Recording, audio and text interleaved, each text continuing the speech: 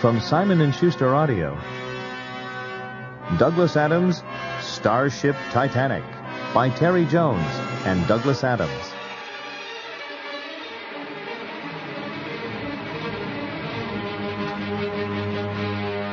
Read by Terry Jones.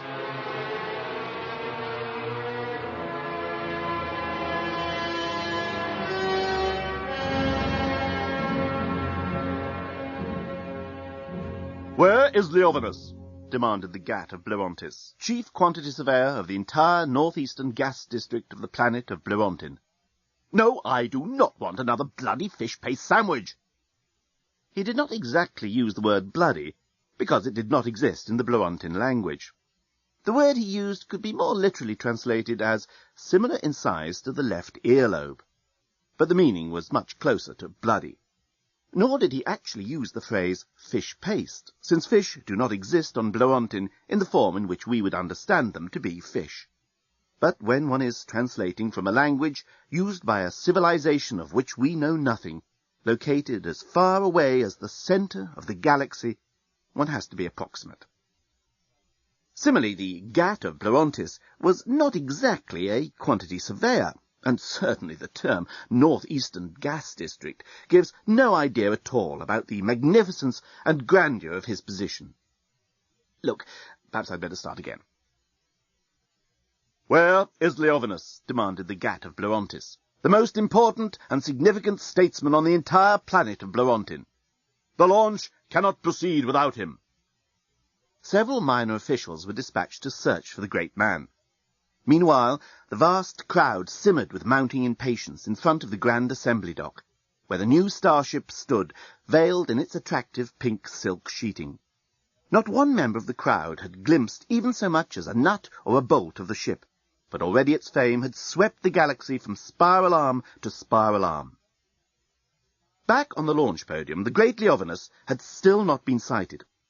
A minor official was explaining yet again to the Gat of Blerontis why the fish paste sandwiches were essential. "Normally, your stupendous and most lofty magnificence, you would be quite right in supposing that the mere launch of a starship would not be marked by such distinguished observances. But, as you are aware, this starship is different.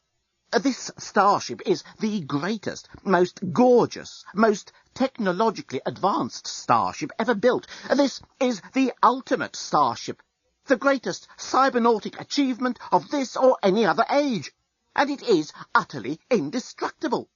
The Intergalactic Council, therefore, thought it suitable to declare it a fish paste sandwich event."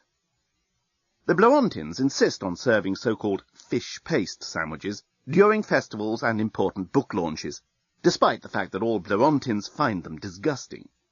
It is a tradition that dates back to a time when Blerontin was an impoverished planet, living on the edge of starvation. Having run out of every other kind of food, the Blerontin team were reluctantly forced to offer up fish paste sandwiches as their entry for the Centennial Intergalactic Canapés Championship. For some unaccountable reason, the fish paste appealed to the jaded palates of the judges, clinched the championship for Blerontin, and paved the way for Blerontinian domination of the entire galactic centre for eons to come. The Gat's heart sank. His last line of defence shrivelled before his eyes, and he knew he was condemned to eat at least one fish paste canopy before the launch was over. The taste, he knew, would endure for months, and a Blerontin month was equivalent to several lifetimes if you happened to come from Earth, which, of course, nobody there did.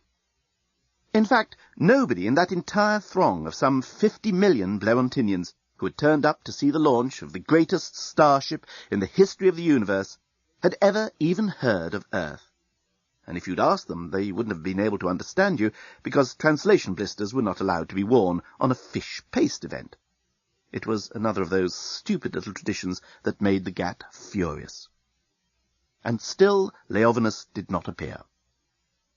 "Everyone here is holding their breath and keeping their fingers crossed," whispered the head reporter of the Blerontin News-Gathering Bureau into his invisible microphone.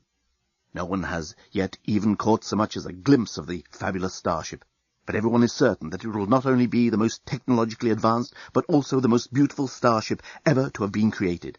It is, after all, the brainchild of Leovinus, to whose architectural genius we owe the great north-south bridge that now links our two polar caps, to whose musical inspiration we owe the Blerontin national anthem, Our Canapes Triumph Daily, and to whose unsurpassable mastery of ballistics and biomass energetics we owe our third sun that now shines above us with its own famous on-off switch. But there's news just coming in that... What's that? Ladies and gentlemen and things, it appears that the great Leovinus has gone missing. Nobody has seen him all day. Surely they can't start the launch without him, but the crowd are beginning to demand some action, and... what's that? A sour note had swept through the crowd as a band of short individuals, dressed in ragged overalls and flat caps, suddenly forced their way into the spectators' area. They were shouting in a language no one could understand, because of the ban on translator blisters, and they were brandishing indecipherable placards. "It looks as if the Yassigan delegation has managed to gain entry." An edge of alarm had entered the head reporter's voice. This was mainly because he had his entire commentary written down in advance, as he always did. The thought that an unforeseen turn of events might now force him to look at what was actually going on, and then improvise, was a nightmare that had dogged his sleep for all the years that he had been in the reporting business. Said the head reporter. He felt his head going light. He fought for breath as he felt his bowels starting to move. No, what can I say? He was praying that the words would come to him. In his recurring nightmare, the one that he always had after eating snork chitterlings, he was in this very situation. Something unforeseen had occurred. His script was whisked away by some unseen hand, and the words never came. It has to be explained in defence of the head reporter that unforeseen events seldom occurred during public events on Blerontin, owing to the fact that the authorities exerted a pretty tight control over these things. "It's coming just out, who?" exclaimed the head reporter. At that moment an unseen hand whisked away his script, and the head reporter felt a warm sensation all over his lower abdomen. "I've done it! I mean, it's definitely Yassigans! I can see them now!" That was practically 2 whole sentences. He could do it. "They've purply pinch burps! Oh, damn!" It was one thing not to be able to think of anything, but how could he possibly come out with utter nonsense? That hadn't been in his nightmare. It was worse. The truth is that this personal disaster for the head reporter was just one in a string of disasters that had dogged the building of the Starship. There had been rumours of corners cut. The Cybernet pigeon cursors had been below spec. The great engine had been mislaid. Leovinus himself had quarrelled with the chairman of Starstruck Inc. There had been arguments between Leovinus and his manager, Brebostigan. There had been quarrels between Brebostigan and Leovinus's accountant, Scraliontis. There had been arguments between Scraliontis and Leovinus, and so on and so on. The fact of the matter was that the construction of the Starship had brought financial ruin on almost everybody involved, including one entire planet. Yassica had been, hitherto, a flourishing resort of industrious folk, with the most efficient and dependable construction industry in the central galaxy. Yassicans had enjoyed centuries of quiet prosperity and a high reputation. They never overcharged. They always delivered on time. They never cut corners. They were a race of proud craftsmen who had nothing to do with intergalactic canapes competitions, and thus were able to devote their wealth to the well-being of their own people. That was, until they undertook the construction of Leovinus's masterpiece, crowning achievement of his career, the Starship that even now stands hidden from sight in its launching bay, awaiting the unveiling ceremony. "Give us back our happy lifestyle!" shout the Yassican demonstrators unintelligibly to the Blerontinian onlookers. "Planets, not starships!" roar their placards to the baffled crowd. "Get those bastards out of there!" growls Flortin Rimanquez, the chief of police and rabbits. "Where is Leovinus?" groans the Gat of Blerontis. Could it be only the day before that Leovinus had held his press conference? He had felt so powerfully complacent as he stepped up onto the platform. His white beard had been specially groomed by Feronis Feronisis, the greatest hairdresser on Blerontin, and his eyebrows had been stuck back on with a new toupee tape that was guaranteed absolutely undetectable. In many ways, this was the greatest moment in his life. What is it like to be not only the greatest architect the galaxy has ever known, but also the greatest sculptor, the greatest mathematical genius, as well as a world-class garnisher and canapes arranger? Exactly the kind of question Leovinus enjoyed. There had been times in his younger days when he might have retorted, "Go lick someone else's arse, hack, I'm only interested in truth and beauty." But somehow he found that the more wrinkles he counted on his forehead, and the more problems he had with his continence and his 7 times table, the more he found a little flattery most welcome. "I loved your Pandax building with the interchangeable rooms and total reassembly potential," shouted a young cub reporter with soft eyes and a delightful cleavage. Thank you." Leovinus beamed in his most venerable and yet at the same time approachable manner. "You look terrific," shouted another. Leovinus was just trying to decide which of the 2 cub reporters with soft eyes and delightful cleavages he should ask backstage for a little drink, or whether he should invite them both and then see how things worked out, when a male voice cut across. Exactly what was the scientific experiment you were working on when you had your recent accident, sir? And is it true that your eyebrows have still not grown back?" Leovinus fought off a panic attack and told himself his eyebrows looked perfectly okay. This hard-boiled journalist was merely trying to wind him up. Then he had to fight off a panic attack about the fact that he'd just had a panic attack. "It's perfectly normal to get panic attacks at my age," he told himself severely. At the same time he noted, thankfully, the ripple of embarrassment that had swept through the assembled media. "I'm lucky I don't have angina and a sagging bottom at my age." Leovinus always counted his blessings. But something had definitely gone wrong with the press conference. A journalist from the back was asking a question in a tone of voice that didn't sound in the least bit ingratiating. In fact, there was something so uningratiating about the inflection of the voice that Leovinus could barely understand what was being said.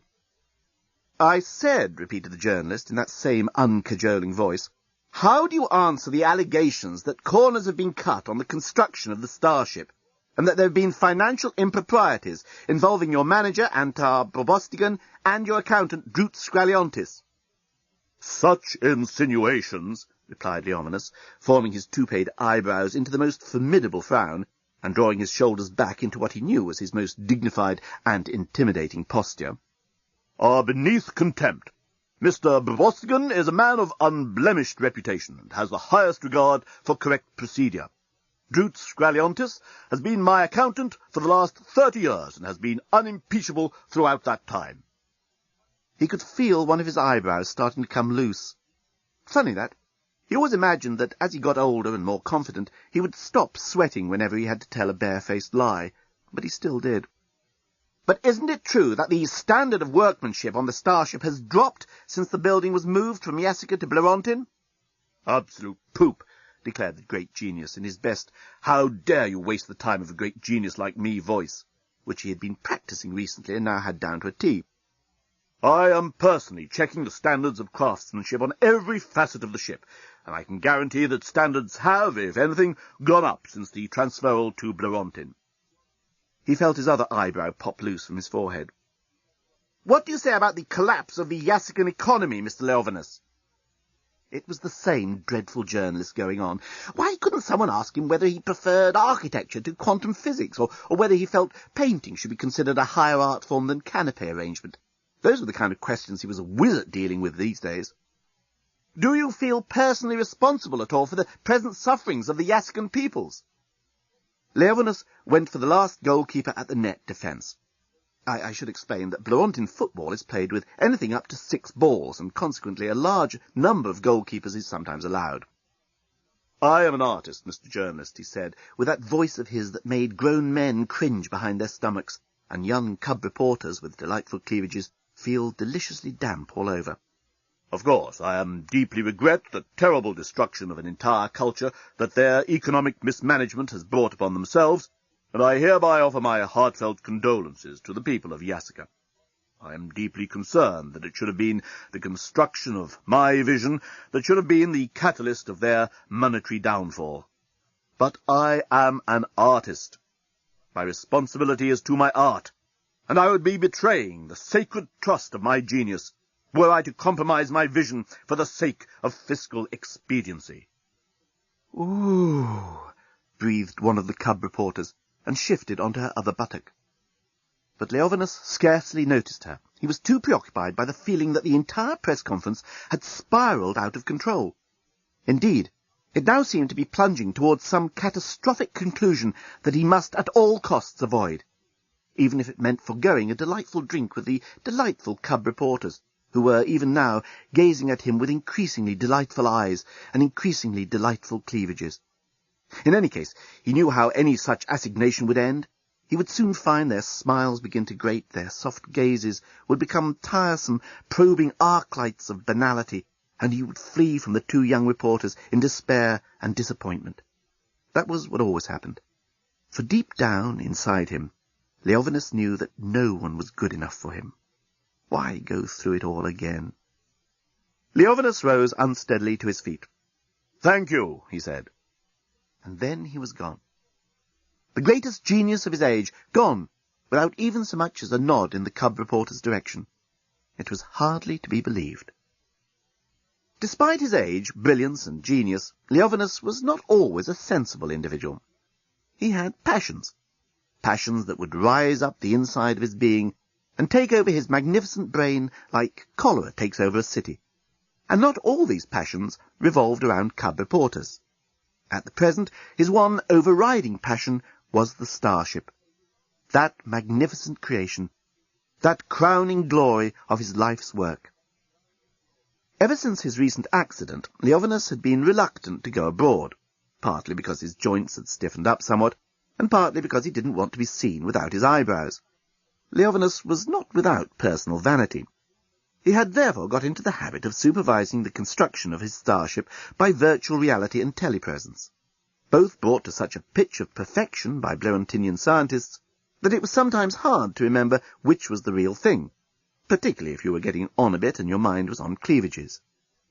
For that is what Leovinus's mind had been preoccupied with for many months now, but not the cleavages of the young cub reporters. No, Leovinus's obsession was the cleavage of data streams as they separated out into random thought fields, the cleavage of neuroconnectors as they bifurcated into the memory bank and the sensation retrieval system, the cleavage of separators and transjoiners linking and distinguishing those two vital processes, thought and feeling. His obsession was the heart of his starship. He called her Titania. Titania was the heart, the mind, the spirit, the soul of the ship. A massive cyber-intelligence system was required to run the ship, of course. But, as we now know, intelligence devoid of emotion is non-functional. However smart a robot or computer may be, it can only do exactly what you tell it to do and then stop. To keep thinking, it has to want to. It has to be motivated. You can't think if you can't feel. So the ship's intelligence had to be imbued with emotions, with personality. And its name was Titania. The starship was Leovinus's creation. So was Titania. It had suited Leovinus, while he concentrated on this vital heart of the ship, to work from home. But now he suddenly realized that he hadn't actually been on the ship itself for, well, he really didn't know how long. Thus it was that night, after the press conference, the great man put on a long snork-hair coat and made his way towards the assembly dock, where his masterpiece stood, awaiting tomorrow's launch. Earlier he had received telecalls from the project manager, Antar Bobostigan, and the chief accountant, Drut Skraliontis. They had both been so full of gratitude for his defence of them during the press conference, and so reassuring about the prospects of the launch, that Leovinus found a vein in his right thigh beginning to twitch, and he kept thinking of the phrase parrot droppings without any viable context. He slipped unseen down the service entrance, and waited in the shadows until he saw the security robot stop to take its scheduled rest break, as laid down by Bloentin law. He then hurried across the open forecourt and disappeared into the shadow of the temporary construction workers' sheds. It was not as if he didn't have a perfect right to be there. It was just he wanted to do this without the usual fanfare and the welcoming party and the official guided tour and all the usual commotion that accompanied his public visits. He wanted to commune with his creation alone. He looked up. There was the assembly dock, looming up into the night sky far, far above him. It stretched a good mile up, and the starship, his baby, stuck up another half-mile above that, ready for blast-off at midday tomorrow, precisely. The silk coverings flapped in the breeze that swept across the observation arena, over the administration buildings and around the dock structures. Leovinus felt a surge of emotion sweep through his body and engulf his magnificent brain. His heart missed several beats. His knees turned to jelly. But it was not his pride in that stupendous structure that gave him butterflies in the tummy, nor was it the exultation that, after all these years, it was finally complete that made him feel like a schoolboy on his first date. No, what made his hand shake as he sleeked it through his greying locks was the thought that in there, in those vast halls and staterooms, Titania was waiting for him. As Leovinus leaned towards the starship, the wind picked up, blasting dead leaves, old snack wrappings, torn religious journals, pages of sentimental verse, knitting patterns, and all the other usual detritus left behind by construction workers across the servicing area. The sheeting that covered the starship flapped frantically like the great ghoul in the ancient filmed entertainment, The Great Ghoul Frightens a Lot of Folk. Leovinus shuddered with a childhood memory of fear. Then he shuddered again, as he suddenly saw a figure slip from the base of the launching gantry into the shadows opposite the main steps of the starship. The moment he saw that figure, he knew deep in his bones, with that certainty that comes of being absolutely without any doubt whatsoever, that everything was about to go terribly, fearfully wrong. Cautiously, he edged round into the shadows where he had seen the figure disappear. So, a dreadful voice spoke to him out of the darkness. It was a voice that made his stomach relocate itself around his knees, a voice that made him want to be sick, to be anywhere but where he was. Leovinus looked around for a means of escape, but it was too late. Last-minute check-ups, eh? The figure stepped out of the shadow and confronted him. It was that dreadful journalist from the press conference. "Haven't you tormented me enough? Haven't you already ruined a day that was meant to be one of the greatest days in my life?" That's what Leovinus wanted to say, but he merely mumbled, "Oh, it's you." "Are you afraid something's going to go wrong with the launch?" "No, of course not." Leovinus adopted just the right cold tone that gave nothing away. "I've merely come to pay my regards." He liked to be thought of as a bit of a sentimentalist, as well as a great brain. "But come on, you must be a bit worried. Everyone knows that the workmanship here on Bloontin has not been a patch on the Yassicans. In fact, you know, and I know, Bloontin craftsmanship is nowhere near good enough to finish a ship of this sophistication." "Just because the Bloontin government chooses to employ the amalgamated unmarried teenage mothers construction units, there is no reason to think that the work is in any way slipshod," retorted old Leovinus. "I have every confidence in their work." "I don't believe you," replied the journalist. "Very well, I'll show you." The great man saw his private tete-a-tete with Titania being blown away on the wind that now buffeted them, as a small unlit work platform carried them up one of the service gantries that surrounded the great starship. It was only when you started getting this high up, thought the journalist, that you really began to appreciate the full scale of the enterprise. The launch area below receded into darkness and silence, as they rattled their way up the side of the vast starship, higher and higher, until the great keel broadened out, and they reached the main body of the ship.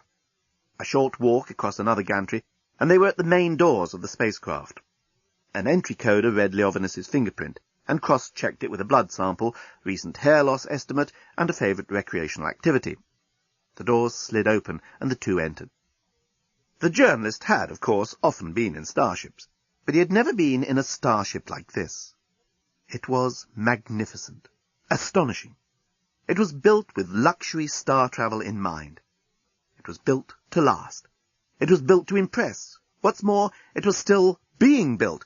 Two workmen were slipping into the service elevator as Leovinus and the journalist entered the embarkation lobby. "Oh, just some last-minute adjustments," one of them mumbled to Leovinus, and they were gone.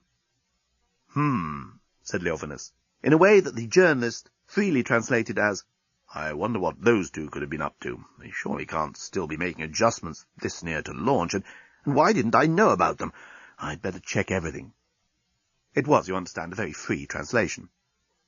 donkey databases!" exclaimed the greatest living genius in the galaxy. "Look at that!" The journalist looked. He saw a smartly dressed robot wearing headphones and standing on the polished marble floor of one of the most elegant rooms he had ever been in. The design was typical late Leovinus, and yet it was imbued with a spirit that was new. It had a lightness that some critics had thought lacking in much of his earlier work, and the colours were vibrant and yet warm and welcoming. Perhaps Leovinus had at last got in touch with the feminine side of his nature, or perhaps the gentler, more approachable feel of the starship's interior owed something to the many little finishing touches introduced by Titania. The journalist was at a loss to see why the great man was so angry, but Leovinus was already striding across to the far wall. There he yanked at a decorative panel. "Upside down," he yelled. I sometimes think I have to build the entire ship with my own hands." And he produced a screwdriver and proceeded to replace the panel in the correct position.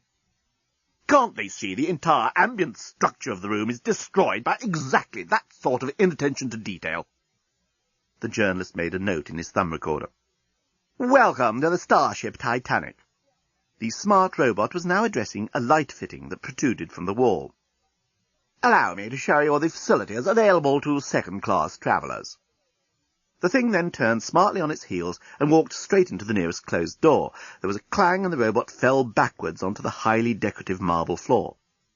"Here you will see the grand axial canal of second class." The robot proudly extended a white-gloved hand at the ceiling. The journalist made another note in his thumb recorder. The effect of the robot's minor mishap on Leovinus was also noted down in the journalist's thumb recorder. It started off as blank disbelief and ended up as cold fury. In between, it went through a fascinating range of adjustments, all of which were noted down by the journalist. Surprised dissatisfaction was rapidly replaced by stupefied indignation, which in turn quickly became bitter resentment, which equally quickly was transformed into burning thirst for vengeance, and so to cold fury. "Brabostigan," murmured the great man. "That bastard has been skimping on the synthoneurons." The journalist made another note, but Leovinus turned on him so suddenly that he stuck his thumb into his mouth and pretended to be sucking at it. "This can't happen on this ship," explained Leovinus as he picked up the fallen robot. "Every doorbot has a fail-safe neuron embedded in its circuitry that cancels out any non-rational activity, such as we just witnessed. They are expensive items, but I think you will agree, well worth the money." The journalist nodded and pretended that he had a splinter in the end of his thumb. "Except that bastard Brabostigan has obviously left them out. When I see him, I'll—" But Leovinus was stopped in mid-sentence. "He's probably wondering what else is wrong with the ship," thought the journalist with mounting excitement. He could feel a story materializing in front of him, a big story, a humongous story, and the great thing was he wouldn't have to do anything. It was all going to unfold in front of him. He knew it. And sure enough, before the journalist could pretend to find the non-existent splinter, Leovinus had given the doorbot a quick adjustment, the door had been opened, and the great man had been bowed through into the corridor beyond. "Enjoy your honeymoon, you lucky couple," called the doorbot cheerfully. The journalist noted this down and hurried after the great architect and shipbuilder, who had just turned right into one of the most astounding architectural spaces the journalist had ever entered. It was an oval space marked out by columns. Around the perimeter wall was painted a frieze depicting the favourite recreational pastime of the founding fathers of Bleuontin, which was posing for frieze painters. Leovinus was standing staring up at a huge statue of a winged female that stood at the other end. But the journalist's eye went down, down and down into what seemed like an infinity of descent, for there at his feet was the great central well that occupied the gigantic keel of the starship. It was the spine of the ship, and around it, like nerve impulses, illuminated elevators constantly went up and down, servicing the living quarters that were stacked below them, tier after tier. At the very bottom, far, far down below near the bilges of the ship, the supergalactic traveller deluxe suites. Above them, the second-class executive duplexes. And above them, far above them, the fabulously appointed first-class staterooms. But the journalist scarcely had time to take all this in, for Leovinus was off, striding through the many-columned hall towards the far vestibule, through which he disappeared. By the time the journalist had caught up with him, Leovinus was standing on the jetty of an even more extraordinary and beautiful feature of the Starship Titanic, the Grand Axial Canal, second class.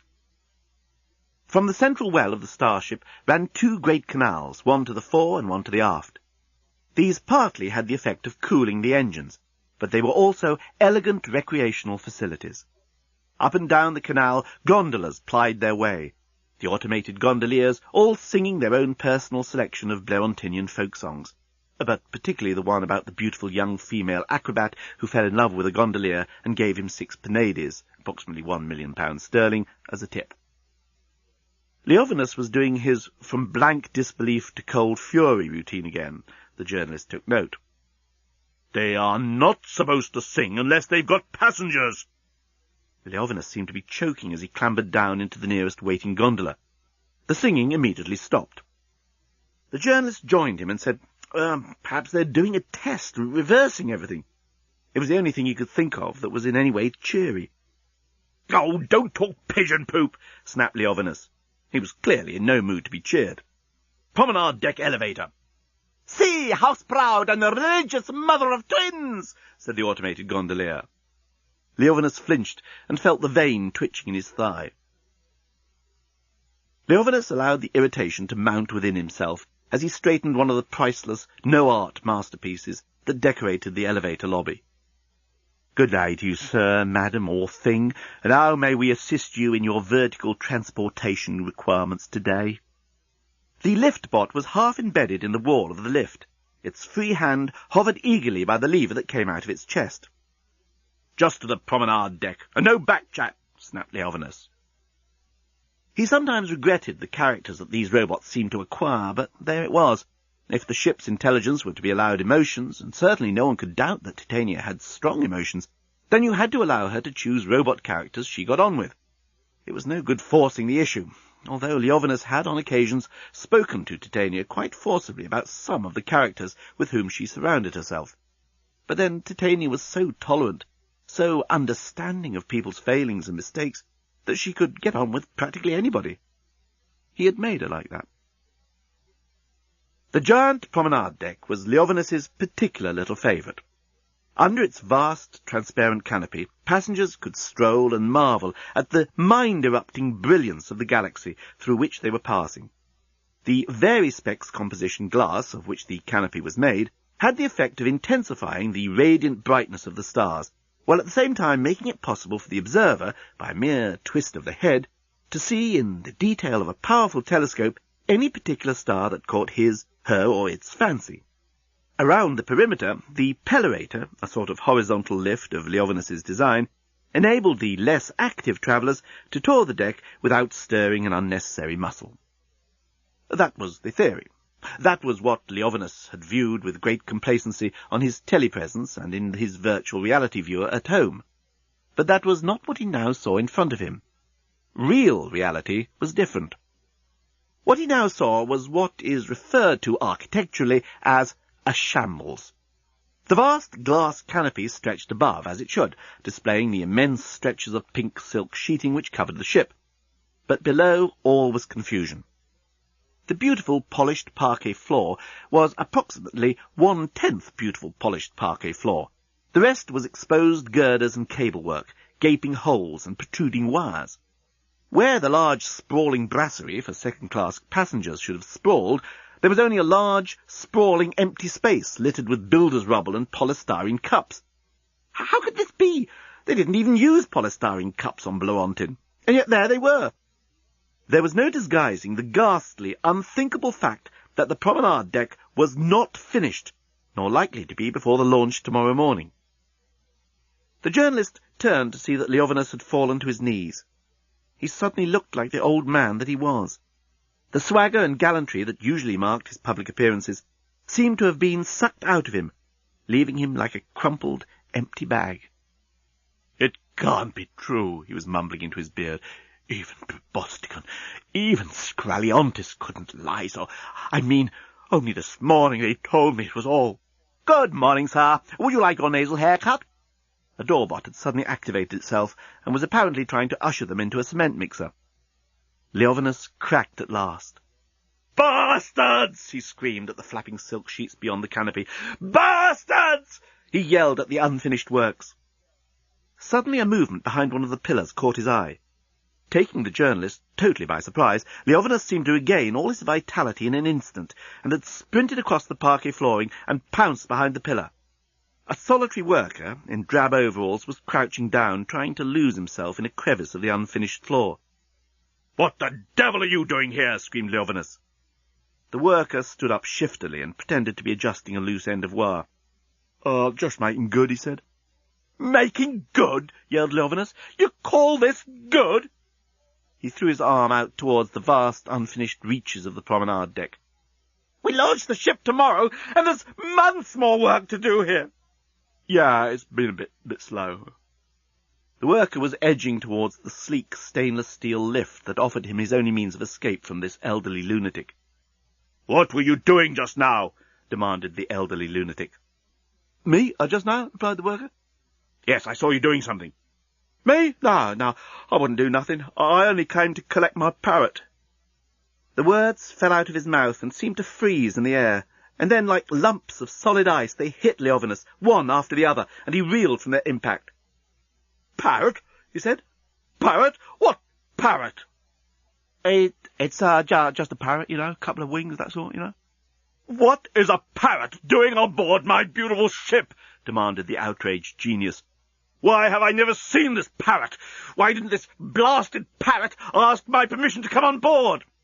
"Oh, there's the lift," said the worker. And the next moment he was in it, with the journalist hard on his heels. The door closed, and they were both dropping to the lower floors. "A parrot on my starship? What the hell has been going on?"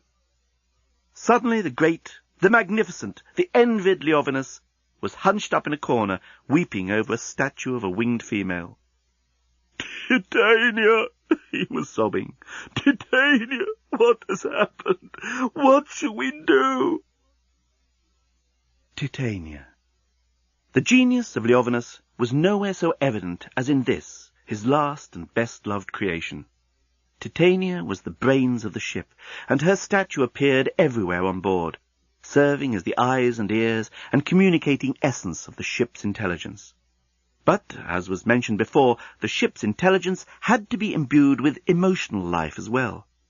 And this is where Leovinus had excelled himself. Titania was not only the brains, but also the heart of the ship. Titania's emotional intelligence had to be carefully crafted to match her task. To run a gigantic ship of such bewildering complexity, to manage its crew, and to look after an enormous complement of passengers of different races, species, mentalities, and bodily functions, and to make them all feel happy, safe, and cared for, required that Titania be hugely intelligent, kind, wise, caring, serene, warm. And she was all these things. Like her image, all those giant brooding angels in every room on every deck, Titania's spirit should also have been imbuing the entire ship. Quite clearly it wasn't.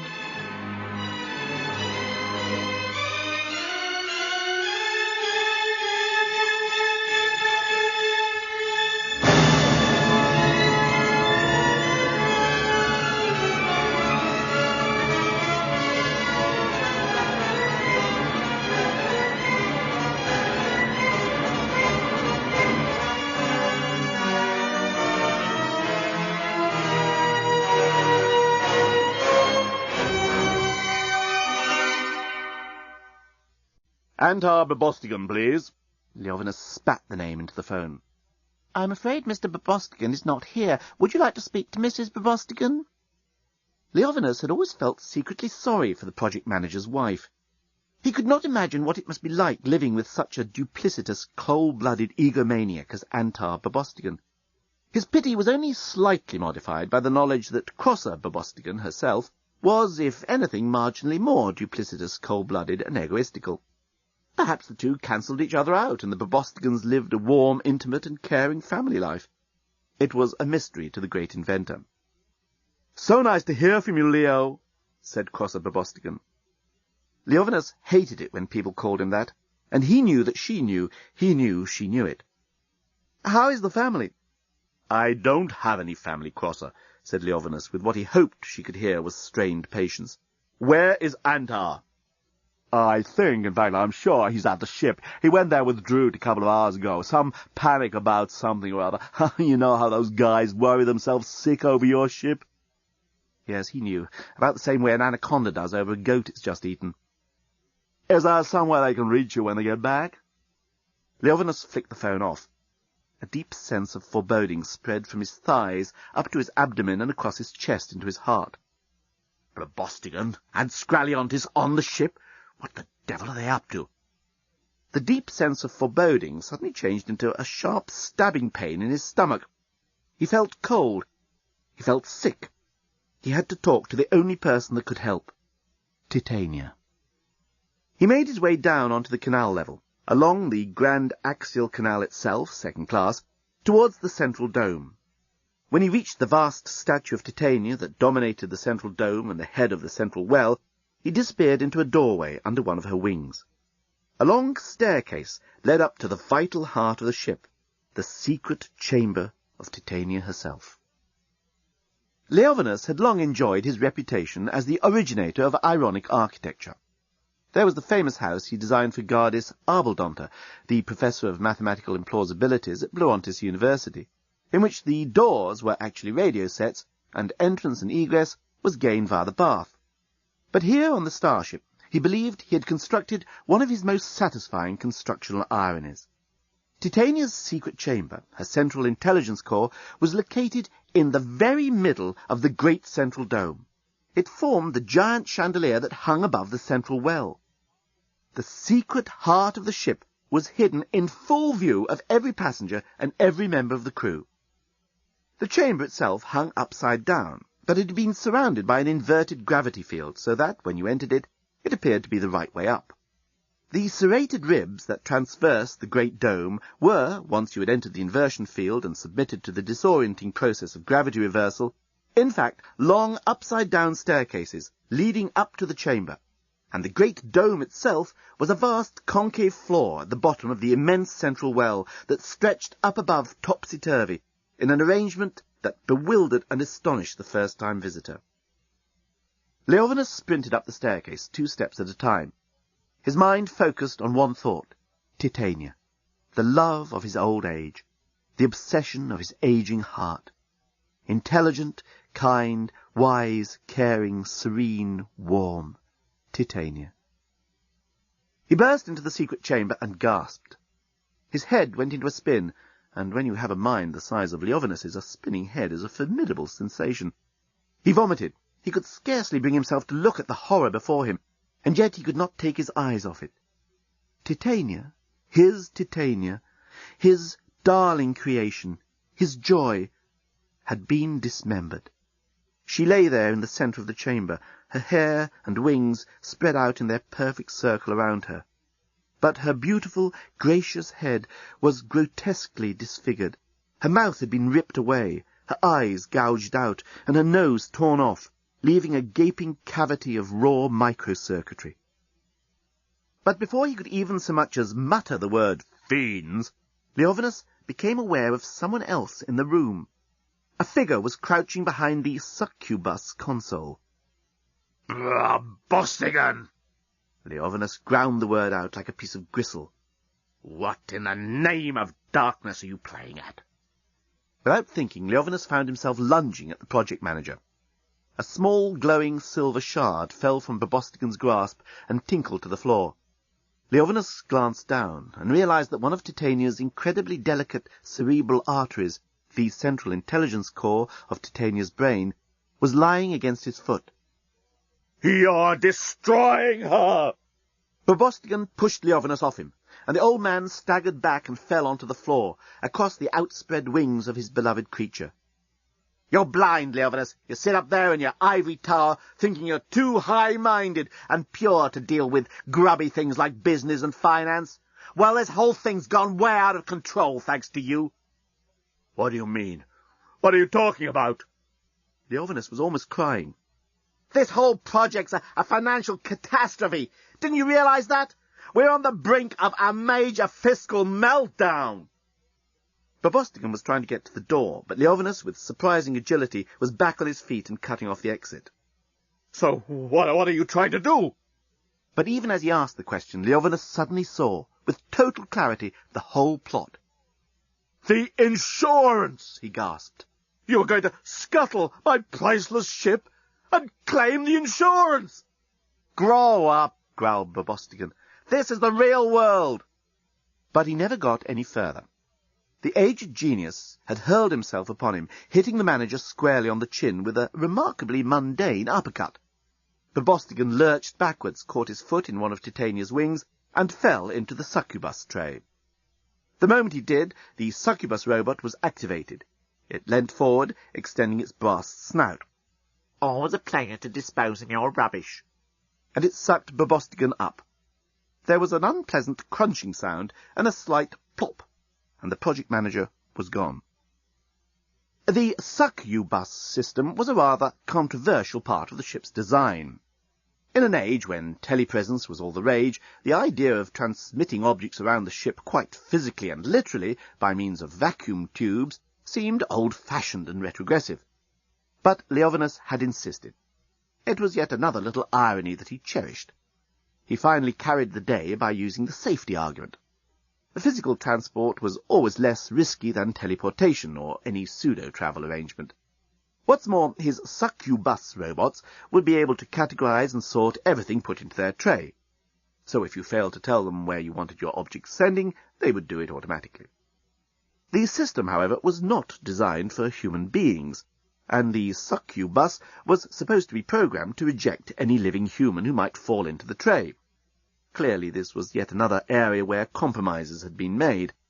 Leovinus knew, with a queasy tingle, that Bobostigan had become the victim of his own plot, and would now be a condensed cube of detritus on its way to the ship's bilge. And now the full impact of the situation began to come home to the great man. Here he was, the greatest genius the galaxy had ever known, the day before the launch of his ultimate masterpiece, with an unfinished ship, a financial crisis of which he had known nothing, and a dead project manager caught in the act of sabotage. This was not going to look good in the official biography. Meanwhile, where was Scraliontis? Crosser Bobostigan had said her husband had come to the ship to meet the accountant. Leovinus knelt beside the disfigured Titania, and lovingly slipped the silver shard into the nerve centre at the base of her skull. His hand shook as he realized the other artery was still missing. In fact, now he came to look, most of her brain was missing.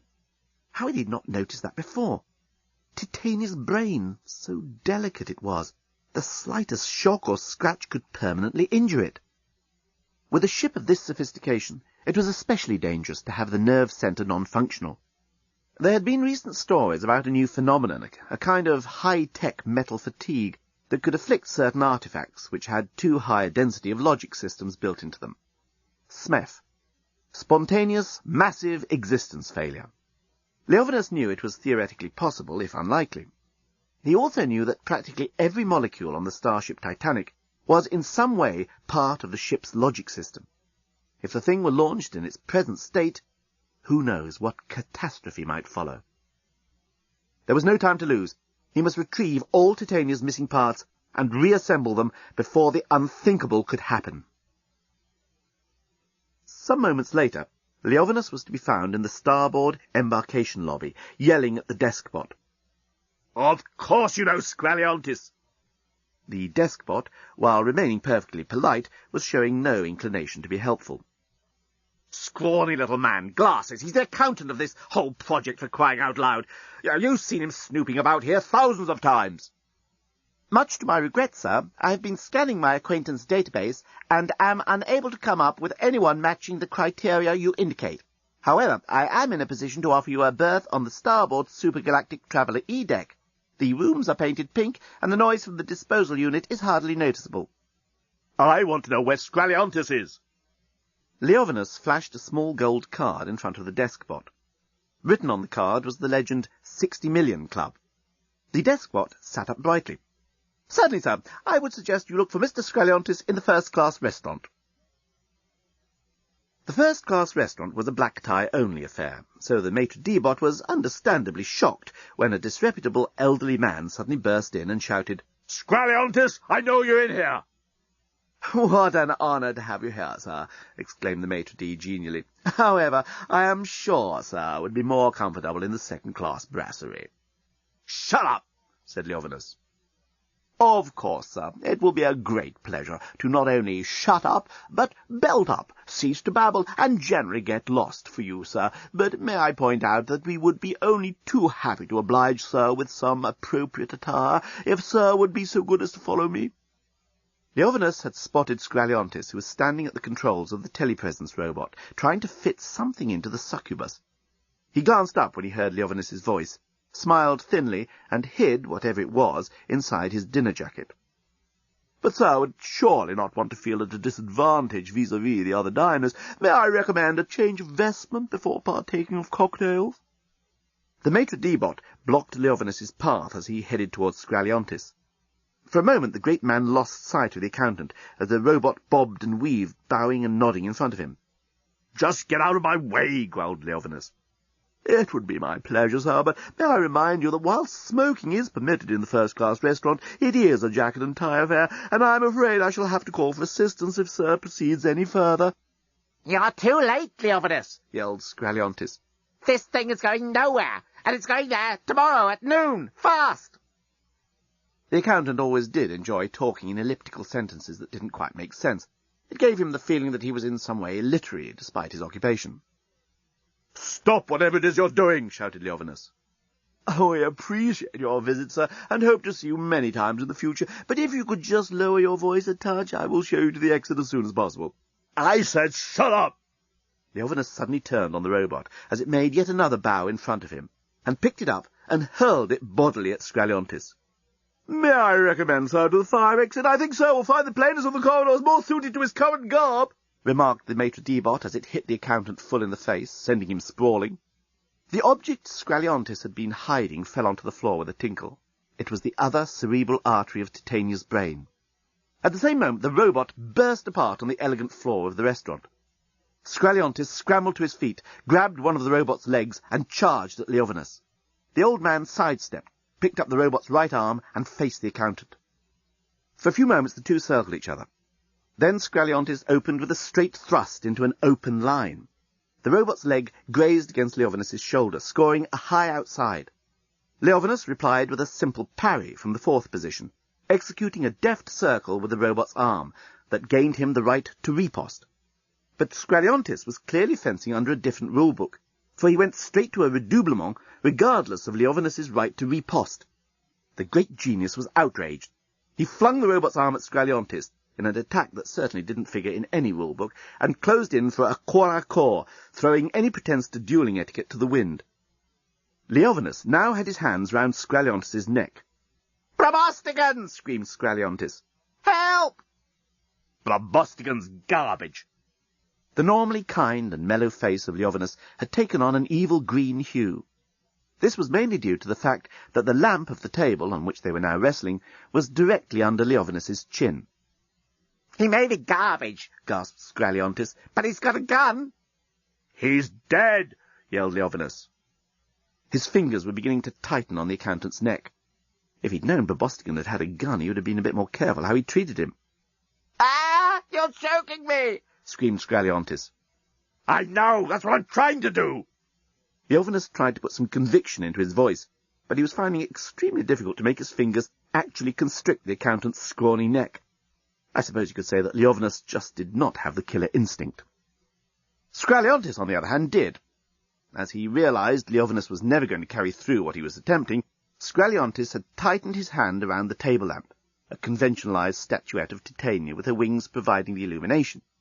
As he felt the great genius's hands falter around his neck, Scraliontis brought his knee up into Leovinus's groin. At the same time, he raised up the table lamp and brought it crashing down onto that magnificent cranium that housed Leovinus's magnificent brain.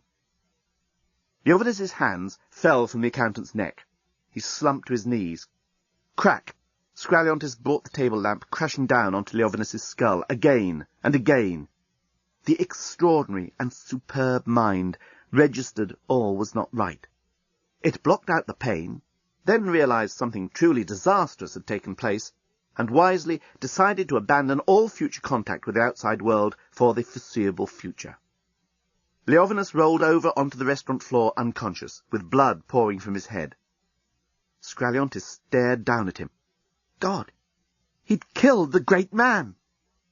In a panic, Skraliontis glanced around the first-class restaurant. Disposing of dead bodies, although not something he'd done before, was the sort of thing his accountant's mind was really good at, and a few moments later he was hurrying out of the first-class restaurant with a spring in his step. In his panic, however, he had forgotten the little glowing silver shard that now lay on the floor mingled amongst the remains of the maitre d'. Leovinus was wrapped securely in one of the great curtains that helped give the first-class restaurant its ambience of unadulterated luxury and elegance. While Leovinus had been thus engaged with business matters, the journalist had been trying to pump information out of the workman who claimed to have come on board to reclaim his parrot. "Come on," said the journalist. "Nobody's buying that. What are you really up to?" "I have a pet parrot," said the workman doggedly, sticking to his absurd story. "I always take it with me when I'm working. I know Mr. Leovinus wouldn't allow a bird on board, so I've been keeping it hidden. But when I came back to get it just now, I found that some bastard had opened the door of the cage and it's escaped." The journalist heaved his eyes heavenwards. He was used to hearing cock and bull stories, but this parrot and bastard one didn't even get off the slippery starting blocks of meretriciousness. "Look," he said, "I'm a journalist. I know when there's something fishy going on, and I know that you're hiding something. I'll cut a deal with you." The workman turned on him. "I'm really very upset. I love that parrot." "You tell me everything you know about the Starship, and I'll not tell Starstruck Inc. about the parrot." They had just reached the central dome area, and the worker was hurrying through the gallery surrounding the central well towards the port embarkation lobby. "Why's the work got so behind? They've been cutting corners, haven't they? Leovinus seemed to be in the dark about it, and all these stories about the financial problems, they're true, aren't they? What's going to happen tomorrow? This ship isn't in a fit state to take off, is it?" "That's right," said the worker as he strode across the embarkation lobby. "Everything you say is true." "If you're enjoying your stay on board, why not celebrate with an evening in the Champion Canapé Lounge, featuring canapés from the All-Blerontin finals for 6 centuries, called the deskbot. "So," said the journalist. "So," said the worker, turning on the journalist and looking him in the eye for the first time. "If you see my parrot, give it this." He pressed a small metal band into the journalist's hand and disappeared through the main doors. The journalist looked at the piece of metal in his hand. It bore an address and a phone number, which the journalist recognized as that of the Yassican embassy in Blerontis. The journalist spent the next half hour or so exploring the ship on his own. He discovered more unfinished areas. The starboard embarkation lobby, for example, was totally unfinished. Large sections of the second-class living quarters needed decorating, some were even without beds. He noted everything down and returned to the central dome, when suddenly a figure came hurtling round the columns of the gallery and collided with him. "Drut Skraliontis!" he exclaimed. "I know who I am," snapped the accountant. "Just the man I was looking for," smiled the journalist. "Ah!" Skraliontis jumped, and his eyes shot guiltily over the journalist's shoulder, as if expecting to see the homicide police with their vicious, trained rabbits pouring onto the starship to arrest the murderer of the greatest genius the galaxy had ever known. "He's not dead, I swear it." "Who's not dead?" The journalist couldn't believe how many juicy stories seemed to be offering themselves up to him tonight. If only he could pin one of them down. "Who isn't dead?" Skraliontis now realized he'd made a mistake. "Get out of my way!" he yelled. "Not so fast!" exclaimed the journalist. But Skraliontis had reached a point beyond the bounds of politeness. He shoved the journalist so he fell back against a pillar and started to run. The journalist picked himself up, charged after the accountant, and brought him down in what would have been referred to as a rugby tackle if they had played rugby football on Blerontin.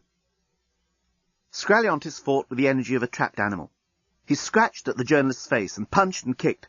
The two managed to stagger to their feet, still fighting like two snorks in a bucket of snork swill, an old Blerontinian expression. The journalist, being young and fitter, soon had the accountant backed up against the barrier rail of the great central well.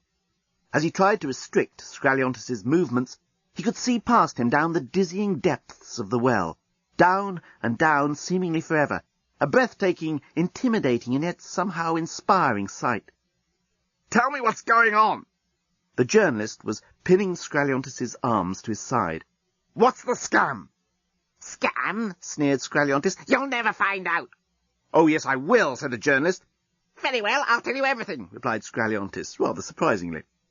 The journalist was totally wrong-footed. He almost said, "Oh, no, you won't," but he fortunately managed to stop himself. Oh, that's very decent of you," he managed to say. But he was not fool enough to let go of Scraliontis's arms. We're going to blow it up. How's that for a story? The journalist was now fool enough to let go of Scraliontis's arms. "You mean there's a bomb on board the Starship?" But you'll never find it, grinned Scraliontis. Because you won't be alive. And suddenly Scraliontis had something in his hand. The journalist didn't see what it was, but he felt a stab in the ribs. He staggered back, bent over, and looked up. Scraliontis was standing with one of the first-class dining-room table lamps in his hand. The sharp, illuminated tip was dripping with blood. At that very moment, however, there was a terrible screech and a flash of colours as a large parrot suddenly hurtled out of the arches straight at Scraliontis. The accountant tried to fend it off, but the creature's wings kept beating at his face, and its beak was tearing at his nose, and the accountant scrambled back against the barrier rail, flailing with his arms and screaming, "Get it off! Get it off!" And then it happened.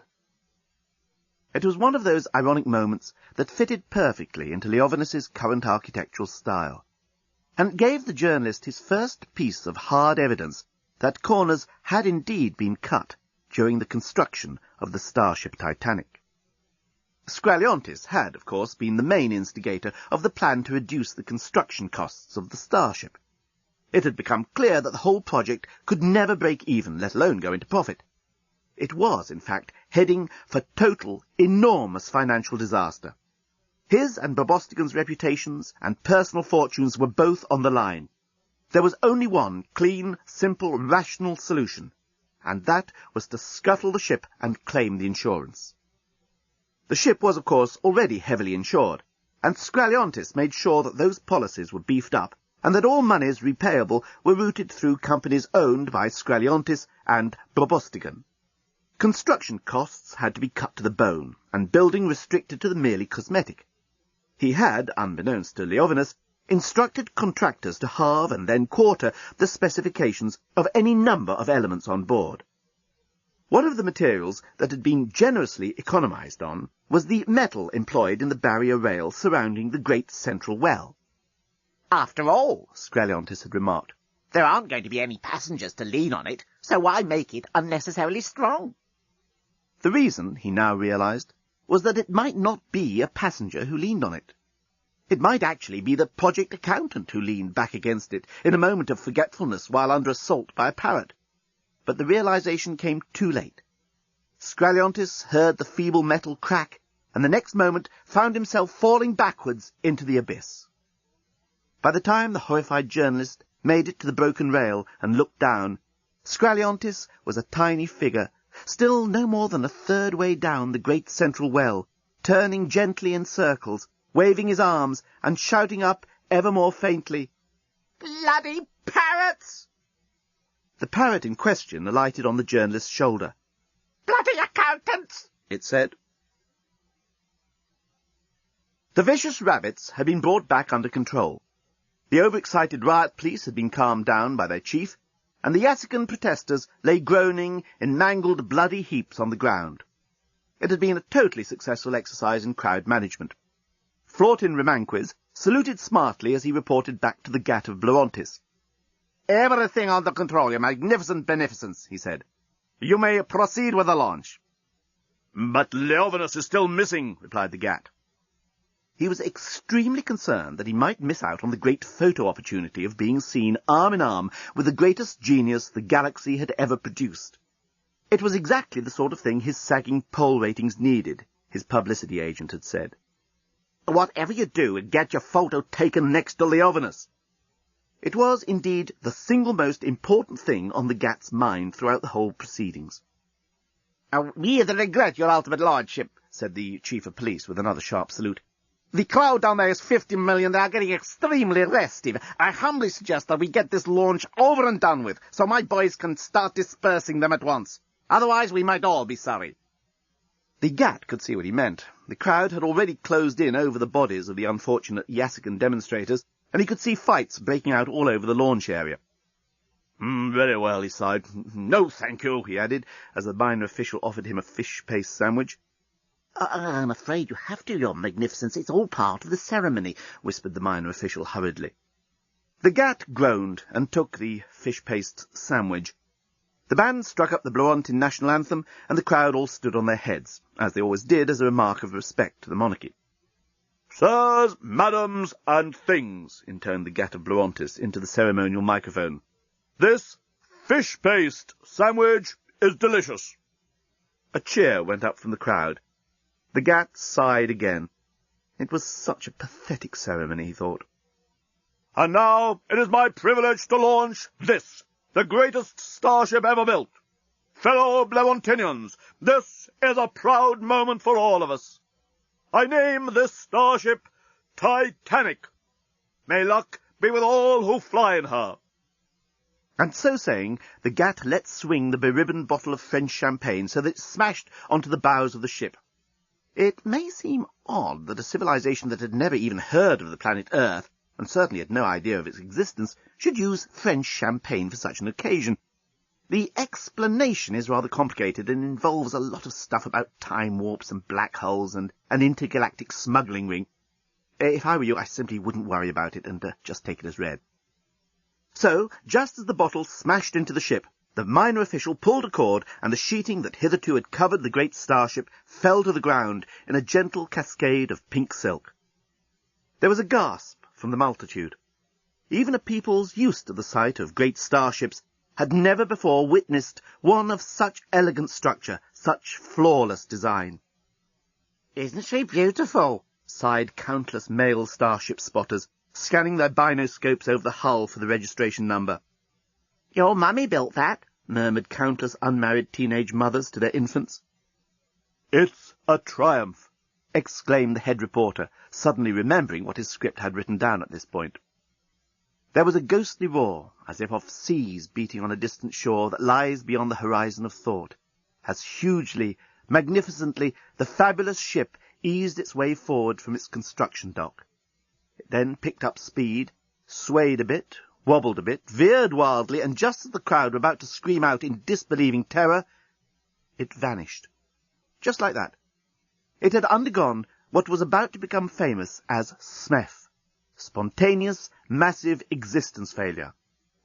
In just 10 seconds, the whole stupendous enterprise was over. "We're going to put the bathroom here and the door over there," said Dan. "It's terrific," said Nettie, "but I thought the bathroom was going to be there and the door was going to be over here," said Lucy. Why did he always get it so wrong? Dan always made the effort, and yet, no matter how hard he tried, the things he and Lucy had discussed only the day before entirely eluded him, or came out all garbled. "That's what I meant," said Dan. "It's terrific," said Nettie, "but I have to tell you something."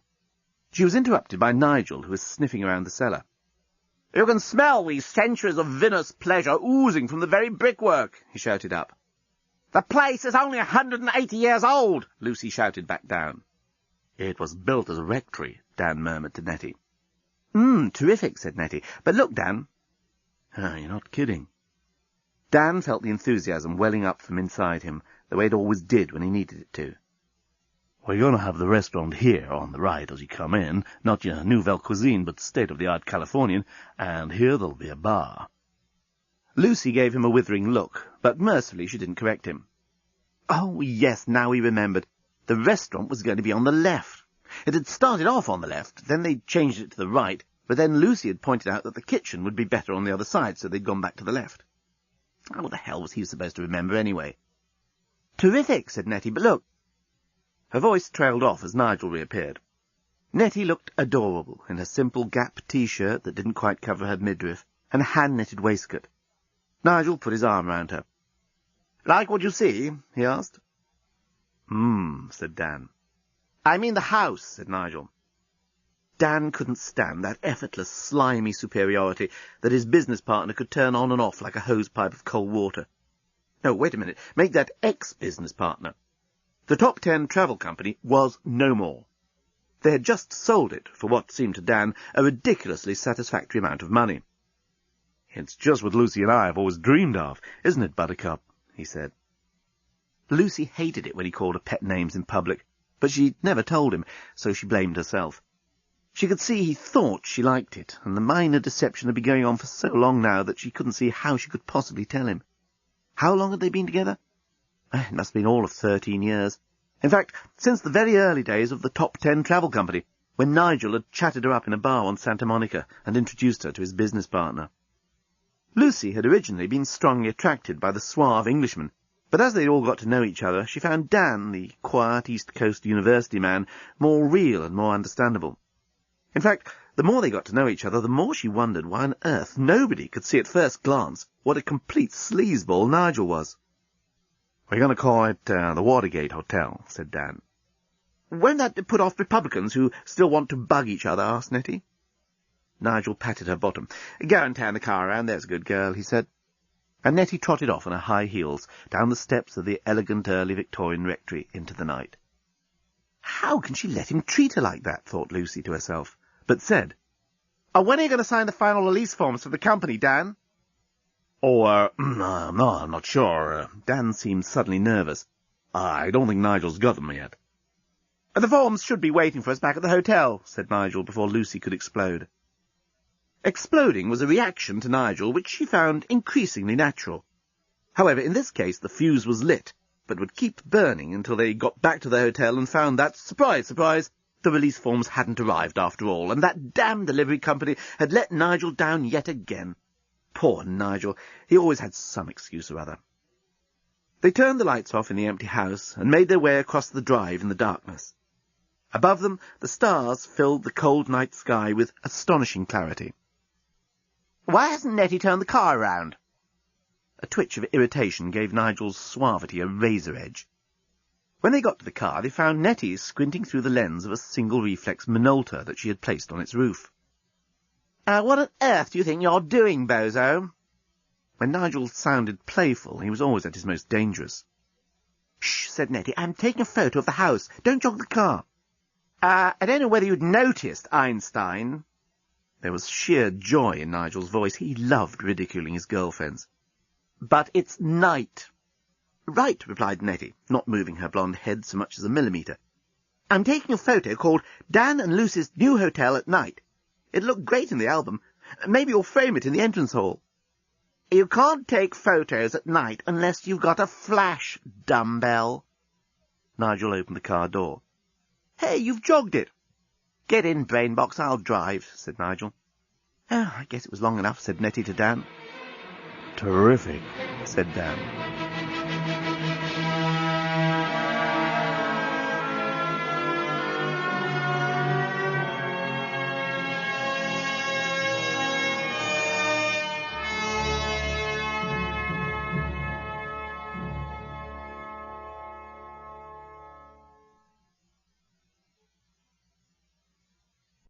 They were all just about to get in the car when a sudden wind swept across the vicarage lawn, and the trees blew, almost as if a hurricane had hit them, except that they all blew in different directions.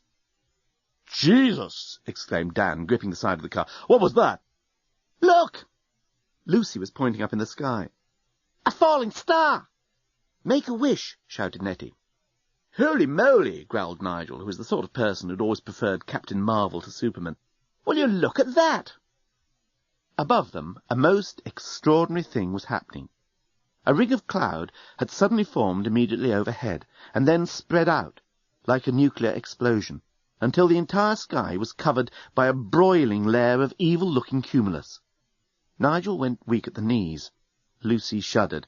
Dan felt his stomach jump, and Nettie simply gaped. But there was more to come.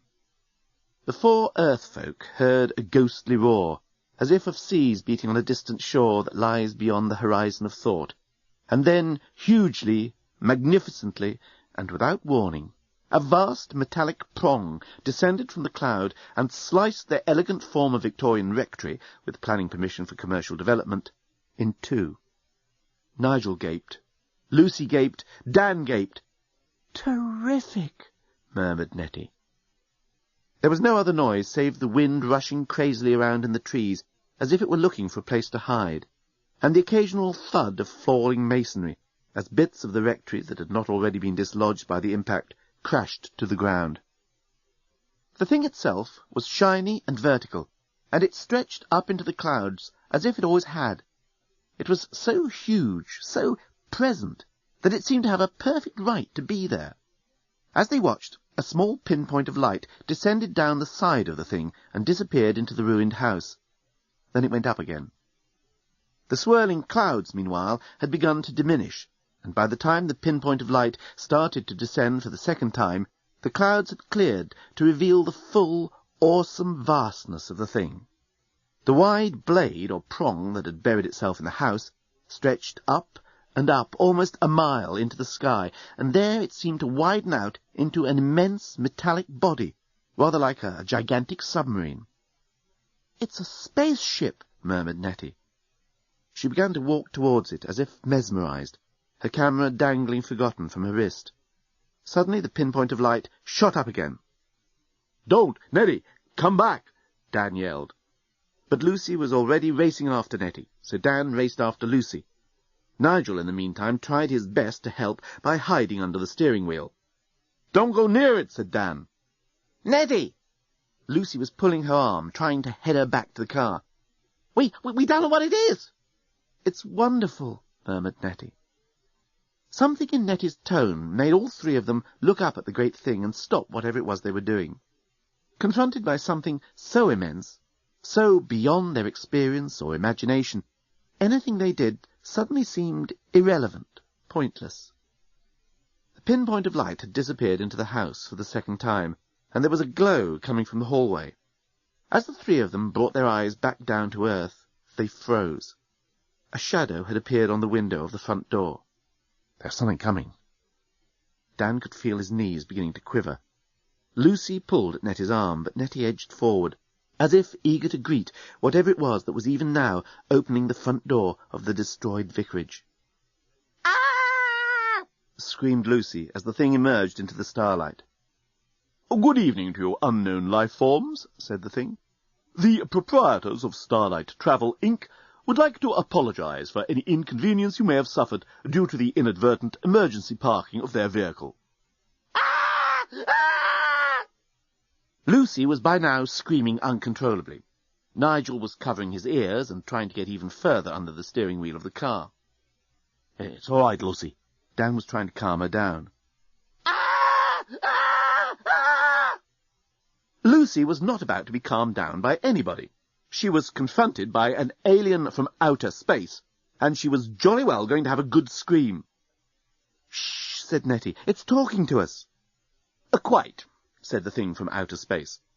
"By way of an apology, may we have the pleasure of offering you a free cruise on board our starship?" "Perhaps another day," said Dan. "Ah! Ah! Ah! Ah!" continued Lucy. "Yes," cried Nettie. "I'd love to." "Come with me, madam," said the thing from outer space, and it turned smartly back into the ruined house. "Well, come on," said Nettie. "Oh, what a hoot!" And before either Lucy or Dan could stop her, she had followed it through the front door. Dan hesitated, and then realized he had no choice. Before Lucy could start screaming again, he was racing after Nettie, and Lucy found herself racing after Dan. The thing was now standing by an illuminated porch, by the light of which they could now see that the thing appeared to be nothing more frightening than a smartly dressed robot wearing headphones, who bowed politely to them and apologized for having to invite them into the service elevator. "Please do not be alarmed," it said in a soothing voice.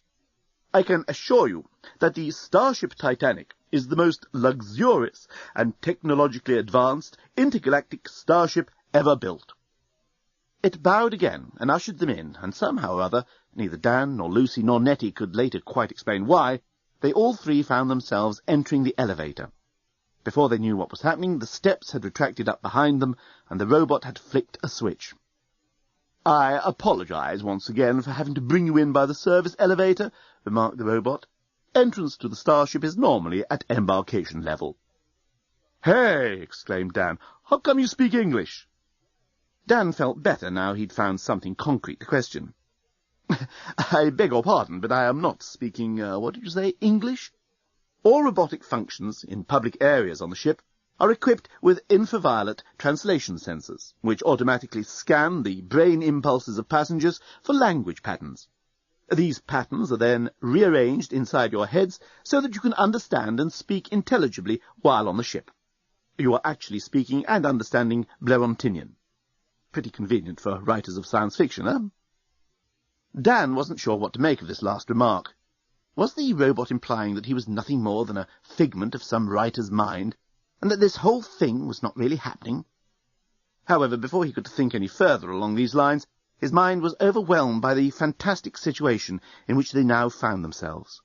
They were speeding vertically up the vast keel towards the main body of the starship, a mile above the surface of the Earth.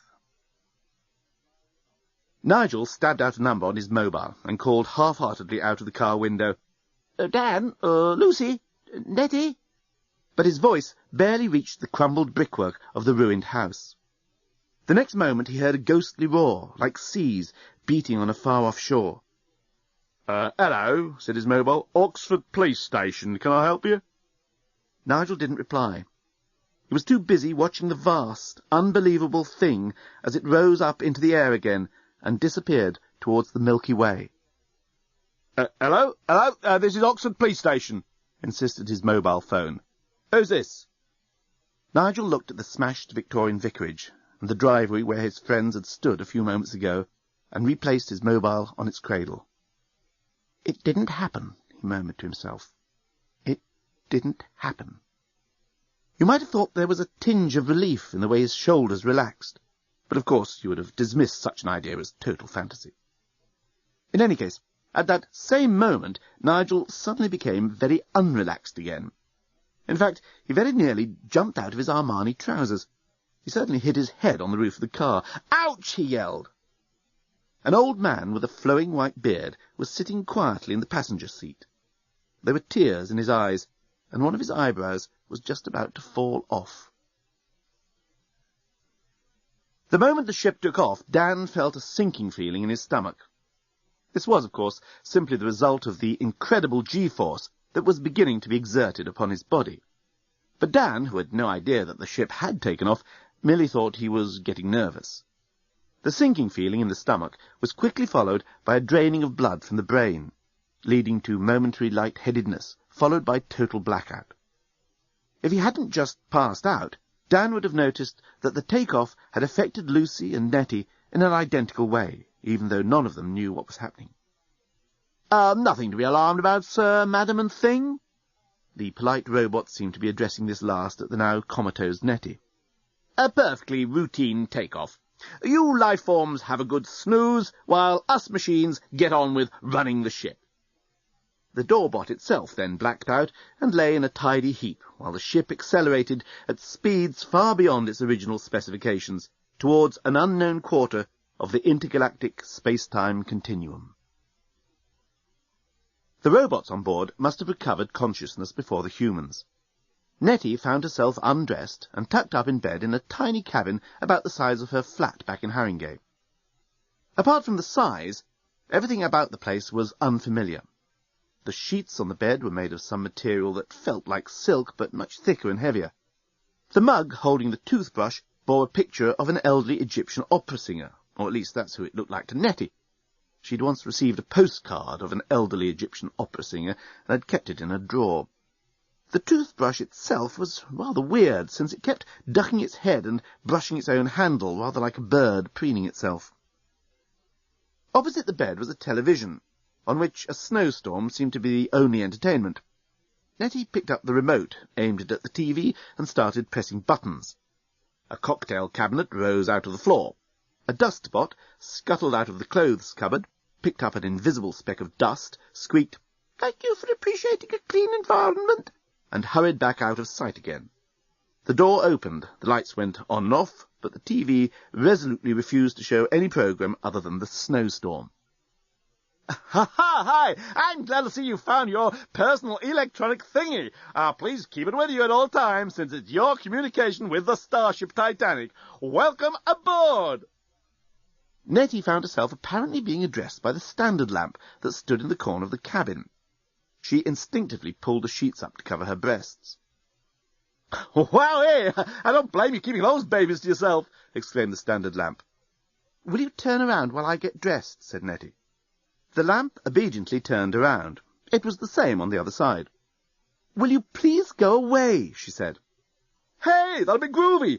I've had it up to here with standing around in this cabin anyway. The standard lamp walked smartly towards the door. Oh, by the way, it said breezily, I'm your bellbot. Anything you want, just ask me. I'll be standing outside. Wow, it's great to get a change of scenery. And closed the door. I'm sure that robot's not meant to behave like that, said Nettie to herself. She threw on her clothes and examined the thing she had mistaken for the TV remote control. On it were a variety of buttons. One of them had an icon of the bellbot on it, so she pressed it, and the door reopened and the bellbot peered in. Wow, Z! You look terrific in that Gap T-shirt, it exclaimed. Will you please refrain from making personal comments, said Nettie rather crossly. Hey, no offence, man. The bellbot seemed genuinely hurt. What can I do for you? Firstly, I want to meet up with my colleagues. Secondly, I think we probably would like to know how to get off this ship. Hot dog! The bellbot snapped its fingers. You mean there are more hot little numbers like you around? You are behaving most impolitely for an android. Nettie knew how to address a robot. Would you please keep your personal comments to yourself, otherwise I will have you reported, and you know what that'll mean. The bellbot froze to the spot. Hey, man, I'm a genuine personality transfer bot. It's my character. Well, I don't like it, and you're here to serve me, so just stop it at once. The robot went all sulky. All right, don't go on about it. Do you know where my friends are? Adjoining rooms, suggested the bellbot. Nettie was out of her cabin in a moment. Every door along the narrow corridor that curved round and out of vision had writing on it. What's this say? She asked. By way of answer, the robot produced a pair of spectacles and offered them to Nettie. Nettie hesitated, then put them on. Translator specs, explained the bellbot unhappily. Nettie could now see that every door had a name. Hyacinth, Jasmine, Delphinium, and so on. How tacky, murmured Nettie. She started knocking on Cauliflower.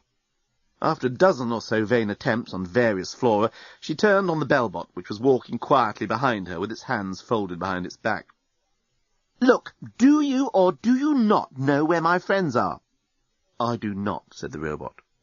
Do you or do you not know how I can go about finding them? Nettie was phrasing her questions carefully. I do, said the bellbot after some thought. Then tell me how, said Nettie. Guest list, announced the robot. And where's that? Desk bot. Embarkation lobby, embarkation floor, replied the bot. Can't I just ring from my room? Not from the supergalactic traveller class suites, no. Then show me the way to the embarkation lobby, said Nettie. Ah, replied the bellbot, I'm afraid I can't leave this deck. But if you go along to the lifts, the lift bot will take care of all your vertical transportation requirements, and then a door bot will escort you round the embarkation lobby. Nettie sighed. She could already tell that travelling supergalactic class was not going to be glamorous.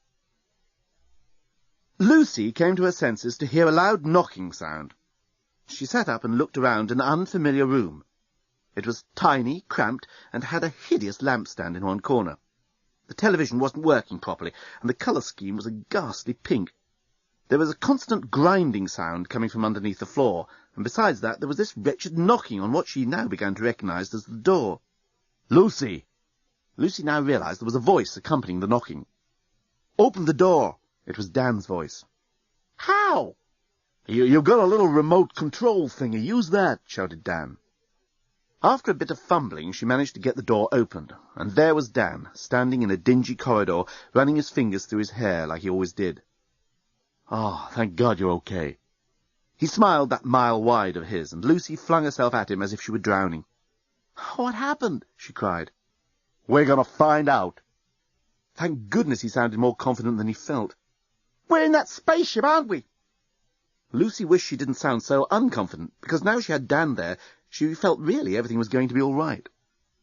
Let's find Nettie and get out of this thing as fast as possible, said Dan.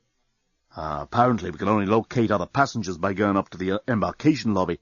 You'd think a thing this sophisticated would have room-to-room telephones. The lift entrance in the supergalactic traveller class offered no view of the central well. But once you stepped into the lift, the sudden sheer vastness of the well took you by surprise. Lucy and Dan found themselves speechless. "Huh," said the liftbot. "If Sir, Madam, or Thing would care to give some indication of their vertical travelling requirements, I might be able to get on with my job, such as it is." "The embarkation lobby, please," said Dan. "You asking me to go up?" Am I?" asked Dan. "The embarkation lobby is on the embarkation level, sir." The liftbot spoke in the tone of voice most people would only dream of using to address particularly stupid patches of damp. And then that's where we'd like to go." "Up?" "I suppose so." The liftbot fetched up a groan from deep within and muttered to itself, "Young people nowadays don't give a tinker's cuss for them as went through the hell of 2 world wars that left some of us with 1 arm and a broken marriage."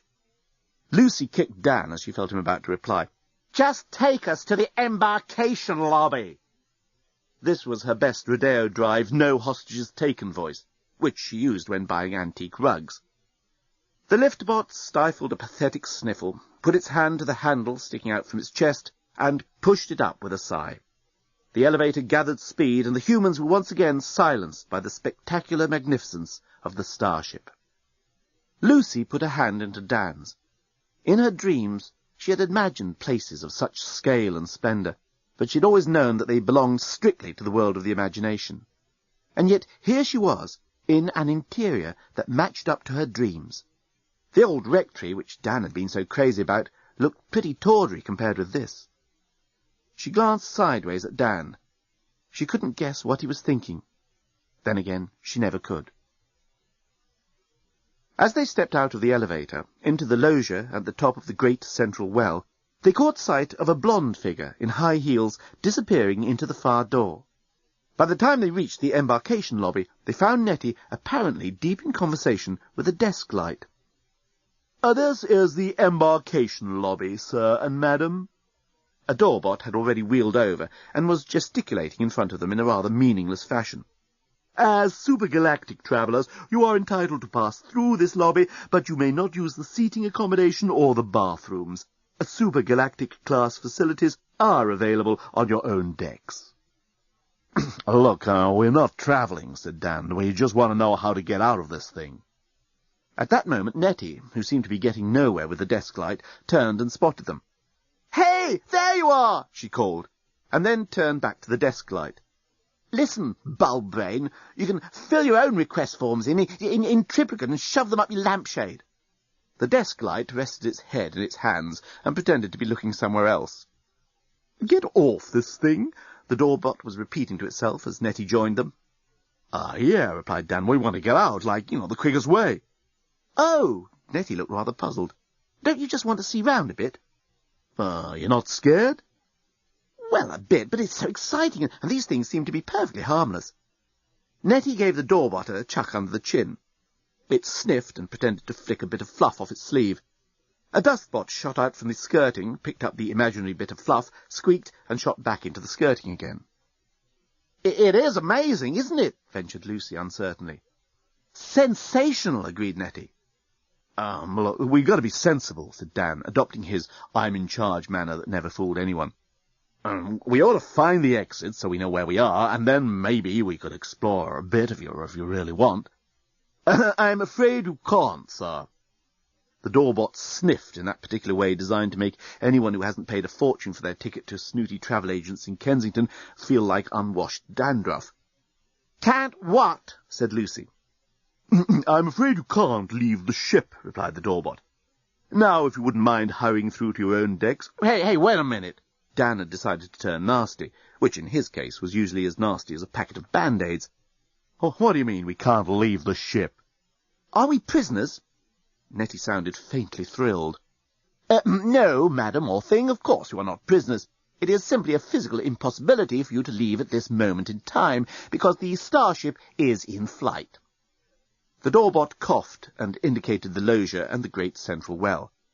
I suggest you all go down to the supergalactic traveller-class restaurant, where you will encounter plain home cooking with a great doorway.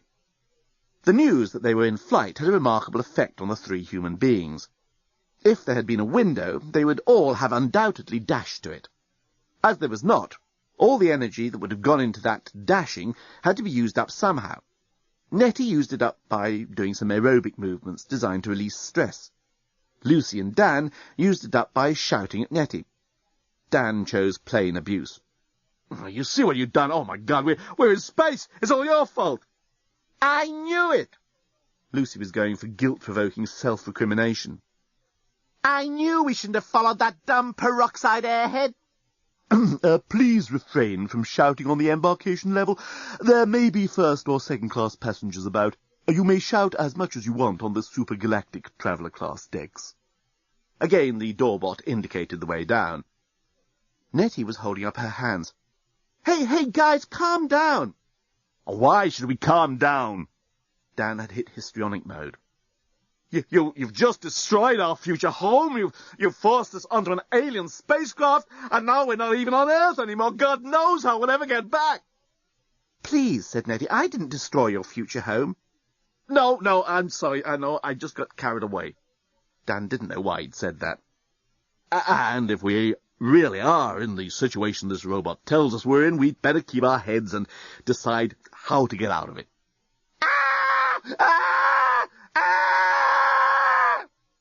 Lucy had decided to set aside her admiration for the fabulous decor of the ship and had reverted to primal scream mode. Please scream on the supergalactic travel-class decks only, urged the doorbot. Do! Shouted Dan. Do! What can we do?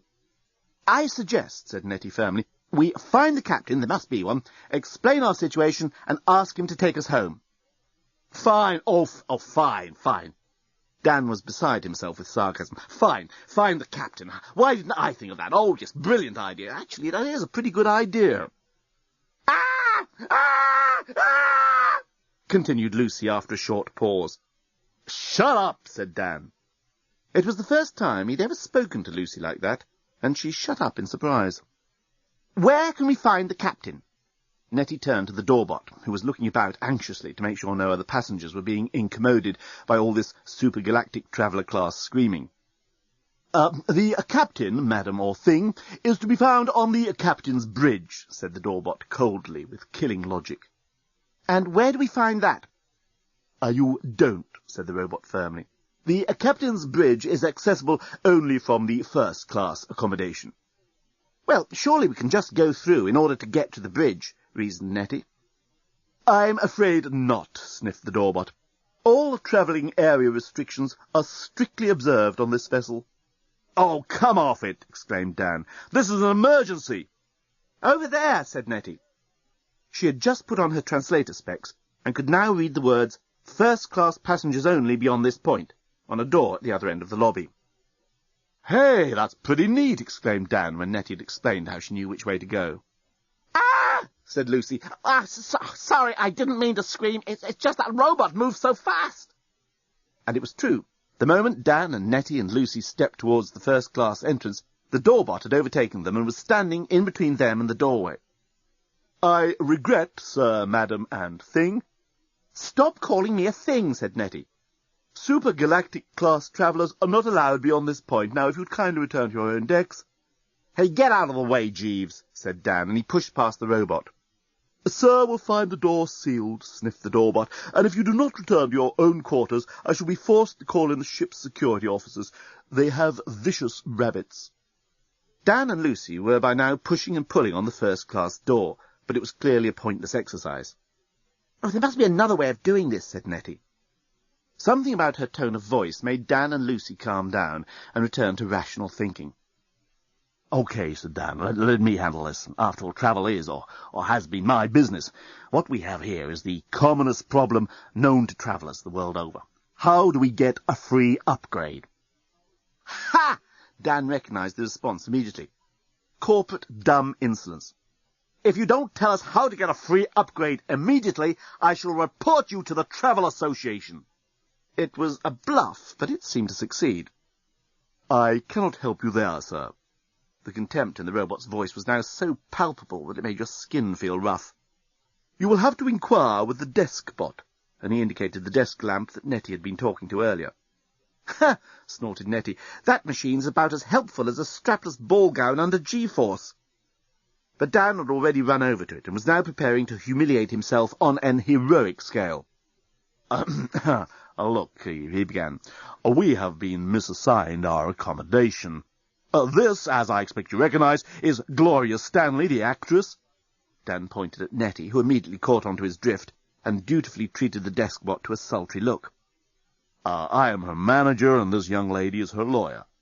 Lucy really did look the part in her pinstripe power suit. "We should have been given first-class tickets, but our travel agent screwed up the booking. Can you reassign us immediately?" The desk-bot raised its shade or head and stared with its two lamps straight at Dan. He squirmed, but held his composure. "And which travel agency would that be?" asked the desk-bot. Top 10 Travel." Dan was well into his role by now. The desk-bot blinked a few times, as if running through a file somewhere in its database. There was a sort of bing noise, and it drummed its fingers on the desk. "I have no record of such an agency in the galaxy." "I can assure you it does exist," said Dan, whilst thinking, well, it did exist up to this morning. "Look, we must get an upgrade to first." Lucy decided to chime in. "Oh, yes, madam." The desk-bot had become insolent polite. "To whose account would any upgrade be charged?" "Mayhem, Bader and List," said Lucy. It was the name of her law firm. "We have no record of such a company," said the desk-bot. "Hey, you didn't even check your database!" exclaimed Lucy indignantly. The desk-bot blinked a couple of times, and there was another bing noise. The desk-bot leant forward. "I can only upgrade you if you pay the difference in advance." "How much is that?" Dan felt they were on a slippery slope here. 70 million piastres or 2 pneides. Currency is not accepted, and you may only pay by galactic gold credit card. Dan decided to change tack. I don't think you quite appreciate who Gloria Stanley is." "I don't give a stuff who Gloria Stanley is," said the desk-bot, suddenly and rather surprisingly. "I can only upgrade you if you pay in advance with a galactic gold card." "Oh, let it go," muttered Nettie, who hated this sort of thing. "Look," said Lucy in her best lawyer's conciliatory tone, "there must be some way you could organise an upgrade for us. We're valuable customers." The desk-bot seemed to do a quick check, this time on a small screen set in the desk. "Supergalactic Traveller Class, complimentary," it read. "You're on free tickets." "Exactly. We are valued customers, celebrities." Dan had thrown caution to the wind, but the desk-bot shook its shade. If it had had a lip, it would have curled. "I'm sorry, there is absolutely nothing I can do. You simply cannot upgrade from Supergalactic Traveller Class, let alone on a complimentary ticket, to first class. Perhaps if you were second class I could do something." "Look," said Nettie to the desk light, "we don't care what class we travel." "Oh, I do," said Dan. "So do I," exclaimed Lucy. "All we want to do," Nettie continued, "is talk to the captain. Can you put us through to him?" "I have no means of contacting the captain," replied the desk-bot. "And in any case, it is against company policy to allow supergalactic class travellers, especially complimentary ones, access to any of the senior officers." "God!" muttered Nettie to the other two. "I can't stand this sort of thing. There must be some way of getting through to the captain." "Look, how can we get reassigned to second class?" Lucy could see that Dan was now well and truly in the grip of one of those powerful forces known to man, the desire for a free upgrade. She knew that nothing could stop him. "That surely can't be too much to ask." Dan was halfway between whining and cajoling. The desk-bot started to look earnestly at the ceiling. "That's a pretty shade you're wearing." Lucy had decided to try another approach. "It's just the company colours," said the desk-bot. "Oh, but it suits you," said Lucy. Dan rolled his eyes. "Look, He tried to reassert control in the discussion, but the deskbot interrupted. "You have free upgrade vouchers in your rooms. Now, please, I have better things to do." Vouchers! Dan was grunting this as they raced back through the loggia at the top of the central well. Isn't that the travel industry all over? Why do they never tell you these things in the first place? The liftbot was in a cheerier mood, but only just. "Down! That's what Chalky White yelled at me outside that foxhole at Ypres. It was the last thing he ever did say. Buzz bomb took him out. Same bomb as took out my arm and leg. Dan! I can hear his voice to this day." By the time the elevator had reached the supergalactic travel class deck, the three had heard a full account of the rudimentary medical facilities available at the Caen dressing station, the technical details of cleaning out gangrene from a deep wound, and a near-complete itemization of their Allied forces' requisitioning techniques in Cyprus. For a robot from a civilization which knew nothing of Earth, it was a very impressive performance. "God, I just hope we don't have to use that elevator many more times," groaned Dan. The three raced off down the supergalactic traveller-class corridor. They were about halfway down when they suddenly realized there was a major problem. Primula, Dahlia, Chrysanthemum. Nettie was reading the names with her translator specs. "Why couldn't they have given the rooms numbers?" "We don't even know what ours were called," moaned Lucy. "Ah, cabbage," exclaimed Nettie. "This is mine." She gained entry with her pet, personal electronic thingy, and found her upgrade voucher on the last page of her copy of the Supergalactic Traveller magazine, just after the duty-free shopping article. "Look," she said to the other two, while you're trying to find your rooms, I'll go and get my upgrade. I've had an idea." She hurried back to the embarkation lobby, trying to ignore the liftbot's account of life on an army pension and no disablement grant, and while the deskbot reluctantly stamped her ticket with her upgrade to second class, she inquired, "I suppose the engine room is aft, is it?" "At the end of the Grand Axial Canal second class, through which you are now entitled to pass. Here is another voucher entitling you to a free glass of moon swill at the bar." The deskbot handed Nettie another ticket and switched itself off. Nettie went as fast as she could, her high heels echoing around the loggia, towards the entrance to the second-class area. Meanwhile, Lucy and Dan were trailing miserably round the supergalactic traveller-class corridors, looking for any recognisable signs of their cabins. But since every single door and every single inch of corridor were identical to every other door and every other inch of corridor, it seemed a doomed enterprise from the start. They pointed their personal electronic thingies at each door in the vain hope that one would work. What was Nettie's plan? Dan had decided to take their minds off the present hopeless task. She said something about the engine room. "Hey, what's she going to do? Ask the engineer to back up?" grunted Lucy. "Oh, maybe she knows about engines," said Dan. "Nettie, oh, sure, hey, there was a click, I swear." Lucy tried one of the doors, but it was resolutely shut against them. "Well, you know, for one of Nigel's bimbos, that net is pretty bright." "Oh, I didn't realize you were interested in her mind," replied Lucy. Dan was taken by surprise. "What's that supposed to mean?" "It's opening!" exclaimed Lucy, as one door seemed to give for a moment. "Oh, no, it isn't." "She's a nice girl," said Dan. "Well, you ought to know. You've been ogling her ever since we all had dinner together. God, when was that? It seems like a lifetime ago." "I wasn't ogling her." Dan's injured innocence count was incredibly high some days. Lucy was now working off her frustration. "Anyway, if Ned is so bright, how come she allows Nigel to treat her like a Barbie doll?" "Oh, does she?" "That sort of woman makes me sick. Why doesn't she stand up for herself?" "Well, she still might be quite bright." Dan ventured this without much hope. Lucy's powers of certitude always had a crushing effect on him. "There is no correlation between size of brain and size of breasts," returned Lucy acidly. "Got it!"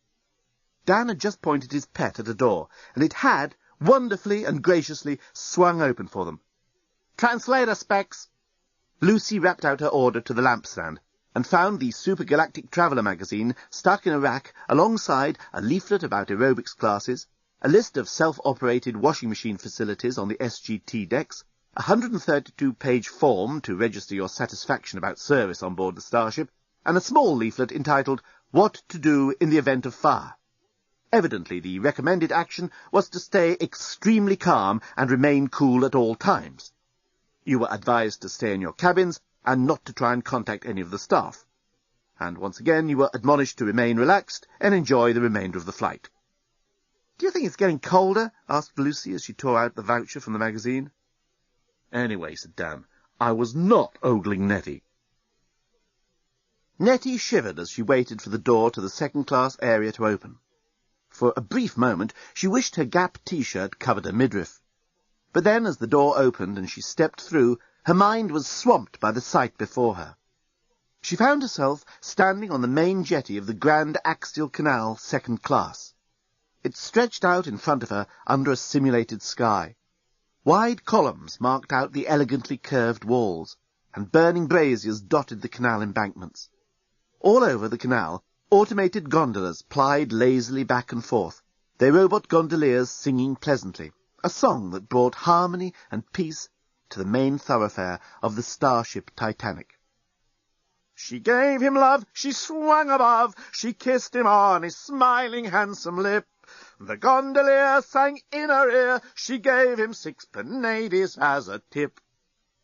Nettie climbed into the nearest gondola, and the singing stopped. "Take me to the engine room," she said. "See, a workplace chum of victorious athletics coach," said the gondolier. And off they drifted down the Grand Axial Canal. "Tell me," said Nettie, "shouldn't you be singing when you've got a passenger rather than the other way round?" "See, perspicacious lady orthodontist," replied the robot, breathing evenly with the exertion of propelling the craft. "There must be something wrong with the ship's central intelligence system." Nettie nodded and made a mental note of this. The gondola took us straight down the very middle of the Grand Axial Canal. The pace was relaxed, and the whole ambience so far away from what she ever imagined being on a spaceship to be like, let alone an alien spaceship, that Nettie found herself leaning back against the cushions and letting her mind drift. She wondered why she didn't feel more distressed by her situation. It was almost as if she felt there was some benign presence in the starship, something or someone that she knew would take care of them. Nettie shook her head. The thoughts were all a little too shapeless to make sense. And then what about Nigel? Why didn't she miss him more? For 3 months now, her whole life had revolved around him. She'd made sure his diary was up to date, and that he'd looked at it. She'd made him change his socks every day, and had washed his underpants by hand. She must love him a lot. And yet she knew he'd just gone out of her life. Not just because they'd been kidnapped by an alien starship full of robots, heavens above. She knew they'd return to Earth. She knew they wouldn't be harmed. But Nigel would not be there for her. Something was broken.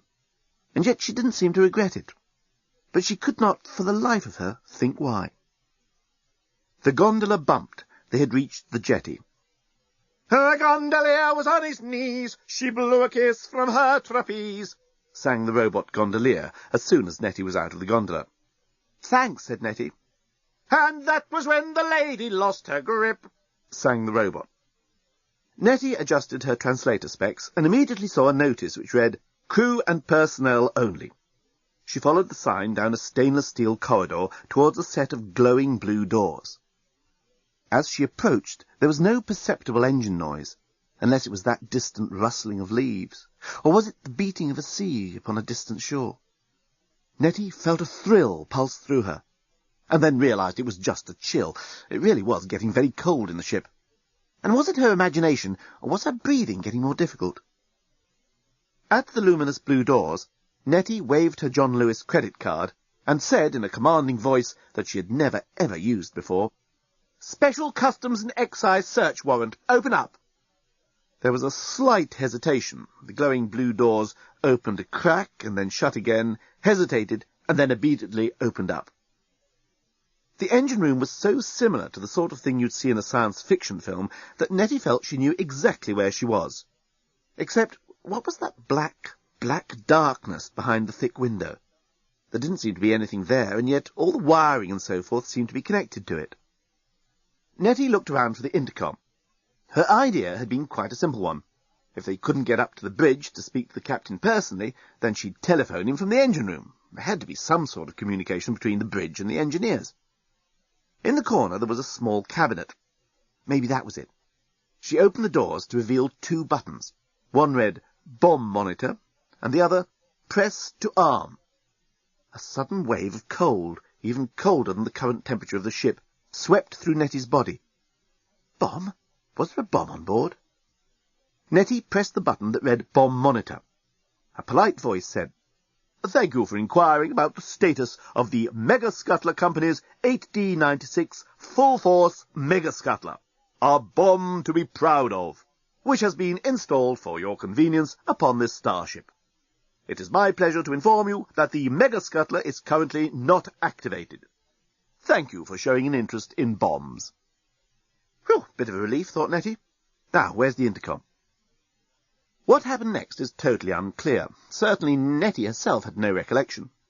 She remembered climbing up the ladder next to the armour-plated window. She could recall feeling colder than ever and finding it harder to breathe, and then feeling a force gripping her, a force pulling her sideways off the ladder, a force so vast that she thought she was being sucked into a black hole or something, as she felt herself falling horizontally off the ladder towards whatever it was behind the perspex window. The next thing she knew, she was whirling round in blackness, fighting for her life. Dan and Lucy were having trouble. They had both procured their vouchers and had successfully wheedled an upgrade to second class out of the desk bot. But the trickier negotiation for an upgrade to first class was proving to be a remarkably harrowing experience. They had had to call on every last reserve of self-esteem and self-worth to withstand the desk bot's withering insolence. You have no credit card, you are not members of the 60 Million Club, you are not even registered frequent travellers. This whole discussion is pointless. You will find the second-class facilities on board this starship more than adequate for your requirements. How could even a robot be so unbelievably, unremittingly snotty, wondered Dan. Dan, said Lucy, we're wasting our breath. In fact, is it my imagination, or is it getting harder to breathe? Dan sniffed the air. Lucy was right, it was also getting colder. Jesus, he muttered. The air and heating are at normal levels, announced the doorbot. That's bullshit, snapped Lucy. It's getting colder and it's getting more difficult to breathe. I can assure you that the air supply and the temperature are set to maximum for supergalactic traveller class comfort, said the doorbot. Are you trying to tell us there are different levels of air supply for the different classes of traveller? Exclaimed Dan. Not normally, sir, no, replied the doorbot. However, should the ship be travelling without first or second-class passengers, the oxygen and heating will, naturally, be lowered to the comfort requirements of supergalactic traveller-class passengers. Jesus! Exclaimed Lucy. You guys are the most cynical, amoral travel company I have ever come across. I'm going straight to the Travel Association when I get home. Dan was not messing about any longer. He was beginning to sweat with panic, despite the cold. There isn't enough air to breathe. There is ample air and heat for the supergalactic traveller deck, sir, but unfortunately it is getting dispersed over the whole ship. Lucy, meanwhile, was back at the desk-bot, hammering on the desk. I'm sorry, madam, the desk-bot was saying, but it is company policy to supply first and second-class air and heat, only if there are first and second-class passengers on board. But we're second-class passengers. I have no record of any second-class passengers on board. But you just gave us an upgrade. We have vouchers. Oh, I'm afraid vouchers are not processed until the end of the month. Thank you for your inquiry. The desk-bot suddenly turned itself off. All right. Dan was trying to work himself round to decisive mode. Oh, let's get organised. It's vital we all stick together. Go and get Nettie while I try and sort this mess out.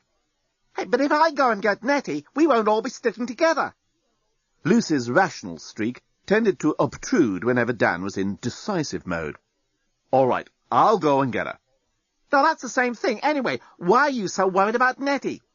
I'm not. I just think we all ought to keep together in case one of us needs help. Like, what sort of help do we give if we're all running out of air and freezing to death? Lucy was getting quite steamed up, considering the cold. All right, don't go and look for Nettie, but what are we going to do? Dan sounded so desperate, so forlorn, and yet, oddly, Lucy preferred it to decisive mode. I'll see if I can find a supply of oxygen. You do your best here. You must be able to get us up to first class. Hey, but that's still not sticking together, moaned Dan. I never said we should stick together. That was your idea, said Lucy. Then she put her arms round Dan and gave him a big kiss on the cheek. She liked Dan best when he seemed vulnerable. Cheer up, second-class traveller. I'm sure we're going to be all right. And with that she had gone, and Dan suddenly felt terribly alone. So alone, he felt he could pick his loneliness up in his hands and examine it. But even as he did so, he realized it wasn't Lucy's absence that made him feel empty inside. It was something else.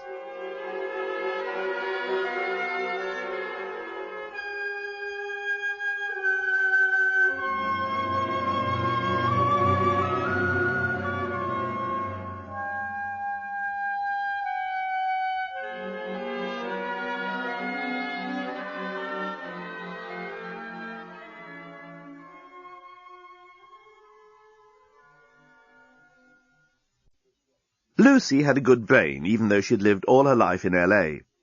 Despite the continual exposure to carbon monoxide and people from the film industry, she remained smart. She had trained as a lawyer and was well regarded in the firm where she practiced. Her speciality was entertainment law, but she still liked to use that brain of hers, and here was a good opportunity. Now, where would they keep the oxygen equipment? She actually said it aloud as she paced round the loggia at the top of the central well. Got it! Suddenly she knew exactly where to look. God, it was so great to be bright. She'd always thanked her stars that she hadn't been born a busty bimbo like some people she could think of. A department store, she told herself. A department store would have a plan of the store by the elevators, so... And sure enough, there it was, by the elevators, even though this wasn't a department store.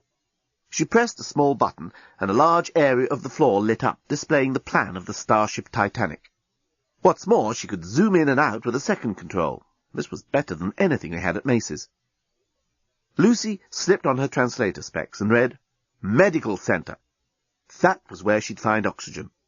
And without waiting to take advantage of any of the special offers the plan of the ship assured second-class passengers they would be delighted with, she made her way to the Starship's medical center. The medical center of the Starship took up a whole 400-yard section of the main hull, under the embarkation level.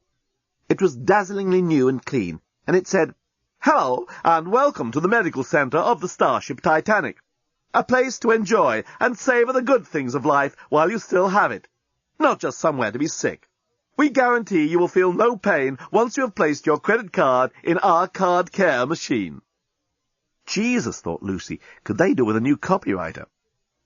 Her breathing was all the time becoming a little more difficult, and it was noticeably colder. She looked around for anything that might resemble an oxygen cylinder, and suddenly froze, in a way that had nothing to do with the temperature. Unlike the rest of the ship, the medical center was not unpopulated. There were two people, or were they people? There were two figures on the floor, and one of them was looking straight at her. Lucy stared back. Somehow she knew, without a shadow of a doubt, that he was not human.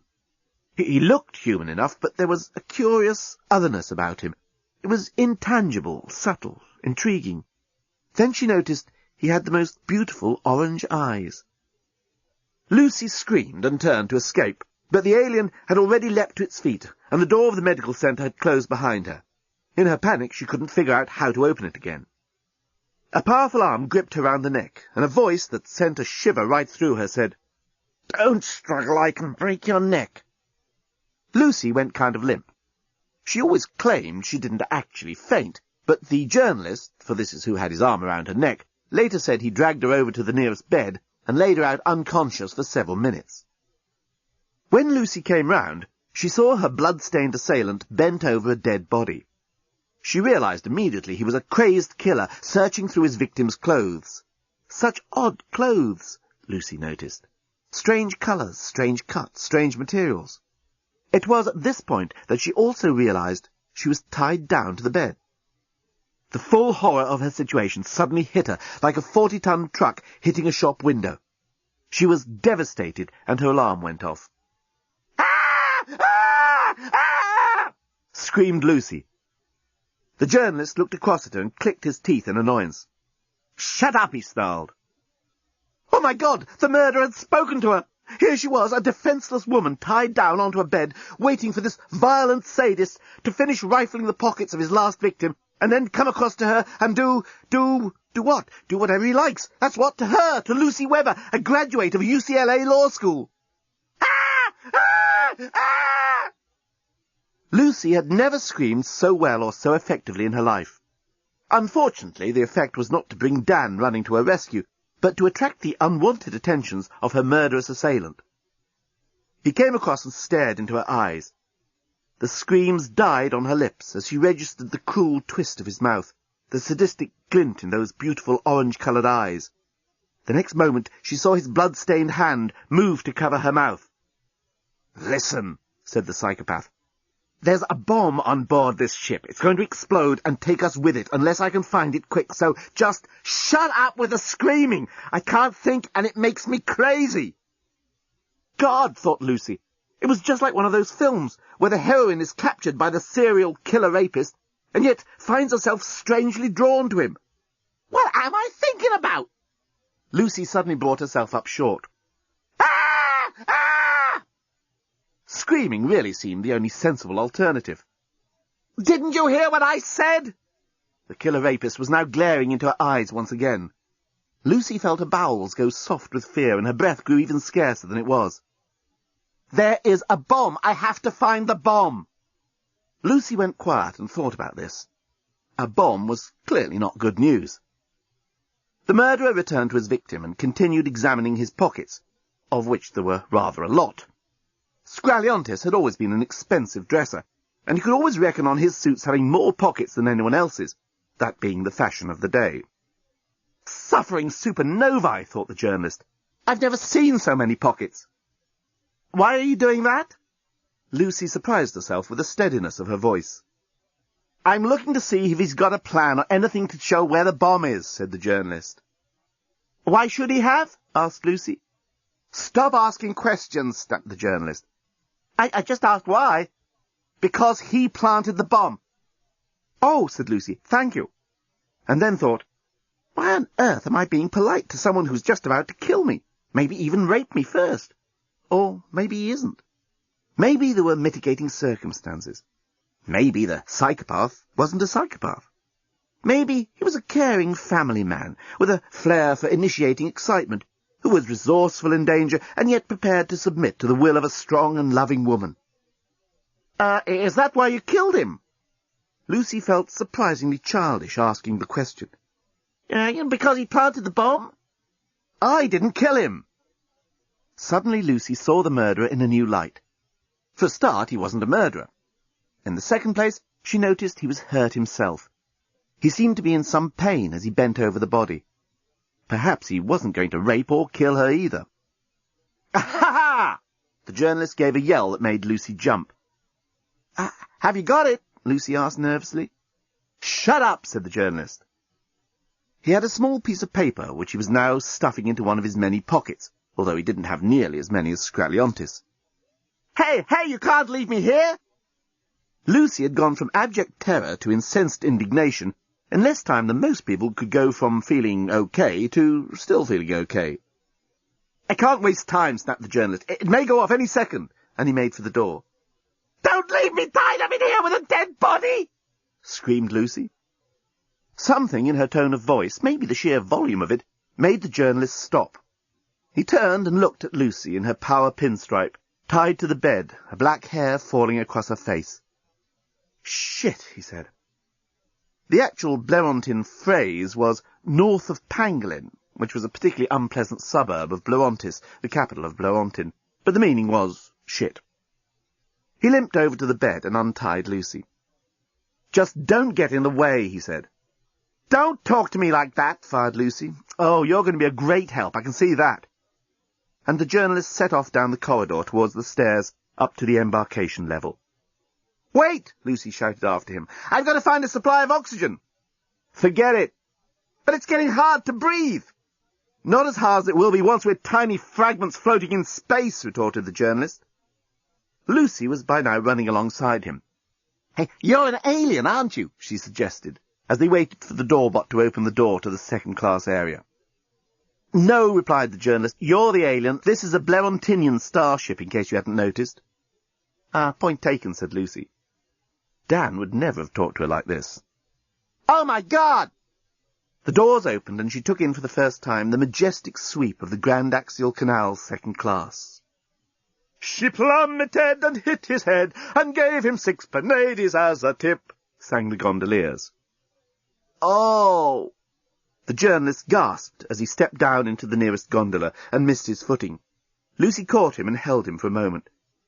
You're hurt, she said. Let's get on, he returned. We've no idea when the bomb is time to go off. Lucy helped him down into the gondola, and the singing stopped. Take us to the engine room, gasped the journalist, holding his stomach. Si, nitrogen-loathing respecters of pressed veal.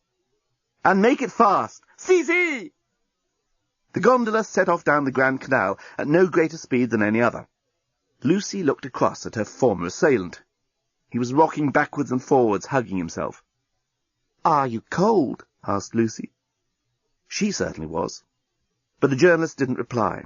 He just gritted his teeth, and Lucy suddenly realized he was in real pain. What happened? She asked, and touched his arm. That bastard, Scraliontis, stabbed me with a table lamp, growled the axe-murderer. Lucy stifled a laugh. How can you stab someone with a... It had a sharp end, interrupted the journalist. Are you in pain? Asked Lucy. The journalist grunted. Lucy leaned towards him and moved his hands away from his stomach.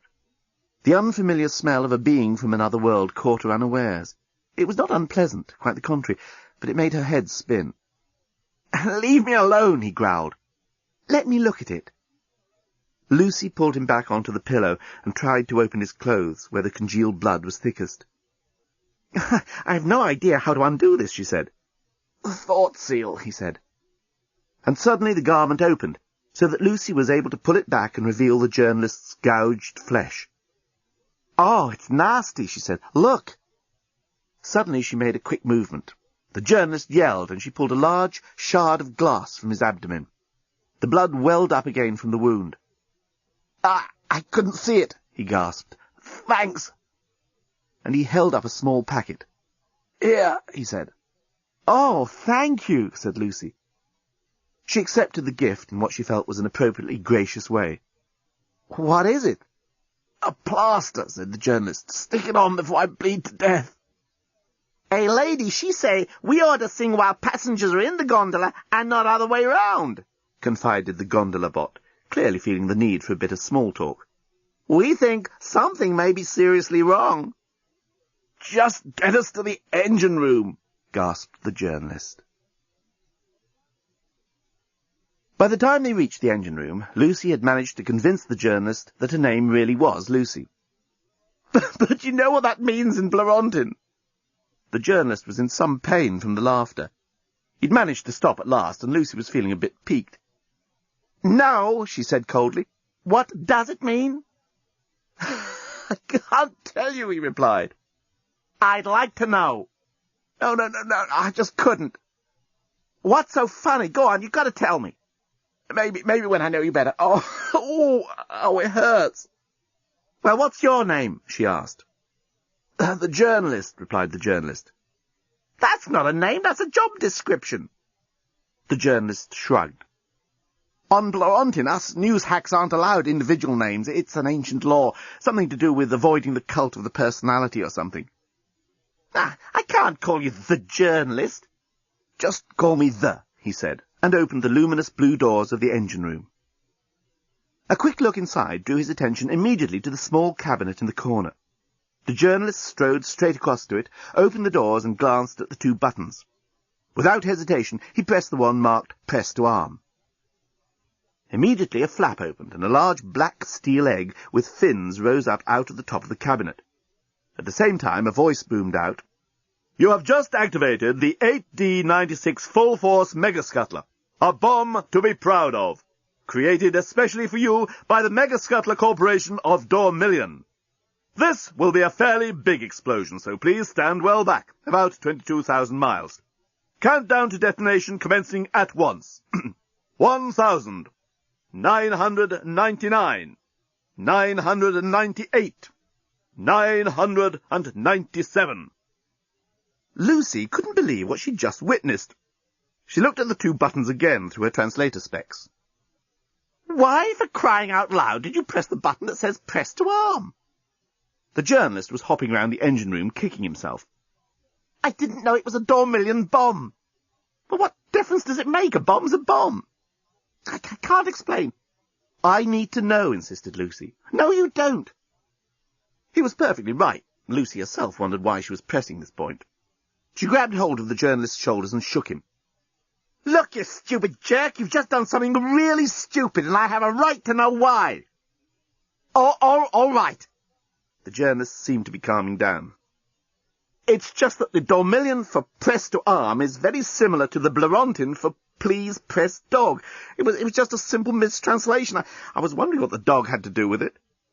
Great, said Lucy. So now we really are up shit creek without a bucket. 993. 992. 991, continued the bomb.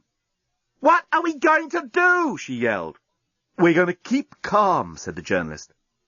Good thinking, snorted Lucy, calling up her not inconsiderable reserves of sarcasm. You clearly have a mind the size of Arnold Schwarzenegger's humeral ligament. We're running out of oxygen, the temperature's rapidly becoming suitable for an Arctic winter on Pluto, you've just activated what was otherwise a harmless bomb, and now you have the nerve to tell me to stay calm. Who's Arnold Schwarzenegger? Asked the journalist. Ah! Lucy decided that a good scream was probably the wisest course of action under the circumstances. The journalist suddenly screamed as well. Lucy stopped her screaming and looked at him. I'm sorry, he said. It's just I can't think when you do that. Lucy felt stupid. I'm sorry too, she said. The journalist smiled and then, for no apparent reason, gave her a kiss on the cheek. Lucy was so surprised to be kissed by an alien, she simply stood there and heard him say, The clock is counting once every innim. That gives us about 16 Edos before it gets to 0. How long's an innim? Lucy wanted to say, but her mouth wasn't working. All she could do was stare into those strange and beautiful eyes as she heard him say, What we must do is find the lifeboats. Dan was still deep in argument with the desk lamp in the embarkation lobby. It was an argument that he had become familiar with over the years of top 10 travel. But there was something wrong. Somehow he just wasn't getting his points across. This damned desk lamp seemed to be coming out on top every time. Then Dan realized the problem was the air, or rather the lack of air. He just wasn't getting the amount of oxygen into his brain that a travel agent really needs in order to argue for a free upgrade. He was panting and gasping. He was also on his knees, and his head was beginning to spin. If you want me to go to the press and blow this story up, I'm quite happy to do so. He knew once you were reduced to this line of attack, the cause was probably lost. They'd never get into first class, they'd never get to the captain, and they'd all die of asphyxiation and cold. Great! At that moment he heard footsteps running across the loggia of the central well, and an exhausted Lucy, accompanied by a strange man with bright orange eyes, staggered into the embarkation lobby. They collapsed next to Dan and lay there trying to get their breath. Hey, who's this? Dan was surprisingly indignant for someone who was in the process of dying of asphyxiation. Bomb! Gasped the journalist. You're a bomb? Said Dan. No! Lucy felt she had to explain. This is Dan. Dan, this is the... Dan blinked a few times. There's a bomb on board. It's about to go off. The journalist managed to get out. We've got to get to the lifeboats. They're in first class, explained Lucy. Naturally. Now that is outrageous. Dan took this new ammunition and turned on the deskbot. If I tell the Travel Association that, they'll blacklist your whole fleet forever. Wow, that was some threat. Dan knew they'd had it levelled against the Top 10 Travel Co. Inc. countless times. The deskbot tapped its fingers on the desk and gazed up at the ceiling. Do you hear? Exclaimed Dan. I'll close this whole goddamn company down. Listen, you dumb bot! The journalist had grabbed the deskbot by its scrawny stand. This is a matter of life and death. There's a bomb about to go off in... He checked his watch. In 10 Edos. Oh, pangolin! How long's that?" asked Dan. But the journalist wasn't listening. He was too busy shaking the robot. Suddenly there was a crack and a flash, and all the lights went off for an instant. "Hey!" cried everyone, and the lights came on again, although there was no cause and effect between the shout of "hey" and the recommencement of illumination. "I'm sorry, there is nothing I can do unless you have a galactic gold credit card," replied the robot in a simulated, strangled voice. "Pangolin," repeated the journalist. "Please mind your language," croaked the despot.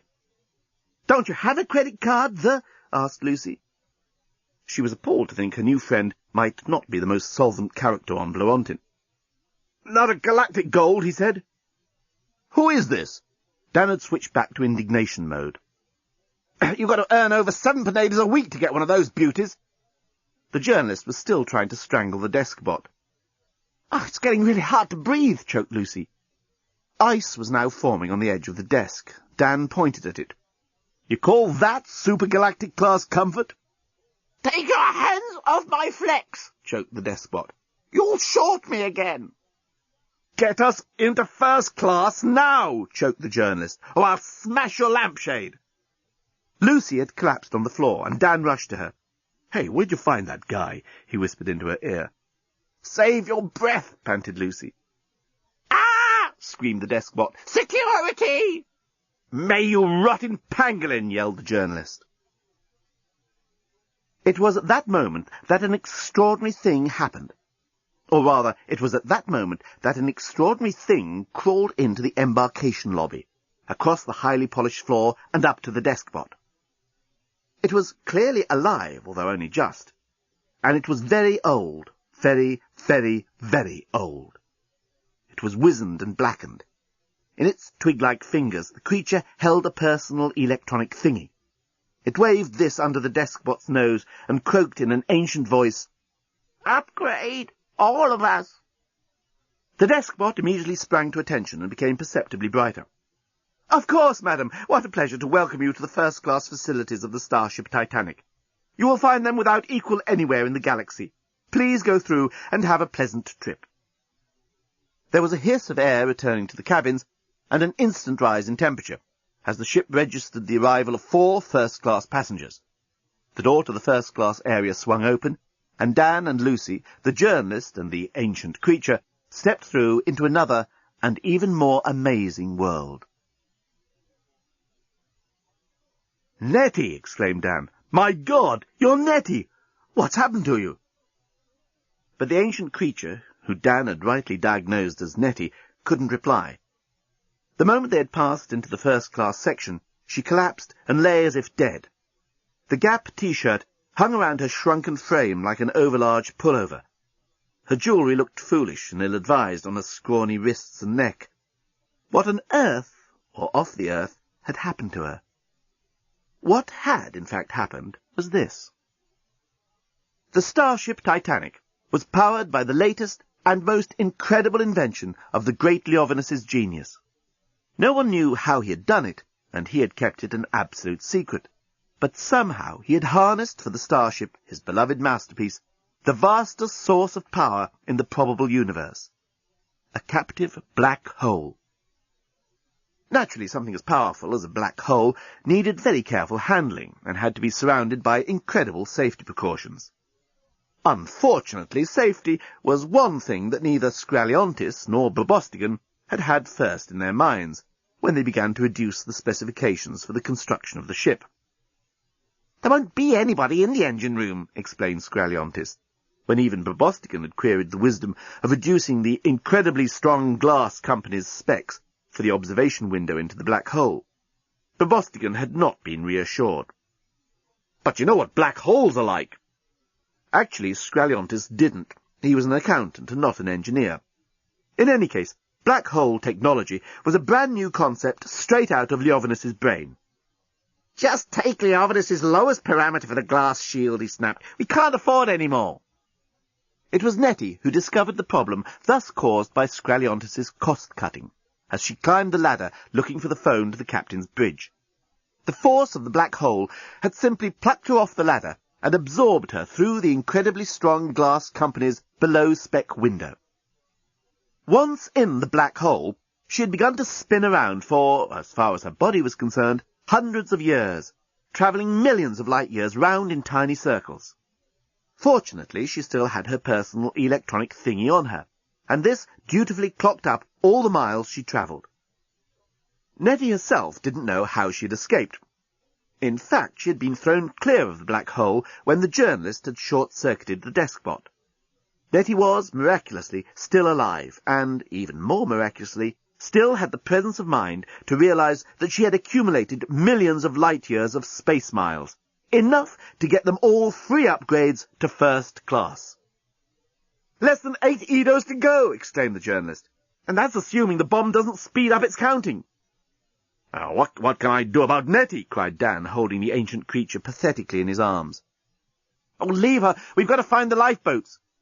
And the journalist was off, running along the embankment of the Grand Axial Canal first class, with Lucy in close pursuit. "Come on, Dan," she called. "I can't just leave her," Dan yelled back. But they turned a corner and were gone.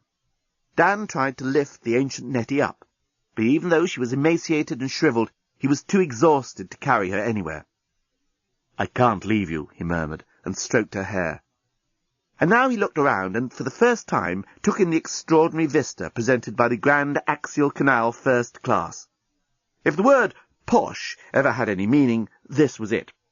It was luxury. It was deluxe. It was expensive. It was also redolent with the operatic singing of the gondola bots. "He helped to chalk her tightrope walk so that the lovely lady wouldn't slip." Dan had always hated opera. "Let's go somewhere quiet," he whispered to Nettie. And he finally lifted her up and staggered into the nearest doorway. Lucy and the journalist had, meanwhile, discovered that the Star-Struck Construction Company, Inc. had not skimped on the signs to the lifeboats first class. There were big, reassuring signs almost everywhere you looked.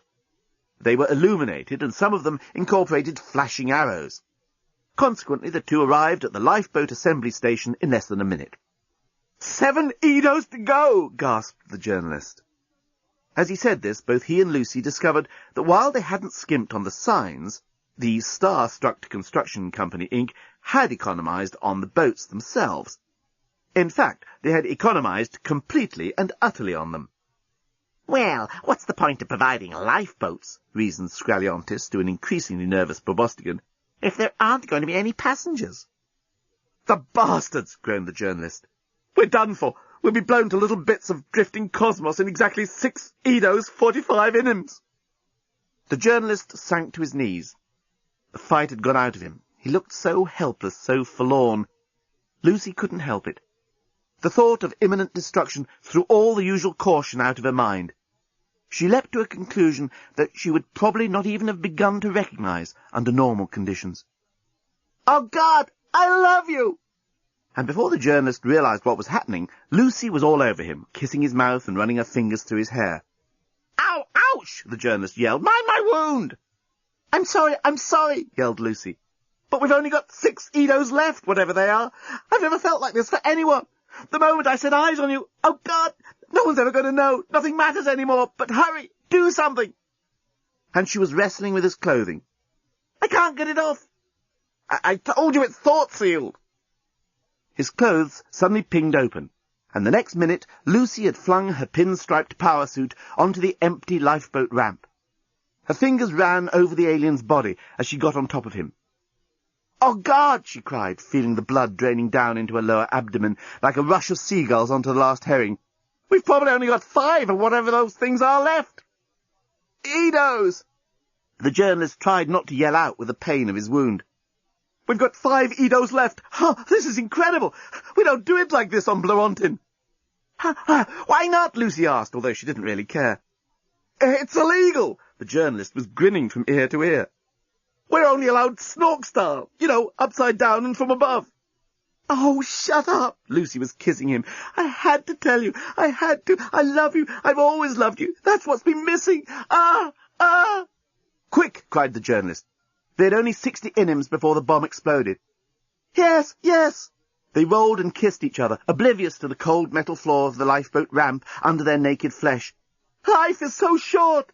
Lucy suddenly grabbed his hand and looked at his watch. It was totally incomprehensible. "What's it say? 30 innims. Is that all?" "Yes, yes, I love you!" cried Lucy. "Oh!" cried the journalist. And the two of them collapsed together as the clock clicked to 0. They lay there waiting for the forever-ending explosion that would terminate their brief affair. But, unlike the two lovers, it didn't come. Lucy was the first to speak. "What's happened?" "I don't know," said the journalist. "I don't know." At the same moment, Nettie suddenly managed to sit up on the couch on which Dan had placed her. "Oh, my God! There's only 5 minutes before the bomb goes off." 5 minutes, thought Dan. This is where, in a cheap novel, the couple, confronted by imminent oblivion, would suddenly make passionate love. It was a pity Nettie was now as old as she was. "You've got to go and talk to it," she pleaded. "What?" "I can't explain, just believe me. It's in the engine room. Hurry!" "What?" repeated Dan a bit gormlessly. "Hurry! The engine room! Speak to the bomb!" Dan decided that, while gormlessness had its place in the human repertoire of reactions, now was neither the time nor place for it. He sprinted out of the beauty salon, which was apparently where they were, and ran down the length of the Grand Axial Canal, trying to ignore the inevitable chorus. "She threw her arms around his charms and gave him 6 penades as a tip." The first thing Dan saw when he burst into the engine room was a large bomb sticking up out of a cabinet. A friendly sort of voice was booming out.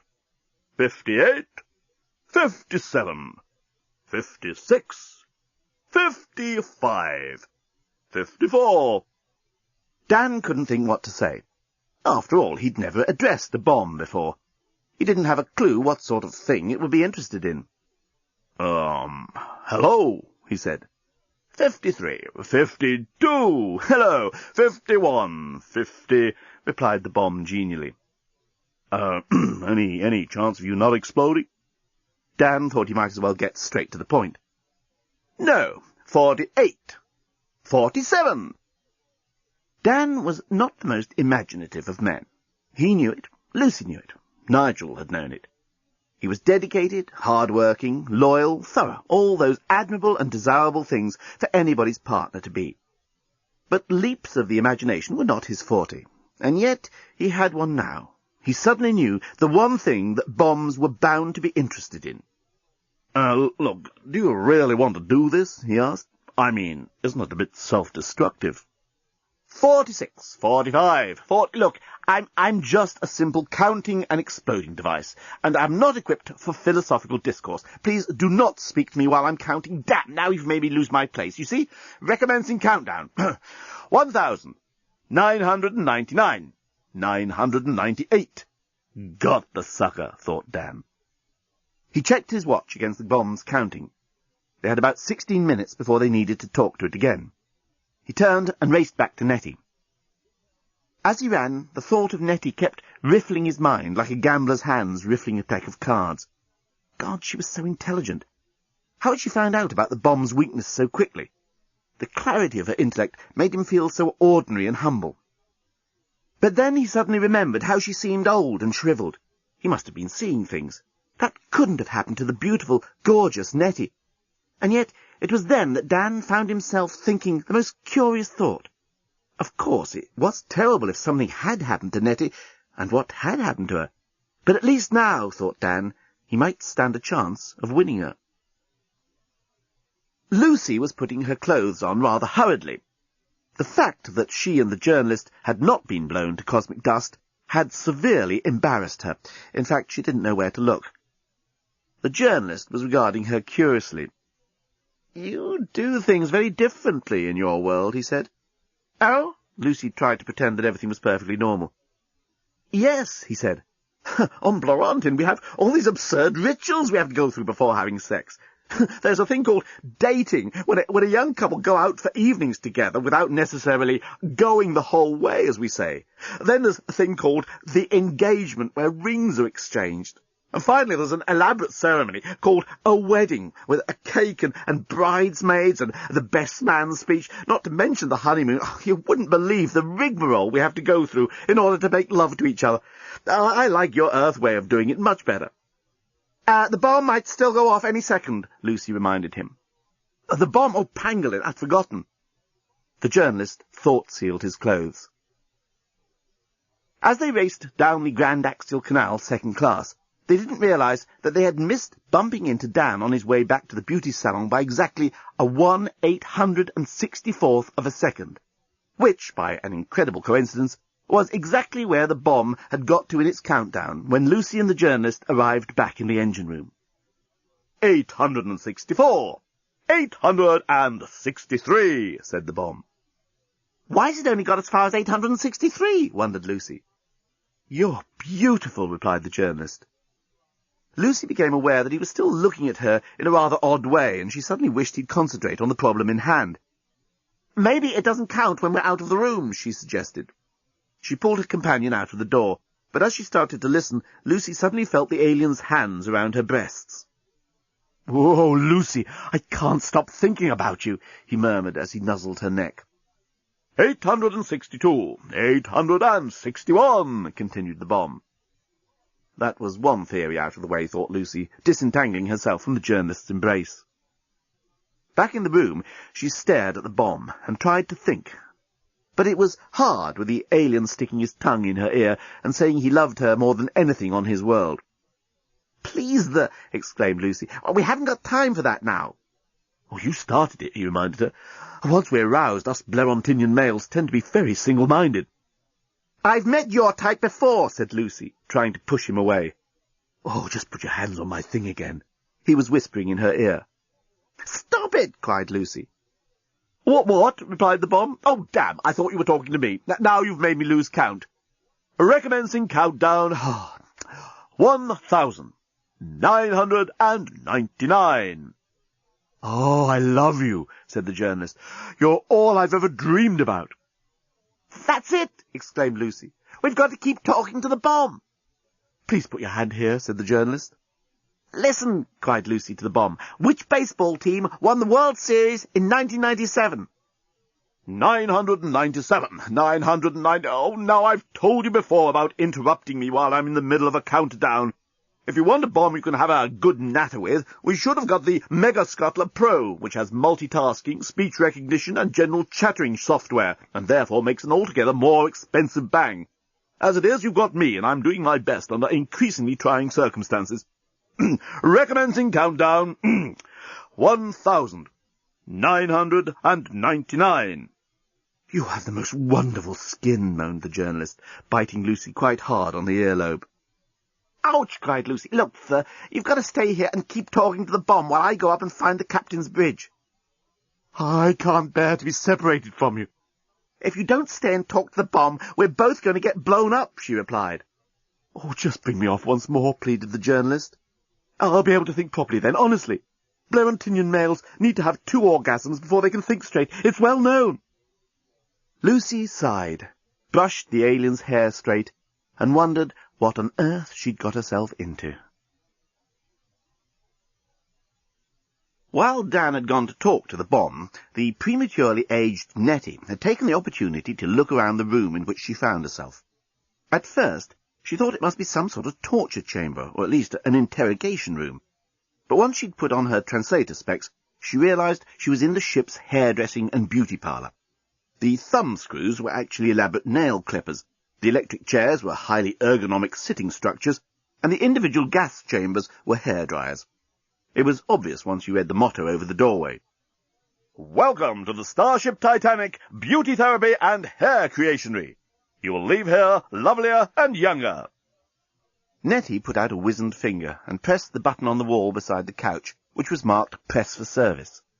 A metal cage on an articulated arm suddenly sprang up over the back of the couch and dangled a few inches in front of her face.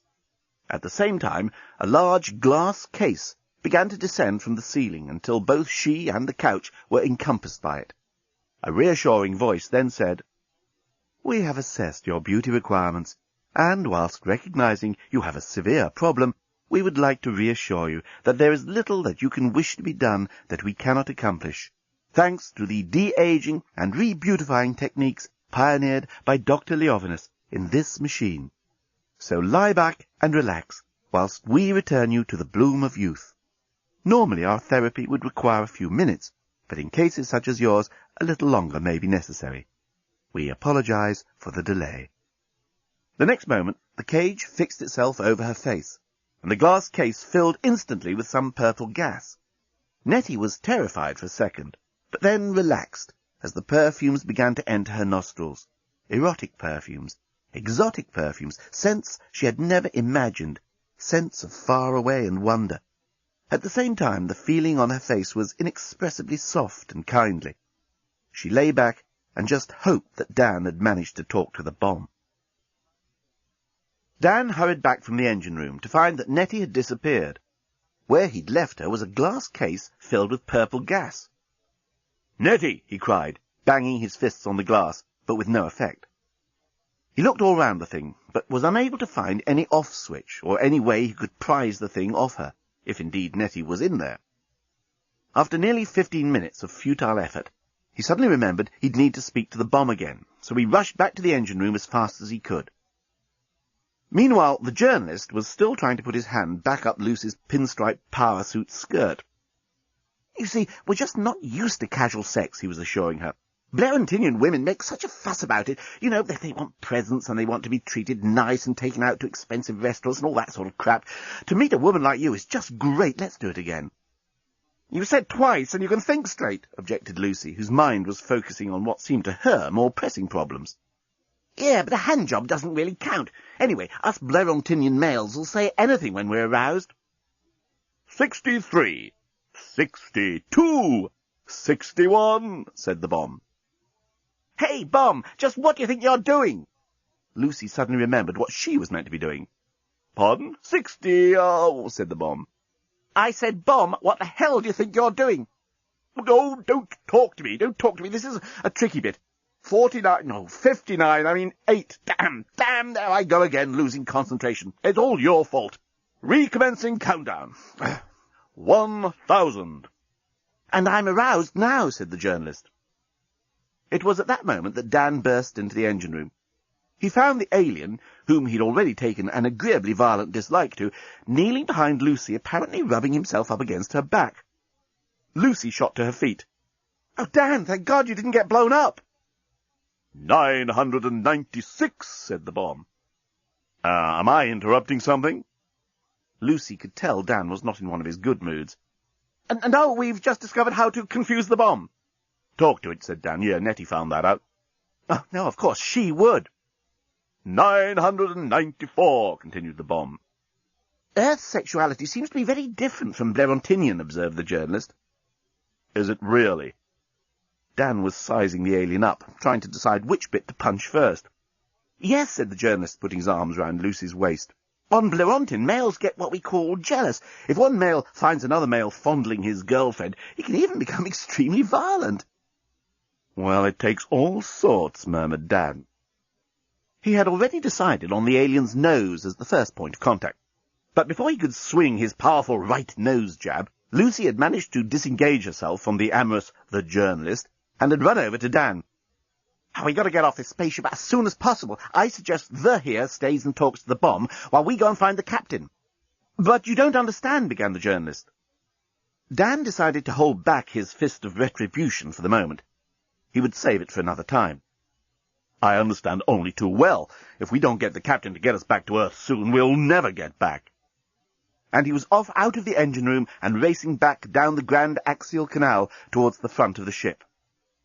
"Look, it was great making love with you," Lucy said to the journalist, who was now standing behind her and attempting to fondle her breasts again. "But we've got to get back to the real world, our real world." And she tried to remove his hands from her blouse. "But Blairantinian males cannot just turn off like that," explained the journalist. "We need multiple satisfactions before we can return to a state of equilibrium." Lucy had attended self-defense classes for 2 years, when she had just qualified for the law, and had always slightly regretted the fact that she'd never had the chance to put her skills into practice. Consequently, it was with some satisfaction that she suddenly realized this was such an opportunity. She decided to use the standard response to the amorous alien fondling you from behind assault. It was textbook stuff. She drove her right elbow hard into his stomach. "Oomph!" gasped the journalist. Then she swizzled half round, caught his left wrist, and threw him over her shoulder onto the engine-room floor. "Oomph!" grunted the journalist. Lucy spoke to him firmly in her best lawyer-speak. "Now you stay here and keep talking to that bomb while I go and find the captain." Then she was off out of the door, racing after Dan. "You don't understand," the journalist called after her. "There isn't any captain on this ship." But Lucy had gone. 970, said the bomb.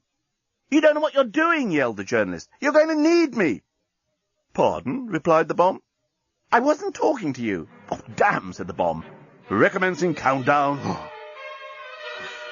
1,999.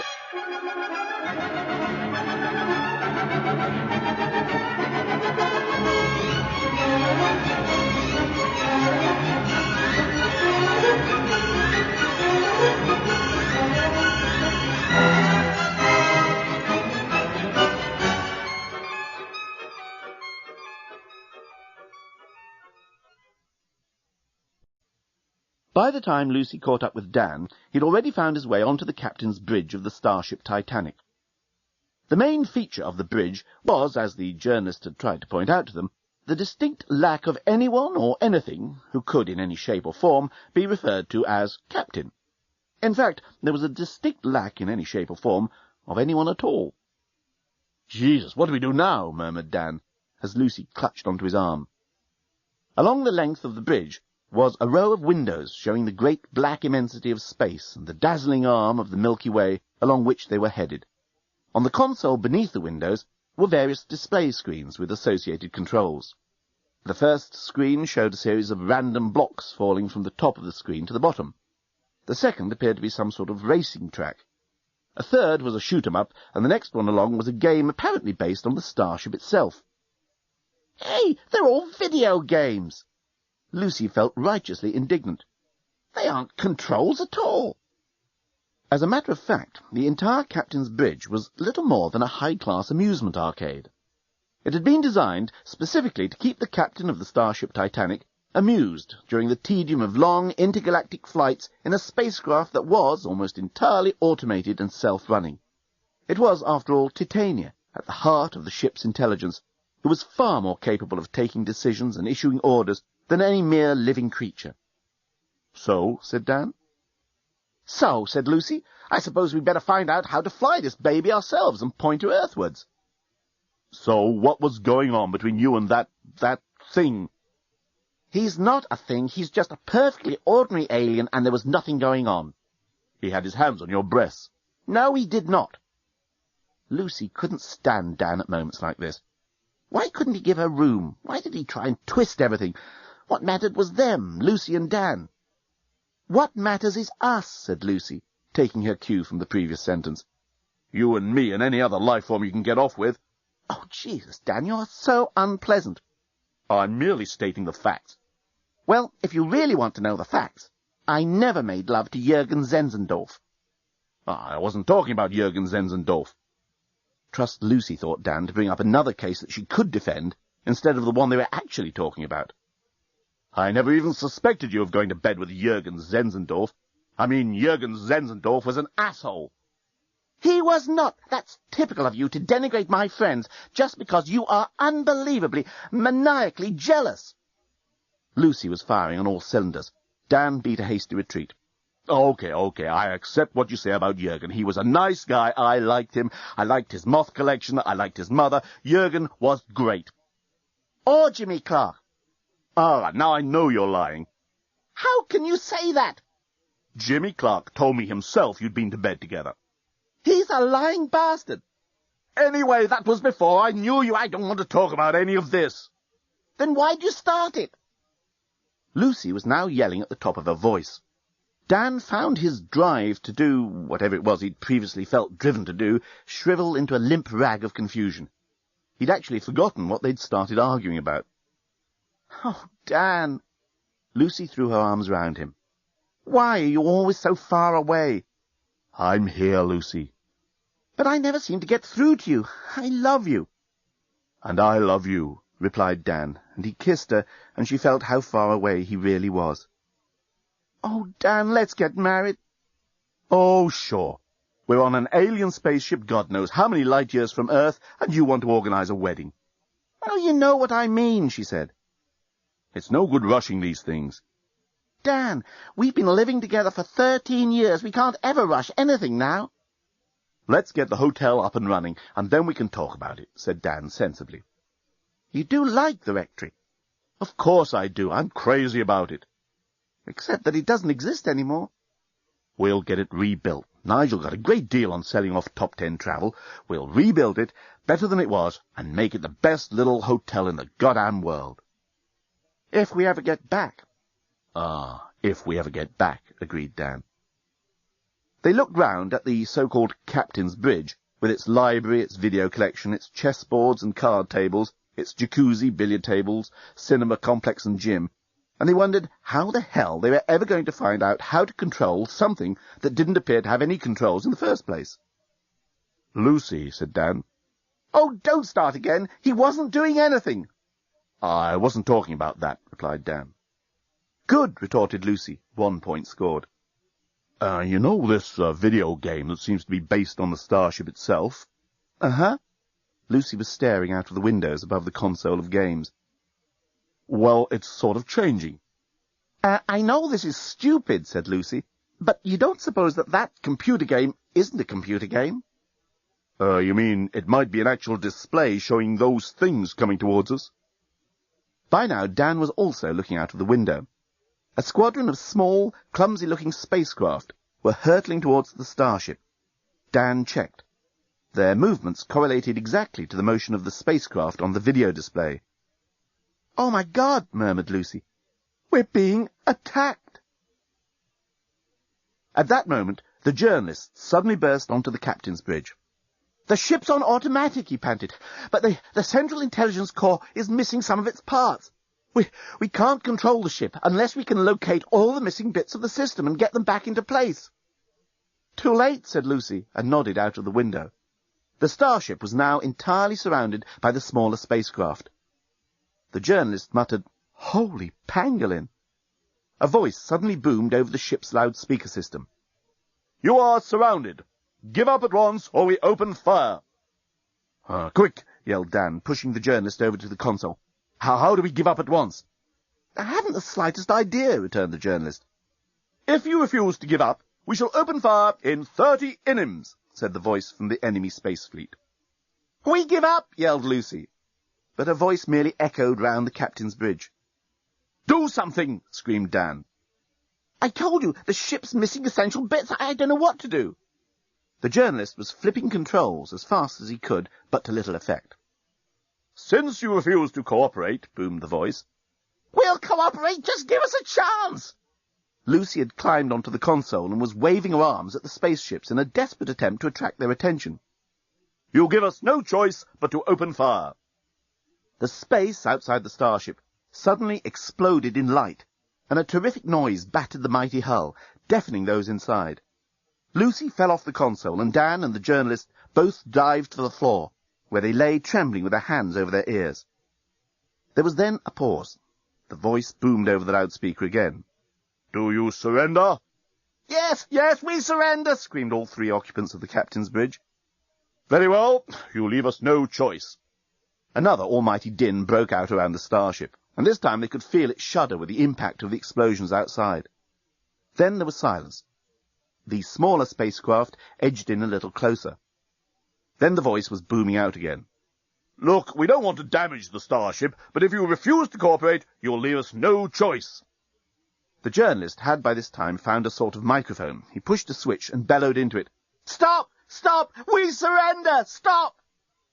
His voice boomed out all over the Starship Titanic. There was a terrible silence. Then they heard the enemy for the last time.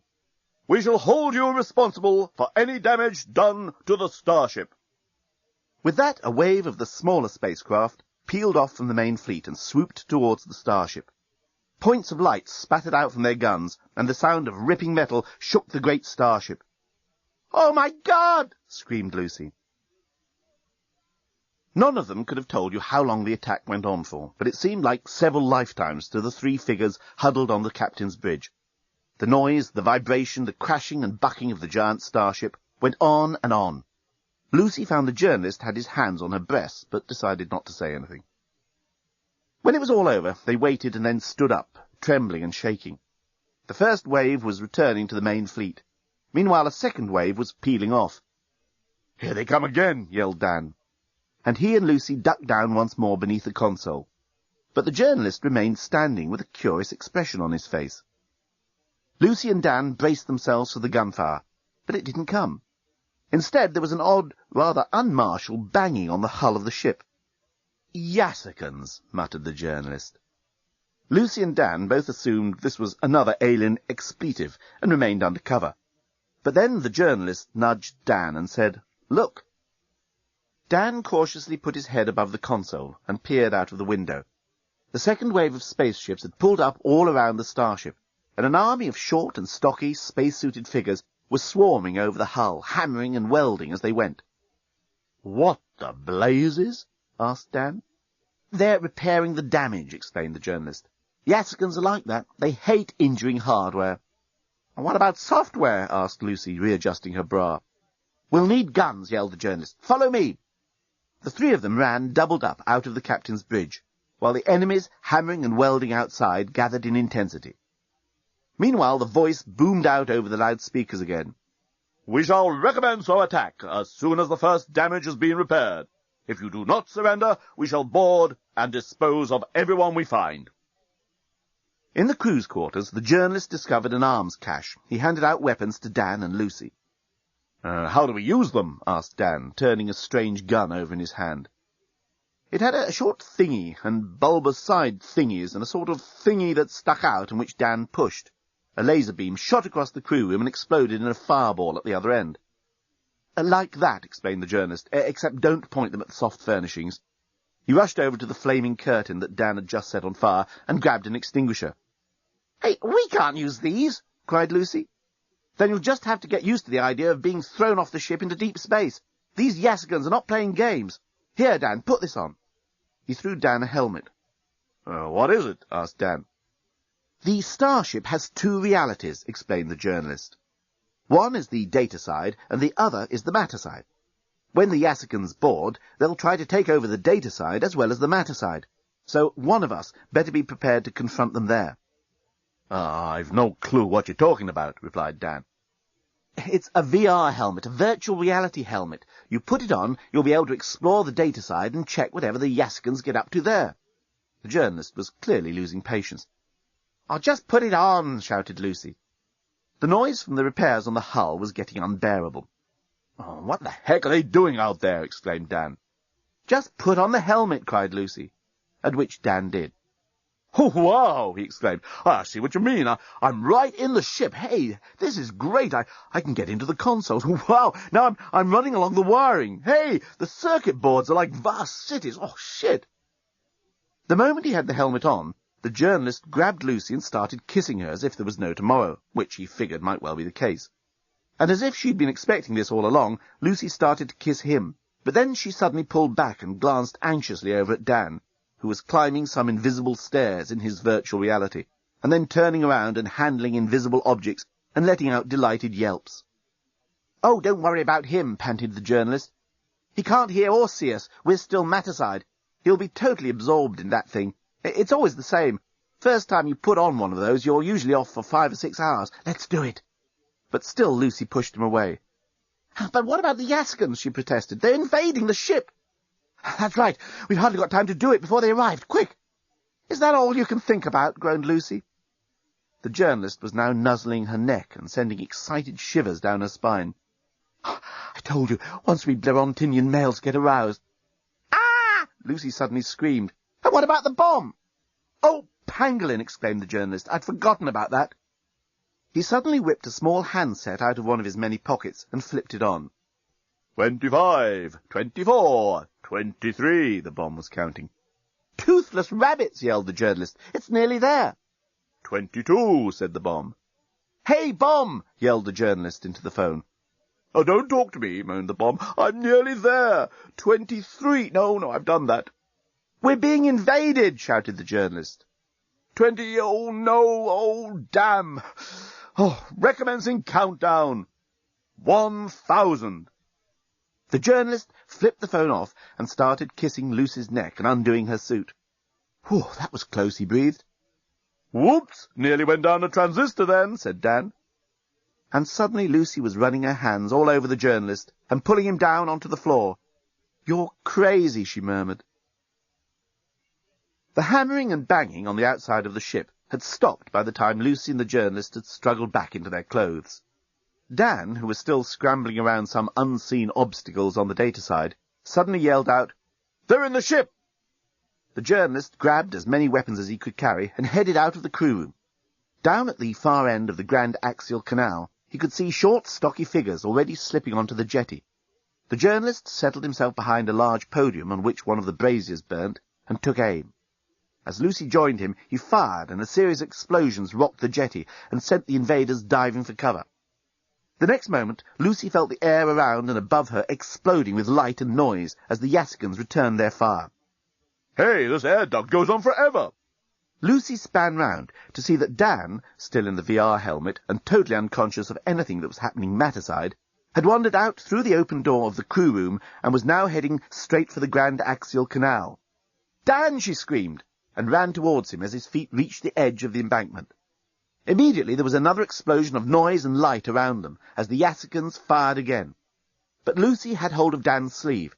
She managed to twist him round on the very edge of the water and pushed him back towards the crew room.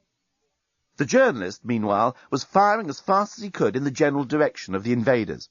But by now there was so much smoke neither side could see very much. "Let's get out of here," yelled the journalist, and he bundled Lucy after Dan back into the crew room. "Who set fire to the curtains?" demanded Bolfast the moment he burst into the crew room. He nodded, and a couple of Yasikan repair workers hurried over to replace them. Bolfast had led his special assault group along a back service corridor to the crew's quarters, while Yellin and Asmal led the frontal attack along the main arteries of the starship. Bolfast loved the finish they had obtained on the service corridor ceiling. It gave him much quiet satisfaction in the dark of the night to reflect on the craftsmanship and the high quality of material lavished on even the working areas of the great starship. "Never was there another such construction in the entire history of our people," he used to tell his grandchildren, as they sat around the evening hearth eating their dumpling stew and snork crackling. "Even the curtains in the crew rooms were woven from the hair of the silky Canadil, which lives high up in the mountains of Merlor, and can only be caught with love and kindness. The hair of the Canadil is so fine you must only weave it by the light of the moons, for in sunlight it will disappear like snow." The children loved these tales of craftsmanship and daring feats of engineering. It cut Bolfast to the quick to see how someone could mistreat such soft furnishings. In fact, it made him very cross indeed. At that very moment, a figure wearing a VR helmet stumbled into the room, followed by two others, one of whom was clearly a treacherous Blerontinian. A black rage swallowed Bolfast whole, and the next moment he had swiveled out his SD handgun and blasted the three newcomers to cosmic dust. Their bodies exploded in a supernova of entrails and mangled flesh that quickly reached white heat and, happily, burnt out before they could besmatter or stain the beautifully hand-lacquered walls. Lucy was aware of a violent cacophony of noise, and her eyes were whited out by the most piercing light. She screamed, grabbed onto the journalist, and fell in a faint upon the floor. It was that terrifying. Bolfast grinned and blew away the smoke from his SD handgun. His anger assuaged, he twirled the gun on his finger and slipped it back into its holster. It has to be explained at this point that the Yasikans were a peace-loving, kindly race, dedicated to craftsmanship and sober industry. Many of them, however, were also prone to blind, bloodlusting rage when confronted by certain things, such as a disregard for fine workmanship. In the distant past, these rages had led to terrible destruction of life and property, and since the moods went as quickly as they came, they had also led to unendurable remorse for many thousands of these otherwise benign and caring folk. The Yasikan scientists had, therefore, developed the SD weapon, which, unlike the sort of hardware that most military scientists come up with, was designed to reduce death and destruction rather than increase it. The Simulated Destruction Weapon, or SD gun, gave the user the momentary impression of having wreaked the bloody revenge that his crazed fury craved, without actually doing any damage. It always surprised and stunned the enemy, but that was all. Lucy, not knowing any of this, was more than astonished to find herself still alive enough to hear the leader of the invaders demand, "You are under arrest. Where are the others?" "Hey, this is great. I'm going down one of the cybernautic neural pathways. It's like a water slide. Way excellent!" exclaimed Dan. "Take that stupid thing off his head," snapped Bolfas.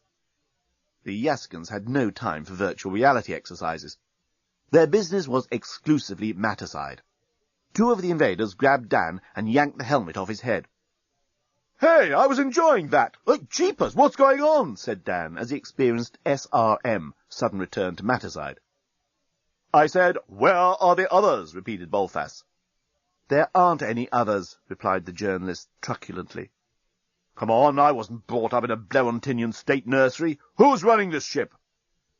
Blerontinian state nurseries were infamous for turning out individuals of less than average mental agility, possibly owing to the fact that, for generations, Blerontinian governments had saved money on these establishments by forbidding any teaching to be done in them. Bolfas was getting irritated again. He'd just noticed the wretched finish on the mess tables. It had totally let down the high standards set by his own workmen on the other fittings in the crew room. Whoever had supplied the tables had used unseasoned Linton pine from northern Blerontin, an inferior wood which would warp badly after a couple of decades in use. And, by the falls of Thacnic, they hadn't even concealed the end grain with housed joints. In fact, when he looked closer, he could see the tenons were barely haunched, leaving scarcely enough timber at the top of the stile for wedging. Had these people never learned even the most rudimentary basics of the art of joinery? Bolfas reached for his SD gun. But before he could wreak his terrible and destructive revenge on the perpetrators of this slipshod botchwork, a miracle happened. The door of the crew room opened, and a vision entered. Someone so compellingly and so unutterably beautiful that Bolfas fell heavily and permanently in love. His life was never to be the same from that moment forth. He lowered the SD gun and stared in childlike adoration. Nettie, who had just completed her course of rejuvenation in Leovinus's extraordinary beauty parlour, had not only regained her youthful complexion, her body had also returned to its former proportions. In fact, if anything, her waist was just that little bit thinner, her breasts just a tiny bit firmer, the swell of her stomach just a tad more rounded. She looked more lovely than ever, for despite the fresh bloom of youth that had returned to her cheeks, her face was also suffused with the wisdom that comes of having lived for several million light-years. Old Leovinus certainly knew what he was doing. "Nettie," murmured Dan. "Who do you say?" asked Bolfas absent-mindedly. "Hi, everybody," said Nettie. "Supposing we all introduce ourselves. I'm Nettie." "Captain Bolfas at your service," said Bolfas, springing to attention.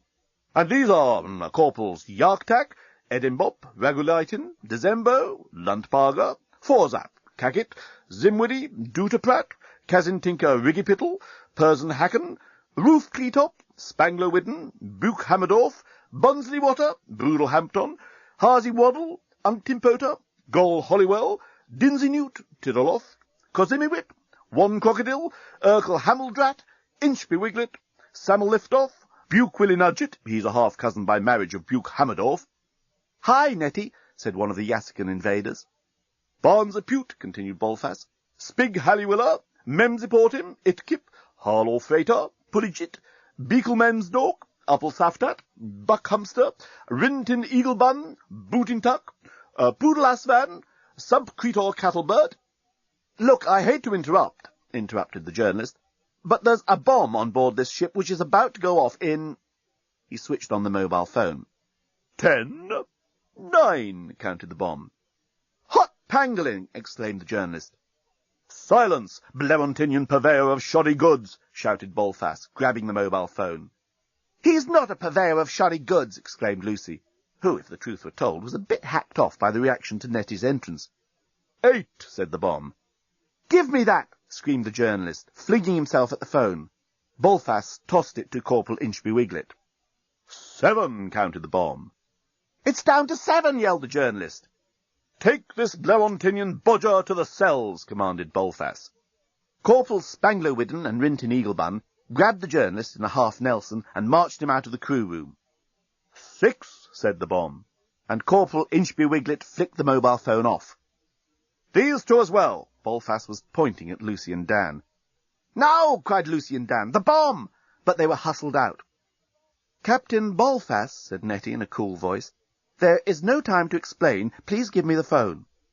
I am afraid I cannot allow you to use it, Nettie, said Captain Bolfas, for security reasons. Such as? You might call for reinforcements. Captain Bolfas, you have my word that there is no one else on this ship as far as I know. You also have my word that there is a bomb about to blow us all to cosmic dust unless you give me that phone. Bolfas hesitated for a fraction of a second and then nodded to Corporal Inchby-Wiglet. Corporal Inchby-Wiglet hesitated even less than a fraction of a second and handed the phone to Nettie. Nettie switched it on. 2, said the bomb. Oh, bomb, said Nettie. This is Nettie, remember me? 1, said the bomb. How many 4s make 8? No, how many 4s make 8? 2, said the bomb. How many 2s in 6? 3, said the bomb. And how many times does 3 go into 12? 4, said the bomb. It paused for a moment and then continued. 5, 6, 7. Phew, said Nettie, that'll buy a bit of time. Why have you put this bomb onto our ship? Demanded Bolfas. Your ship, exclaimed Nettie. Why do you sound so surprised? Cried Bolfas. Do you think we're not smart enough to have built such a wonderful thing? Oh, no, replied Nettie. I didn't mean anything like that. It's just that you attacked the ship. It didn't seem like you owned it. Of course we own it. Nettie thought Captain Bolfas appeared a trifle defensive. Legally and morally, this ship is our rightful recompense for all the misery and hardships that we have suffered at the hands of the Blerontinians. Look, I don't want to appear stupid. Oh, you could never look that, Nettie, the captain assured her. Oh, thank you. Nettie felt herself charmed by this short, fair stranger, in whose hands her fate apparently lay. But I don't know the background history to all this. And I will be delighted to tell you the whole story, dear lady. Bolfas gave her a deep bow. But first, it is my unpleasant task to ask you once again, why have you placed a bomb on this ship? We haven't. Nettie gave a little laugh that sent the captain's heart reeling after his wobbly knees. We're on this ship by accident. And she told Bolfas the whole story. How Dan and Lucy were about to turn the old rectory into a hotel with the money from the top 10 travel agency, and how the Starship had crashed into the house, how they had been invited aboard by a polite robot, and of all the things that had passed on the ship up until the invasion by the good captain's forces. When she had finished, there was a long pause, until Nettie eventually added, and that's it, really. Bolfas seemed to suddenly recollect himself, as if he'd been in a dream while she'd been talking. He jumped to attention and clicked his heels in a most courteous manner. I understand perfectly, dear lady, he said, bowing and kissing her hand. Captain Bolfas increasingly looked as if he'd just stepped out of a Jane Austen novel. All we want to do is get back to Earth, said Nettie. Of course. Captain Bolfas clicked his heels again, in that way that made Nettie wriggle inside with delight. I am entirely at your service. Come. And Nettie followed the captain, her high heels clicking on the beautifully laid floor of the work area. Dan wasn't quite sure why he was surprised to find that there were cells on the Starship Titanic. It made sense in a way, he supposed, and yet they seemed totally out of place amidst all this luxury and elegance. The cell that he and the journalist had been thrown into was, as cells tend to be, bare and cold. It was also damp, which is certainly what you'd expect cells to be, but a bit surprising on such a technologically advanced vehicle. Oh, Lucy is such a good fuck, said the journalist, shaking his head in admiration. You're a lucky man. Look, said Dan, I hate to disabuse you, but on Earth our attitude to these sort of things is not the same as you Blerontinians. Oh, you're telling me, exclaimed the journalist. When Lucy first suggested we have sex, I could hardly believe my ears. She did what? Exclaimed Dan. Well, we thought that the bomb was going to explode at any second, and she just kind of Hey, come to think of it, do you think your other friend, what's her name? She suggested you make love. The blonde one, Nettie. Do you think Nettie knows about talking to the bomb? I don't believe Lucy suggested you make love, replied Dan. That was when I first realized how different sexual attitudes must be on your planet, replied the journalist. Dan went a bit quiet.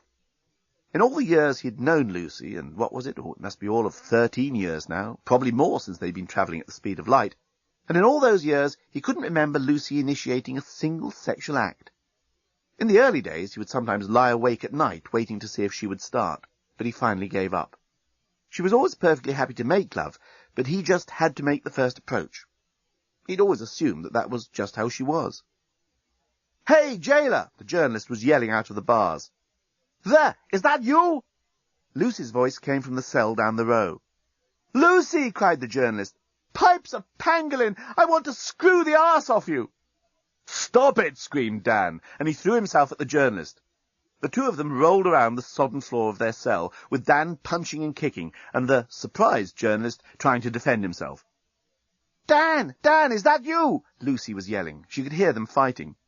"Stop that! We've got to save our strength! We've got to get out of here!" "Lucy's right!" the journalist panted. And suddenly the fight went out of Dan. Suddenly he found himself wondering why he was so jealous. "Oh, why did you attack me?" asked the journalist. Dan was just about to explain the history of sexual mores on Earth when he stopped himself. "Look, let's just call a truce. Just don't talk about sex for the rest of the day, all right?" "Well, if you'd rather. But don't worry about me. I'm not shocked by the laxity of your Earth mores." "Just shut up about it for a few minutes." "Okay," replied the journalist. "Now," said Dan, "suppose you tell me everything you know about this starship that we're all stuck on, and then maybe together we can figure a way to get off it." "Dan, I love you!" shouted Lucy from her cell. "I love you too!" Dan shouted back. "Me too!" shouted the journalist. Dan fought back the urge to hit him and said, "Tell me what you know." And so the journalist told Dan about how the construction of the Starship Titanic had bankrupted the planet of Yasaka, and how Star-Struck Inc. had then removed the construction work without paying their debts. He told Dan of the rumours of financial trouble that had dogged the building of the ship on Blorontin, of the suspected shoddy workmanship of the unmarried teenage mothers employed on the work, and how corners had been cut. He told Dan of Leovinus, the architect, engineer, artist, composer, and greatest general all-round genius in the galaxy, and how he had met him on the night before the launch. He told Dan of his meeting with Scraliontis, the accountant, who had told him of the bomb and the plot to scuttle the great starship and claim the insurance, shortly before plunging to his death after being attacked by a parrot. The journalist then told Dan how, despite his wounds, he had decided to stow away on board, in order to get the great scoop that had always hitherto eluded him in his career as a journalist.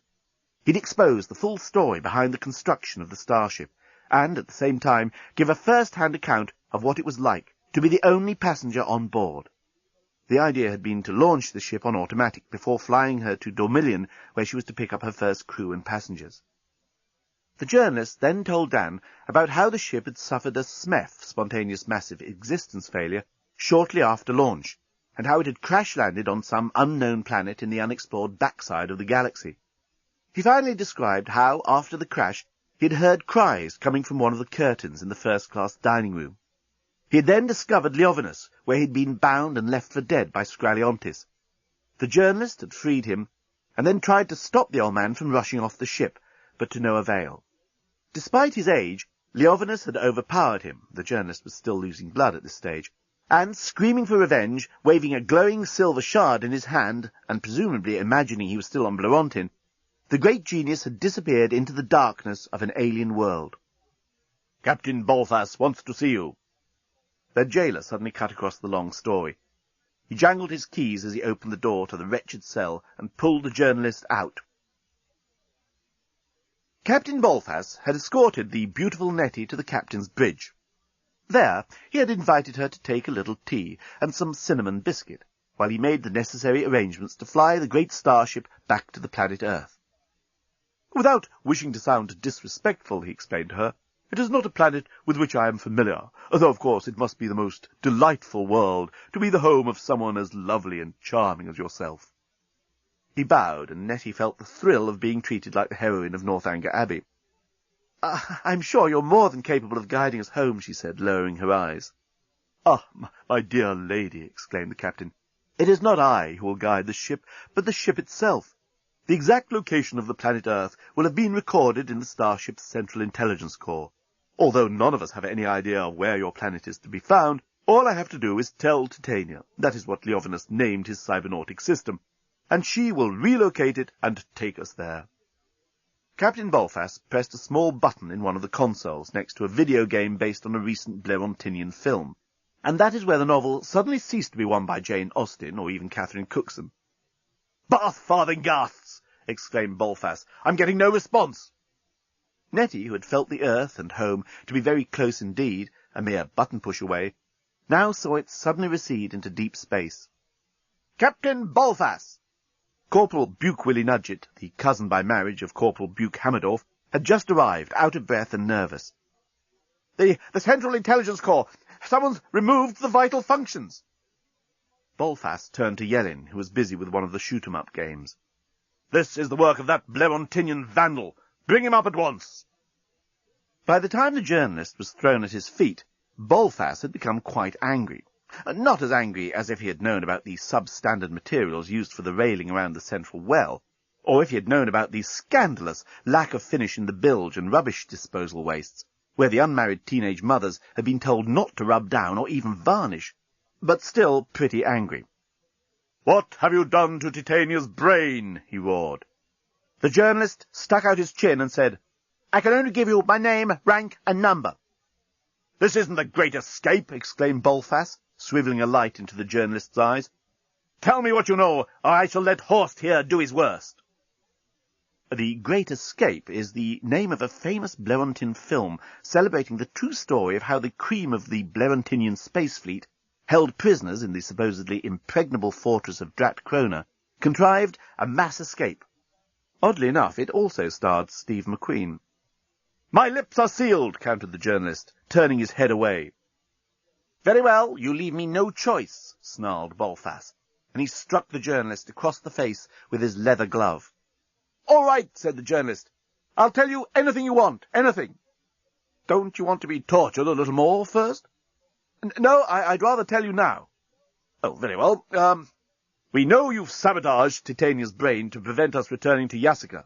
Tell us what you've done with the parts." The journalist looked surprised. "Scraliontis didn't tell me about that part of the plot." "What plot?" Bolfas secretly admired his Blerontinian adversary for his ability to remain cool under circumstances when a lesser man would have cracked. It's a pity, he thought, we aren't fighting this war on the same side. On the other hand, we're not actually fighting a war at all. Bolfas made an effort to pull himself together. The journalist then told everything he knew about Scraliontis's and Bobostigan's plot to scuttle the great starship and claim the insurance. Bolfas listened in white-faced anger. Nettie could see the rage boiling up within him. "It's not this fellow's fault," she cried out. Bolfas hesitated. His hand was already on his SD gun, but something in the tone of Nettie's voice stilled the fury inside him. He left his gun alone. "They were on the ship the night before the launch," said the journalist. "They wouldn't have wanted to attract attention by going in and out of it, so I imagine whatever they took out of the Central Intelligence System, they'll have hidden somewhere on board." "Sounds feasible," said Asmal, the other Yasikan commander, who up to this point had been doing fantastically well at the Tetris game. "Very well," said Bolfas. "We will search the ship from prow to keel. Those parts must be found, or we will never get Nettie back to her own planet. Indeed, we will find it hard enough to limp back to Yasika as it is." "I think we can make it, Captain," said Rodin, the navigational engineer. "We are in the Starius Zone ED 3278 of the Proxima Betril section of the Inner Galaxy. I can get us home by dead reckoning, so long as Asmal can get manual control of the ship's power." Asmal nodded. "I have control now of enough functions to be able to steer, but it will be a long trip." And so the great Starship Titanic turned its vast bulk in the star-bright darkness of space and began its weary journey back to the planet of Yasika. The search for the missing parts of the starship's brain proved more difficult than anyone could have anticipated. This was mainly owing to the fact that the ship's robots were becoming increasingly eccentric in their behaviour. The doorbots were beginning to hallucinate, opening doors for non-existent first-class passengers' pets, and being charming to waste disposal units. The liftbots had gone into a permanent decline, convinced that the only way to avoid the end of civilization as they knew it was to eat less protein. The dustbots kept dashing out from the skirting after bits of fluff that weren't there, and tripping everybody up. But the biggest problem was in the main bar of the ship, where the barbot was trapped into some strange cyberpsychotic loop, despite the fact that they could all clearly see a piece of Titania's brain amongst the coloured glasses and bottles on the shelf behind him. Yes, yes, sir, Jiff be with you. Cock this tail mix, have you just, sir? The barbot veered between the charmingly incomprehensible and the belligerently drunk. "Just give us that piece of cyberware on the shelf there," tried Corporal Gol-Hollywell, but the barbot simply bit his nose. "Ow!" cried Corporal Gol-Hollywell. Every attempt to climb over the bar and get at the object was met with a surprising show of force from the barbot, and the peace-loving Yassicans were forced into retreat.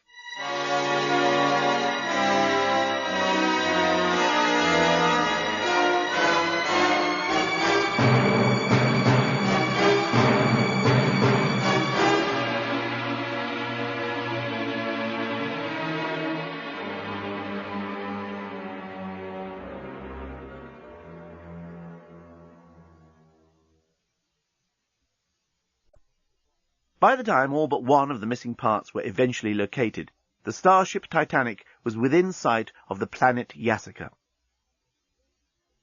Returning home was always the jailer's favourite thing in life. Soon he would have his feet up beside a blazing hearth. A jug of old-fashioned beer would be in his hand, and his family would be running here and there, preparing the evening meal or playing games on the porch in the setting sun. He was therefore whistling a rather jolly tune as he unlocked the cell door and indicated to Dan that he was a free man. Had Dan been more musical, he would have recognized the jailer's tune as none other than Mademoiselle from Armentières, a French tune popular during the First World War. The reason why the jailer came to be whistling it is not unconnected to the smuggling of French champagne to Blerontin via the time warp previously mentioned. For, if the truth were known, the jailer was none other than Corporal Pilliwidley-Pillipitit, the notorious smuggler and leader of the infamous Pilliwidley-Pillipitit gang, which was one of the unpleasant manifestations of organised crime that had sprung up since the ruin of the Yassican economy.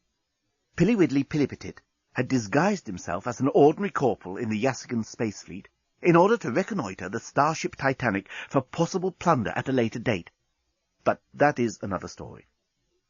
The moment he was free, Dan made a beeline for Lucy, who was standing on the captain's bridge with the journalist and Nettie, watching the great globe of the approaching planet through the window. "Lucy," he whispered, "can we go and talk somewhere private?" "Not now," Lucy whispered back. "Look, isn't that the most amazing sight you've ever seen?" "It reminds me of your breasts," murmured the journalist. Dan managed to hold himself back, and instead of nearly killing the journalist on the spot, he grabbed Lucy by the arm and dragged her to the other end of the bridge. "You threw yourself at him. He said you did." Dan was trying to sound more indignant and accusing than plaintive, but it was coming out more like a total and utter whinge. "Dan, it was just a weak moment." "Why, have you never had any weak moments with me in 13 years? "Just what the hell are you talking about, Dan? We have a great sex life, don't we?" Lucy was getting mad at him. "Well, yes, it's just—" "You're so goddamn jealous. You think I'm screwing every man who finds me attractive." "Oh, no, I never said that." As usual, Dan could feel the conversation spiralling out of his control. As it happened, however, he was rescued from the inevitable dialectical humiliation by a remarkable and dangerous turn of events that was to alter the whole course of this story. Bolfas had been pointing out the continents and countries of Yassica to Nettie.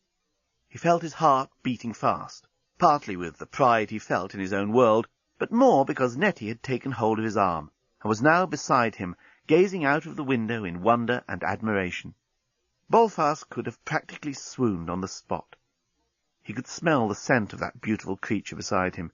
He could feel the gentle touch of her soft hands upon his arm, and he could feel her heart beating behind her firm breast close against him. Bolfas hardly knew what he was saying.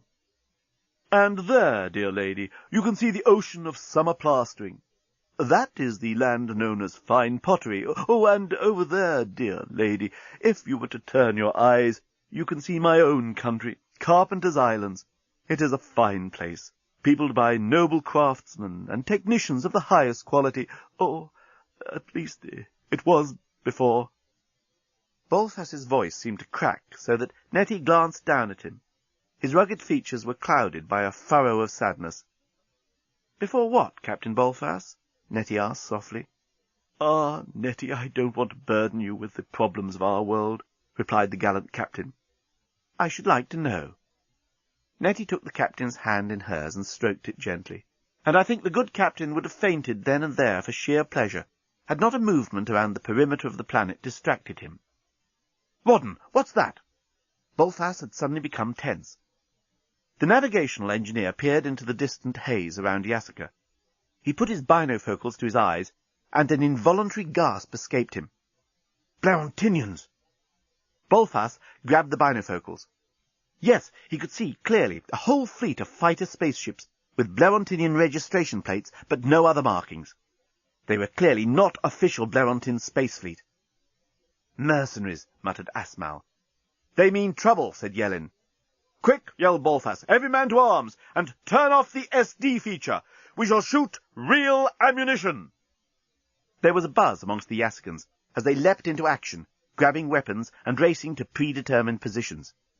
The idea of firing real ammunition instead of simulated destruction charges was both terrible and exciting. It was one thing to use live ammunition against the outside hull of the starship, but shooting live rounds actually inside the ship would mean damage on a grand scale. There would be an enormous amount of exciting repair work to look forward to. Bolfas's face suddenly darkened, and he turned gravely to Nettie. "Nettie, I am so sorry to do this, and I hope you will be able to forgive me. But I must, regretfully, ask you and your friends to retire to a safe quarter, whilst we are engaged with the enemy." While Bolfas had been saying this, the Blarontinian mercenaries had streaked, at just under light speed, up to the starship, and had now surrounded it. There must have been 50 or 60 craft, a typical rag-bag assortment of spaceships converted to military use. Such ad hoc fleets had become a familiar sight in the space skies around this sector of the galaxy, ever since the breakdown of economic cooperation between worlds and the destabilization of the Intergalactic Security Council. Suddenly a harsh voice boomed out over the starship's loudspeaker system. "This is the official space fleet of the Magna Corps Insurance Company of Blarontin. We are acting under license, and according to Blarontinian law, on behalf of the loss adjusters appointed to liquidate the remaining assets of the Starstruct Construction Company, Starship Titanic Holdings Limited, and Starlight Travel, Inc. On behalf of the above-named insurance company, we hereby repossess this starship as lawful property of the said insurance company. Please leave quietly and in an orderly fashion." "Snork piddlers!" yelled Bolfas. He knew how to work the voice system, and his voice rang round the mercenary spaceship. "We built this ship. We lavished our care and craftsmanship upon it without stint and without grudge. We bought the finest materials and ran into debt trying to meet the wonderfully high specifications ordered by Mr. Leovinus. We were never paid a penny. Then, when the construction was taken from us, we and our families were faced with poverty and hunger. This ship is ours by every moral right in the galaxy. What is more, we claim it by right of salvage. We found it, and we have brought it back to its rightful place. Go suck yourselves!" Even as he spoke, 4 of the mercenary boarding craft were clanged into the side of the starship. Grappling irons were attached to the hull, and the airlocks of the Titanic were broached from the outside. At the same moment, the air around the mercenaries burst into light and smoke and noise as the Yaskans launched a furious counterattack. All this while, Nettie, Dan, Lucy, and the journalist had found themselves back under arrest and being hurried towards the cells by 6 agitated Yasakan guards. They were about halfway along the Grand Axial Canal when an advance patrol of Blarontinian mercenaries suddenly burst out of the embarkation lobby and opened fire. The 3 Earth people and the journalist threw themselves onto the floor, but the Yaskans, used as they were to SD weapons, hesitated for a second, and in that second they lost it. Corporal Inchby-Wiglet and Corporal Kazitinka-Rigapiddle made it to the deck, but Corporals Yarktak, Bunsleywater, Tiddleoft and Forzab received direct hits. They clutched their chests, and their weapons clattered to the floor. Nettie was the first to throw herself onto one of the fallen weapons, and without hesitation she turned it on the mercenaries. Considering she had never even handled a shotgun back on Earth, Nettie seemed to master the Yassican blaster with remarkable ease. It seemed obvious to her where to hold it, and she'd noticed the trigger just below one of the firing chambers. She aimed it, squeezed the trigger, and flame blasted out of the barrels, and 2 mercenaries fell to the ground. "No, no!" yelled Corporal Inchby-Wiglet in alarm. "Aim above their heads!" "Not on your life!" yelled Nettie, and brought down another Blerontinian. By this time, Lucy, Dan, and the journalist had each grabbed hold of another of the spare weapons, and started blasting away at their attackers. Their Yassican guards were clearly shocked. The Blerontinians, for their part, were taken totally by surprise. They were used to standing up to the fury of Yassican SD guns, and, in extreme circumstances, they were used to Yassicans firing over their heads. But this was something new. It was also very alarming. The few Blerontinians who remained standing looked at their fallen comrades.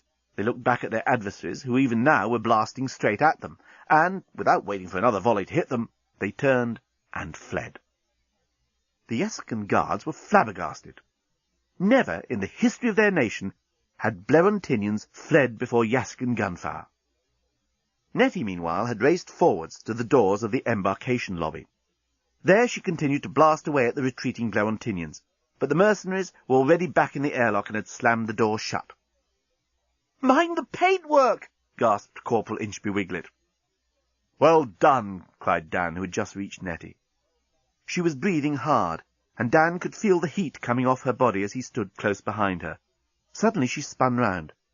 "Oh, my God! The bomb!" She pulled the mobile phone from her pocket. "2," said the bomb. "1." "Hi, Bomb, it's Nettie." "Hi, Nettie." "Are you all right, Bomb?" There was silence. For a moment Dan thought they'd lost it. "Bomb! Are you there, Bomb?" Nettie called into the phone. But still the bomb didn't reply. Dan grabbed the phone. "Bomb!" "Oh, of course, let the man do it," said Nettie. Dan wasn't listening to Nettie. "Bomb! Are you there? Speak to me." "I was speaking to Nettie," said the bomb in a sulky voice.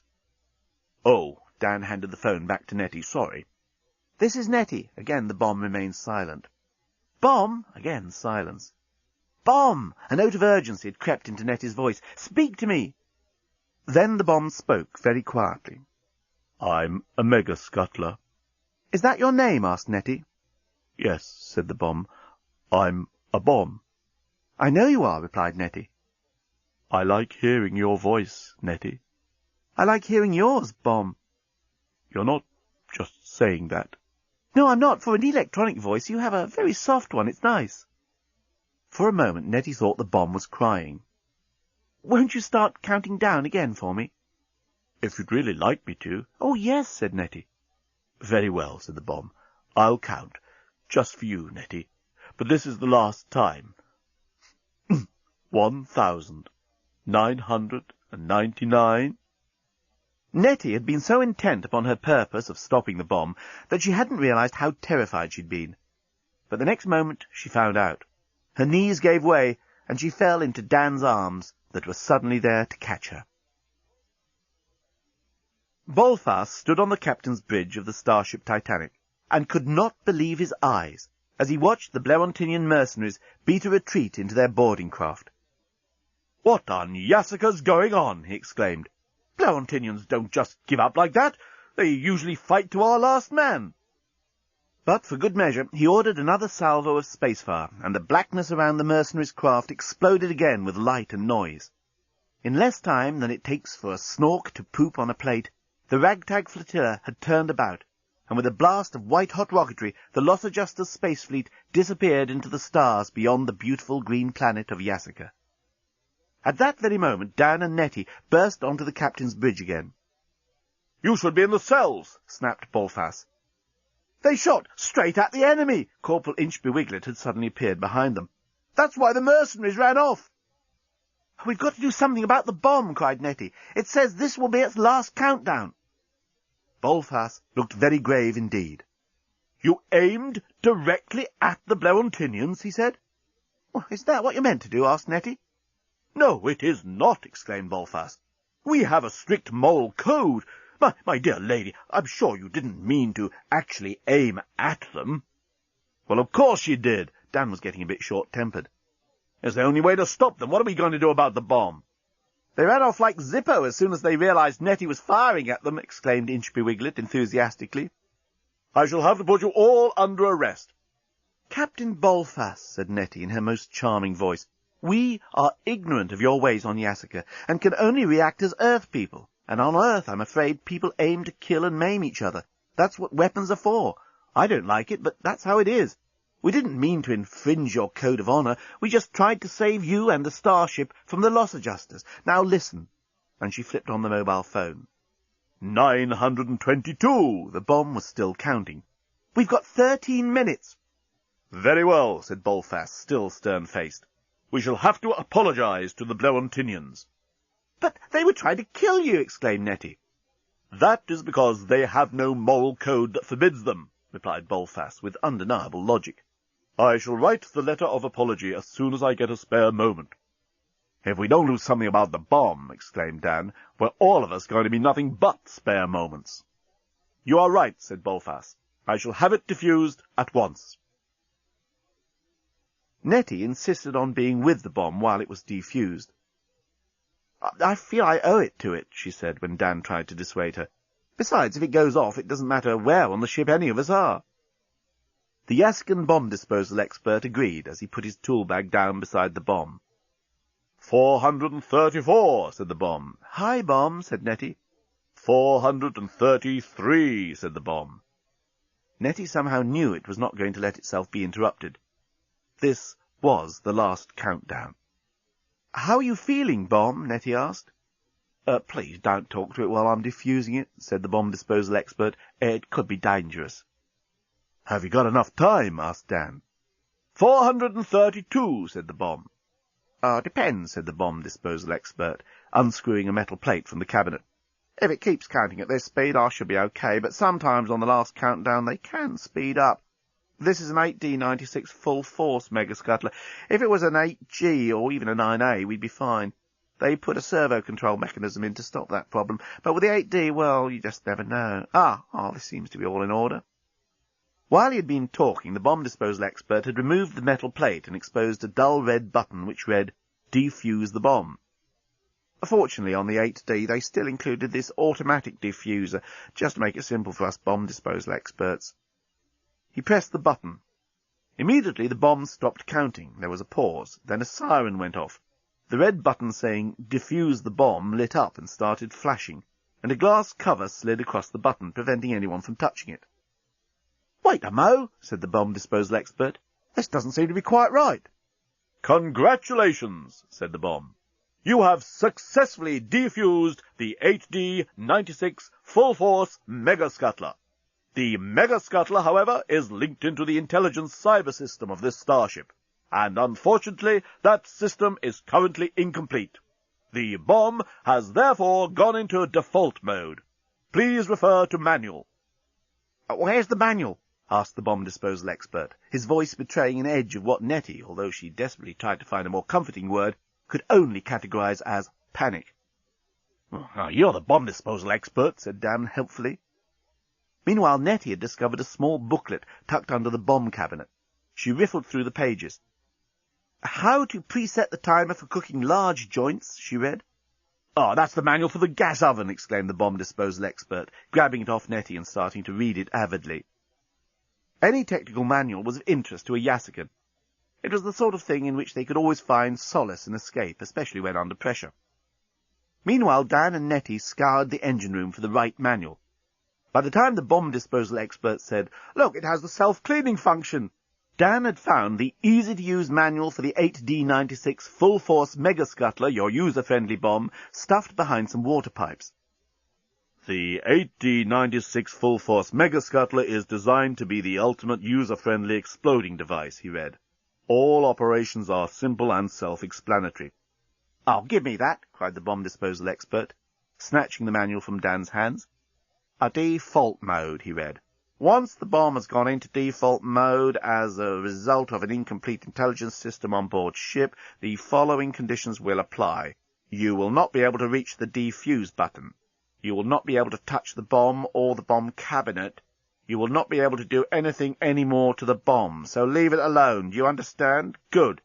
The 8D-96 full-force mega-scuttler will now explode in exactly 6 Dormillion days from the commencement of default mode." "Shit," said Dan. "Shit," said Nettie. "Shit," said the bomb disposal expert. How long is a Dormillion day? It was Nettie who was the first to ask the obvious question. 36 Dormillion hours, said the bomb disposal expert.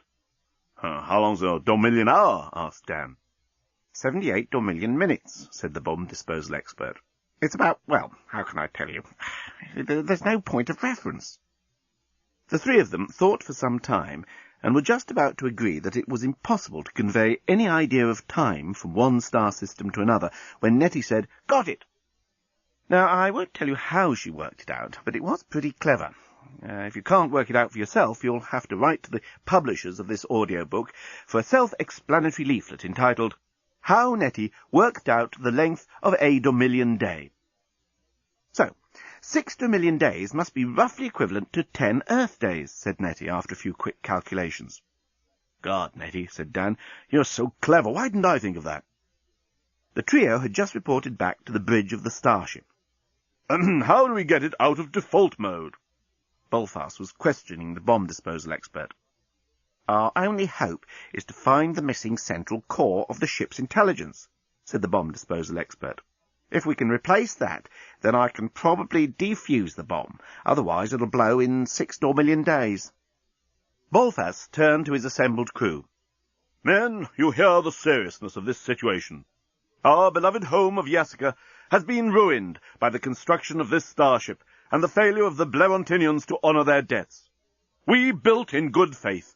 We put our entire way of life at risk to construct the most fabulous and beautiful starcraft the galaxy has ever seen. The Blerontinians betrayed our trust. The only chance our world has of returning to its former prosperity is by our repossession of the Starship Titanic. If it is blown up by this treacherous bomb, the future of our world is grim indeed. Therefore, I command you to search this ship again. I know we have scoured every last inch of it, but that Central Intelligence Corps must be on board somewhere, and we must find it." At this moment a scream was heard over the loudspeaker system. "Lucy!" exclaimed Dan. I have to explain what had happened to Lucy and the journalist since the brief exchange of gunfire outside the embarkation lobby. The moment Nettie, Dan, and Corporal Inchby Wiglet ran after the retreating Blerontinians, the journalist grabbed Lucy and pulled her into a side chamber off the Grand Axial Canal. "What on earth are you doing there?" exclaimed Lucy, although it was pretty obvious that the journalist was undoing the buttons of her pinstripe power suit as fast as he possibly could, whilst at the same time apparently trying to see how far into her ear he could stick his tongue. "There!" cried Lucy. "Stop it!" "No, no, no," moaned the journalist. "Once we Blerontinian males have been aroused by a female, it takes us many, many years, sometimes a lifetime, to get de-aroused vis-à-vis that particular female." "What are you saying there?" cried Lucy. "Marry me, Lucy!" cried the journalist, burying his face in her now exposed bra. "Oh, yes, yes, yes, she screamed. "Squawk!" screamed something else. "We can get engaged and have a white wedding and a wedding cake, and Dan can give the best man's speech, and we'll have a honeymoon!" exclaimed the journalist. "Squawk!" "Darling, cried Lucy, tears in her eyes. "What am I doing? What am I saying?" Part of Lucy's legal training had suddenly started to reassert itself. It was something on the lines of, "Don't commit to anything that you may later regret." But I'm getting married to Dan. We're going to run a hotel. What was that squawk?" "Squawk!" said the thing that was squawking. "It was that!" exclaimed the journalist. And suddenly a large parrot flew out of the dark recesses of the room and landed on the journalist's shoulder. It was at that moment that Lucy screamed. And as she screamed, as luck would have it, She had inadvertently put her hand down on one of the ship's intercom buttons, with the result that her scream was relayed all round the Starship Titanic. "Squawk!" said the parrot. "Bloody genius!" Back on the captain's bridge, Bolfas pricked up his ears. What did that parrot say? "Bloody genius!" screamed the parrot over the intercom. Parrot, yelled Captain Bolfas. What are you telling us? Why is Captain Bolfas so interested in what a parrot says? Nettie had turned to Corporal Inchby Wiglet. In Yassican tradition, whispered Corporal Inchby Wiglet, parrots are the messengers of truth. We have a saying, from the mouths of babes and parrots. Parrot, Bolfas yelled into the intercom. We're looking for the missing Central Intelligence Core for Titania's brain. Do you know where it is? There was a silence. Parrot, yelled Bolfas. But Lucy had removed her hand from the intercom button and was now using it to caress the journalist's face as if his smooth features were a fortune-teller's crystal ball. She had no idea why she had said yes to everything he'd just suggested, and she thought she had probably made a terrible mistake. If only she could see the future in those strange orange-coloured eyes of his. You're crazy, she said. Oh, moaned the journalist, and he chewed her bra strap with his teeth. Ah, said Lucy. Ah, murmured the journalist. Aha, replied Lucy. Oh, he said. Oh, ah, oh, added Lucy. Yeah, asked the journalist. Ah, confirmed Lucy. Asked the journalist again. Repeated Lucy. Oh, the journalist was almost lost for words at this point, but Lucy carried on the conversation. Oh, she said. He wondered how she could be so certain. She was absolutely certain now. And at that moment, the entire company from the captain's bridge burst into the side chamber off the Grand Axial Canal, and stood riveted to the spot, while they watched a highly qualified lawyer from Wilshire Boulevard and an underachieving member of the Blerontinian Press Corps doing the sort of things to each other that give inexpressible delight and pleasure to the participants, but which only tend to provoke ridicule from casual observers, and about which, therefore, I will not go into detail. Suffice it to say that the moment the bridge party burst into the room, the parrot gave the loudest squawk it had given up to date, and Lucy fell off the table onto the journalist's face. "Lucy!" exclaimed Dan. "Parrot!" yelled Bolfas. "Where is the missing intelligence core for Titania's brain?" "Bloody genius!" squawked the parrot. "Don't talk rubbish!" shouted Bolfas. "Bloody genius!" screamed the parrot. "I asked you a question!" yelled Bolfas. Also, according to Yassican tradition, parrots were supposed to answer any questions put to them. "Squawk!" The parrot momentarily forgot its powers of speech. "Answer my question!" "Squawk!" The parrot flew off the journalist's shoulder, where it had managed to keep its perch despite all the passionate goings-on with Lucy, and disappeared into the shadows at the further end of the chamber. "Damn it!" Bolfas knew it was bad luck if a parrot refused to answer your question. "I can explain everything," Lucy was telling Dan. "No, you can't. You can't explain anything," screamed Dan. And Lucy suddenly thought, he's right. He's absolutely right. Perhaps that is your answer. It was Nettie who had suddenly stepped forward and taken Captain Bolfas by the arm. "Dear lady, it is good of you to trouble yourself with this matter, but I fear the parrot has not given any reply. I am doomed." "But didn't you tell me that this starship was designed by some genius?" "Leovinus!" exclaimed the journalist. "He was here on the ship when we crashed on Earth. Or maybe he has the missing part." It was all so clear to Nettie, although she didn't know why. Something clicked in the journalist's mind. "Of course," he exclaimed. "When Leovinus ran off the ship, he was brandishing this glowing silver shard in his hand." "The Central Core Intelligence!" exclaimed Bolfas. "That's why it isn't on the ship." He was putting two and two together, but rather slowly. Nettie decided to take over the deduction process. "In order to get the missing Central Intelligence Core for the ship's system, we've got to find this Leovinus character. Leovinus is on the Earth, but we can't get to the Earth because we don't know where it is, and the only way to find out where it is to get hold of the missing Central Intelligence Core and refit it into Titania's brain. Gentlemen, we're screwed." It was then that the docking siren sounded. The Starship Titanic was preparing itself for landing on the planet of Yassica. The celebration party was a gloomy affair. Everyone tried to make the best of it and kept toasting the Earth folk for their invaluable help in beating off the insurance loss adjusters. Several speeches were made extolling the return of the great starship to its rightful home, but nobody could forget that within a couple of days the ship would have to be towed off to some distant part of the galaxy, where it could explode without doing any more harm than destroy itself. The Yassicans could see no prospect of recovering their economy. Meanwhile, Lucy, Dan, and Nettie could see no prospect of ever returning to their own planet. They'd each been given translation blisters, like small plasters worn behind the ear, so they could still communicate now they were away from the influence of the ship's automatic systems. But that had done little to reconcile them to the prospect of exile on an alien world. "But surely," Rodden, the navigational engineer, had cornered Nettie, "you must have some idea of where this Earth place is. I mean, you must at least know whether it is in the notional northern hemisphere of the galaxy or the notional south." "Well, no." "Is it on an outer or an inner arm of the spiral?" "I haven't a clue," said Nettie. Rodden shook his head gloomily. He hated talking to dumb blondes. "Well, if you really have no idea where you've come from, I really can't get you back there. The only thing that could is the Starship, and that can't remember because its brain's missing. Seems to be a common complaint," he added unnecessarily, and wandered off, rather to Nettie's relief. Nettie looked around at the gloomy party. She felt sad, and yet there was so much beauty in this gentle world she found herself in. Yassica. Oh, it's a nice name for a start. And she was sure there were worse places. Slough, New Malden, Basingstoke. Nettie found herself split in two. One part of her was saying, "Come on, make the best of it. This is home from now on."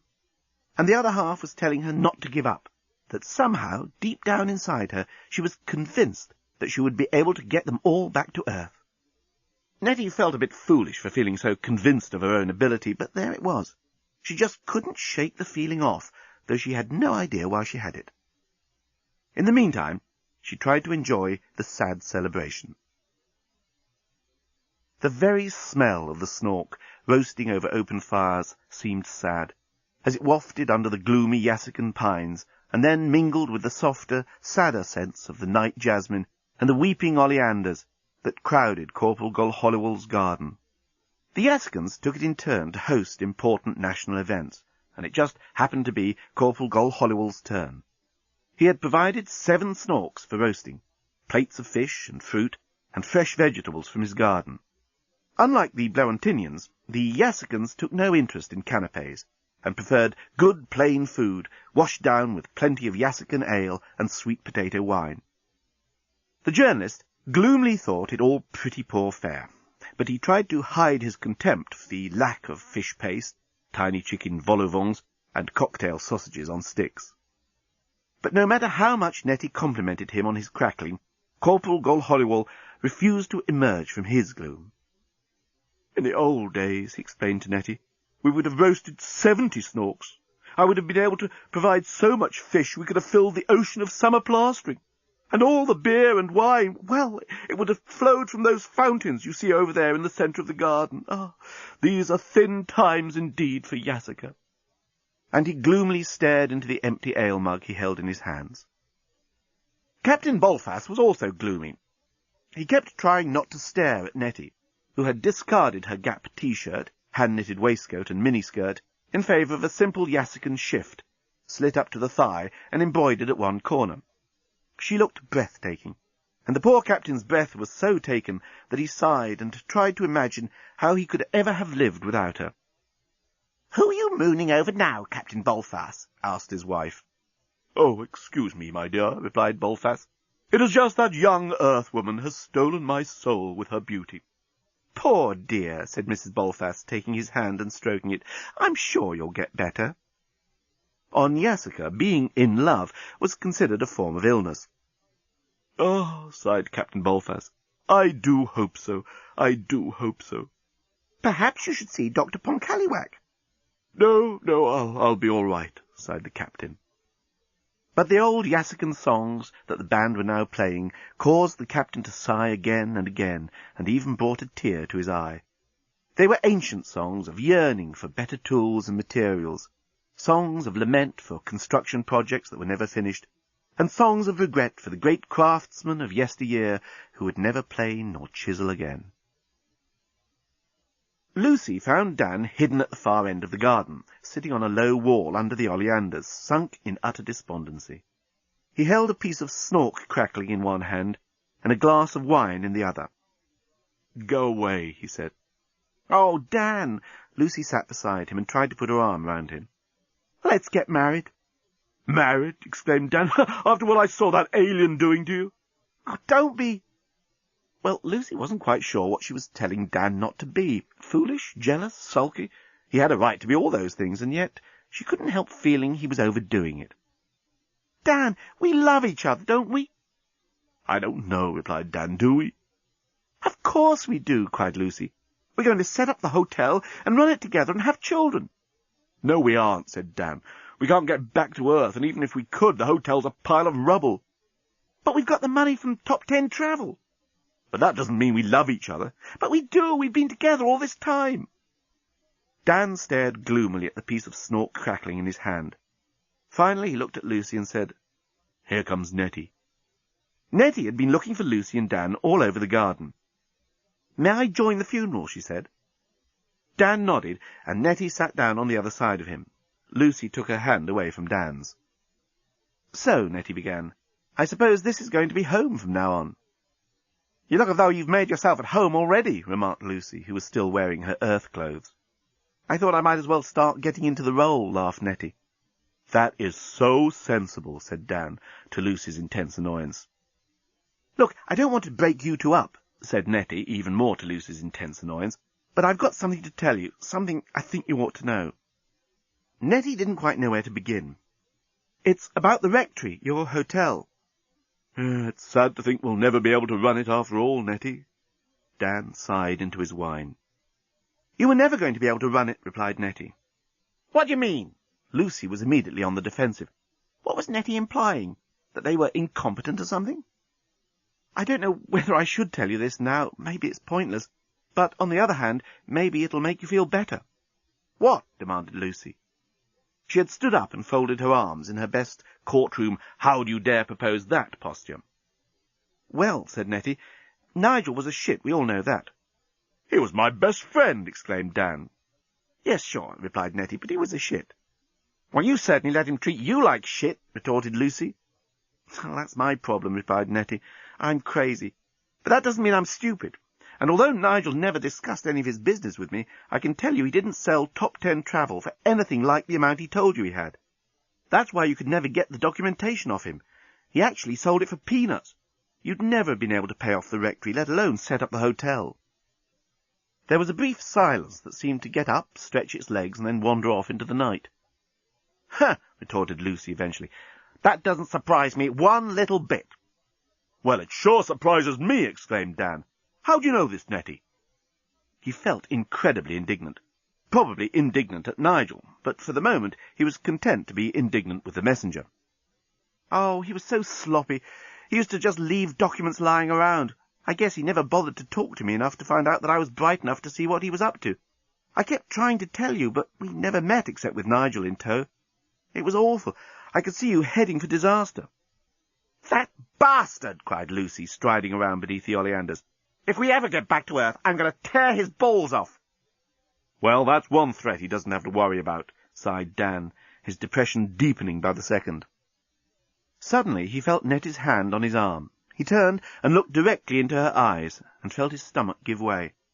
A wave of wonderful helplessness swept over him as he felt her eyes falling into his. And yet she was saying something else. Dan couldn't make out what it was that Nettie was saying. He was so overcome with her proximity, and the way her breasts showed through the translucent muslin of her Yassican shift. The next moment, before he had regained his senses, she had rushed off in some excitement. Dan turned to Lucy. "What did she just say?" he managed to ask. "She just said, 'Wait a minute, I've got it. I've got the answer. I knew I would,'" replied Lucy. "Oh," said Dan. There was a silence. Then he added, "I'm sorry about the hotel. I know how much it meant to you." Lucy looked at him in some surprise. "I was more worried for you. I know you'd staked everything on it." Dan frowned and took a little swig of his wine. "That's why I went along with it," continued Lucy. "I never really liked that rectory. I just couldn't bear for you to be disappointed." Dan took another little swig of his wine. Then he did something that was so uncharacteristic that it made Lucy jump out of her skin. He threw his glass against one of the oleanders, and it shattered into tiny pieces.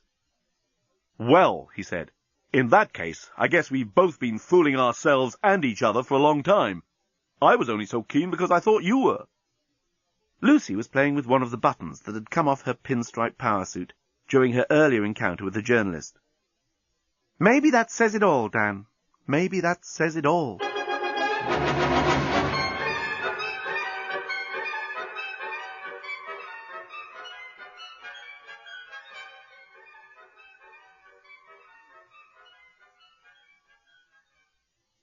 Dan found Nettie in a state of some agitation. She had just been proposed to by Captain Bolfas, Corporal Inchby Wiglet, Corporal Rinton Eaglebun, Corporal Buke Hammerdorf, his half-cousin by marriage, Corporal Buke Willie Nudgett, Buke Willie Nudgett's father, Corporal Gol Hollywell, the Yaskan Prime Minister, and several other Yaskans she did not actually know, on her way across the lawn.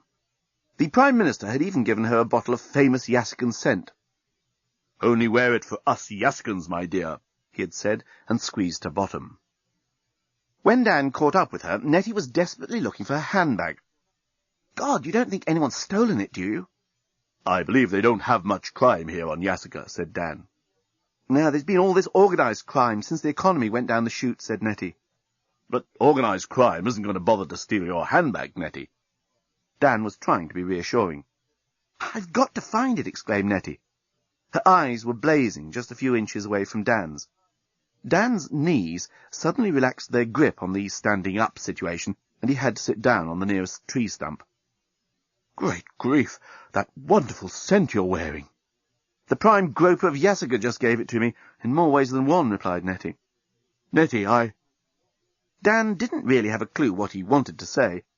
It was as if the scent had wrapped itself around him and wouldn't let go until he told her the truth. "What?" Nettie was back searching a pile of clothes that various people had dumped over a bed that was standing on the veranda of Corporal Gol Hollywell's house.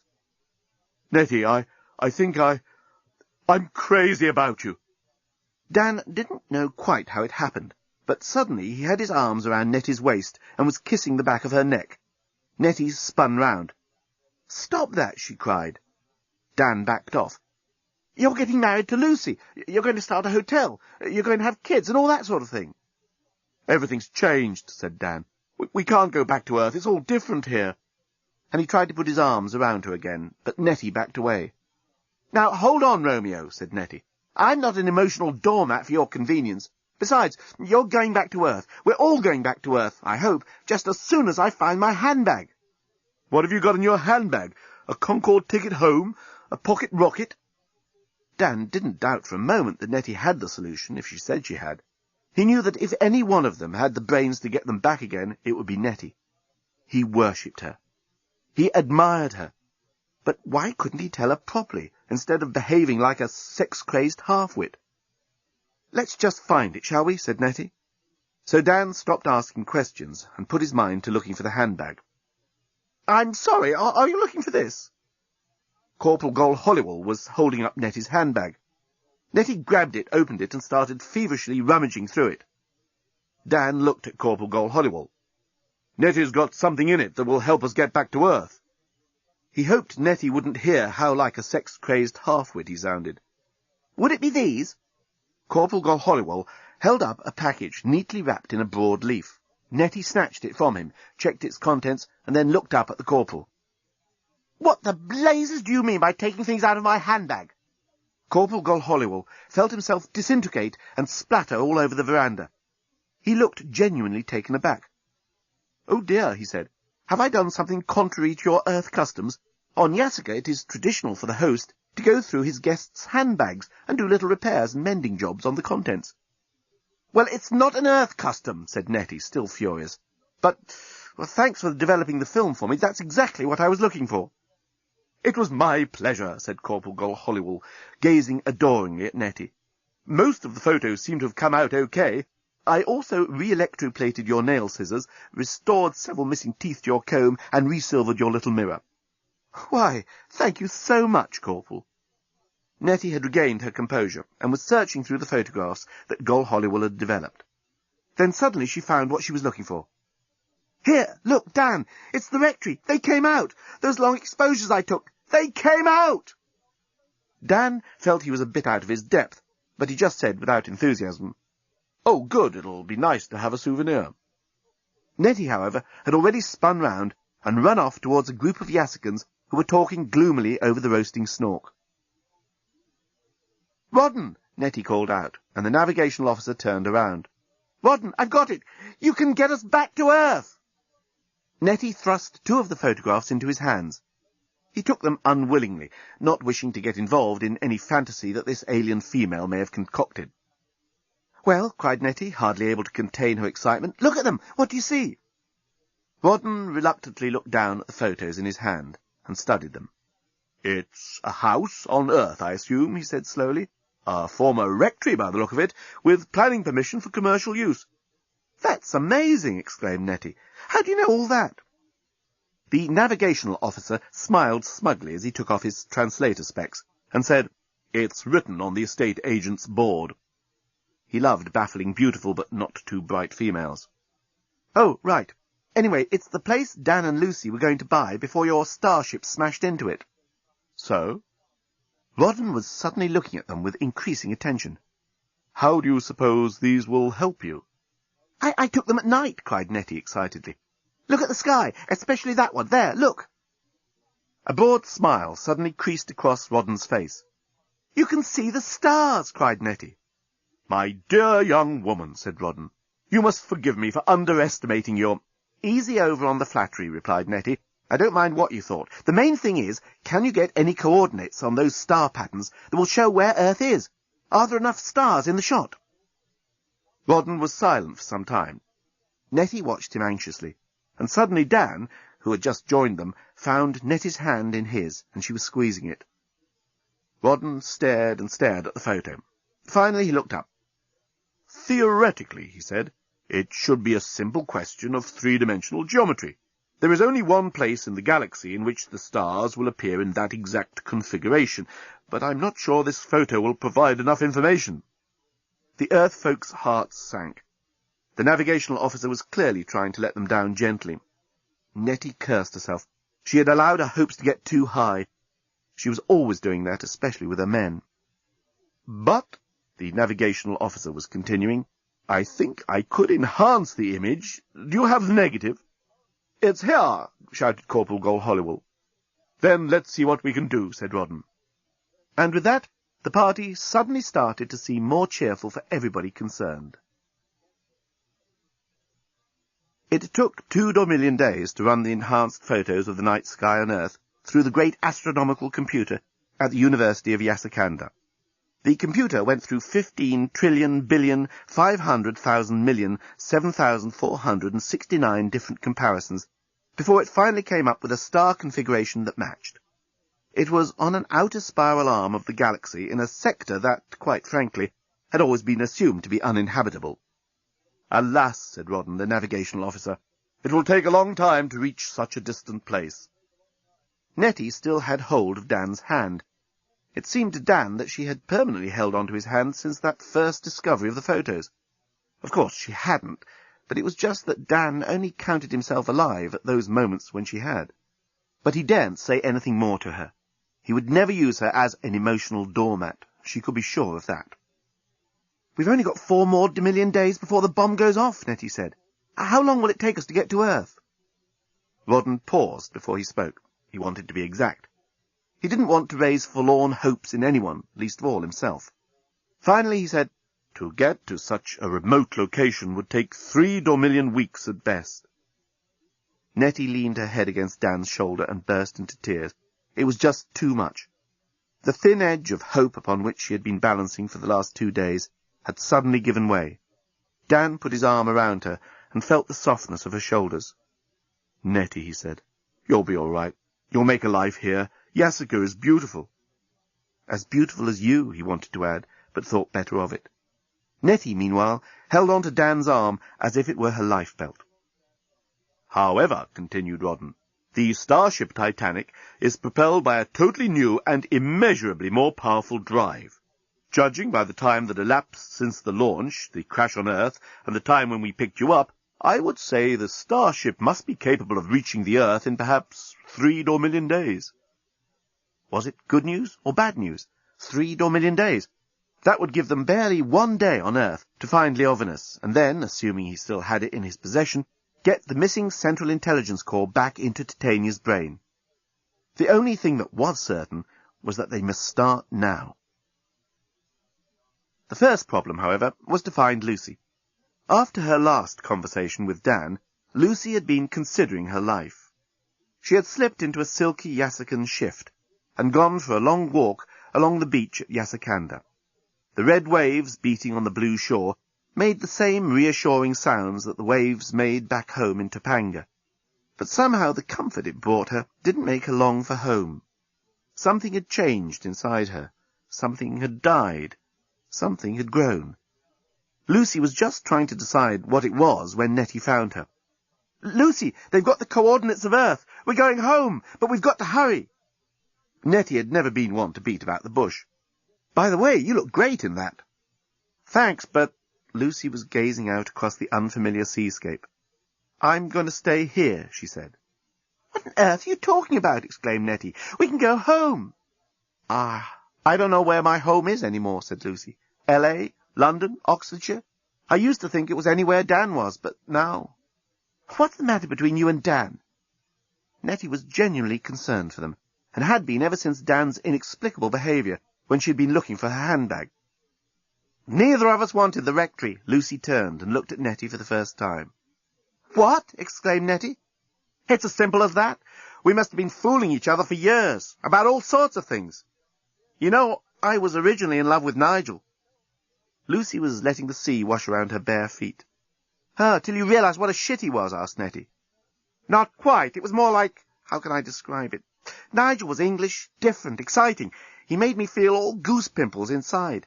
It was unsettling, whereas Dan I could understand.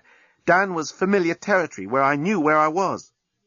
"Oh, but Dan's gorgeous!" exclaimed Nettie. "He's so exciting, so different from the rest of them, from creeps like Nigel." Lucy looked at Nettie in frank surprise. "Oh, I'm sorry," Nettie continued. I shouldn't talk about Dan like that. I didn't mean anything. Anyway, we've got to hurry." "Hurry away. Run off. I've always done that, Nettie. I've wrapped my emotions up in a nice, smart, pinstriped suit and then walked away from them. Well, I'm not doing it any longer." "But Dan needs you, Lucy. You're a great team." "That's what we kept telling each other. We told each other that over and over again until we believed it. But all I know is that I'm a different woman from the woman I've been pretending to be." "Lucy!" Lucy and Nettie spun round. They hadn't heard anyone approaching. "Lucy, the Starship's about to take off for Earth!" It was the journalist, shouting from the breakwater. "We've only got a few minutes to make it." "We?" murmured Lucy. "Of course," exclaimed the journalist. "You don't think I'd let you go back on your own? Not now you've said you'll marry me." "But I'll stay with you here if you want me to." Lucy had run up to him and was kissing him. Said the journalist. "I've got to see this thing through to the end." And suddenly the three of them were racing along the sands towards the spaceport. The journey back to Earth in the Starship Titanic was pretty uneventful for the first 117 million miles.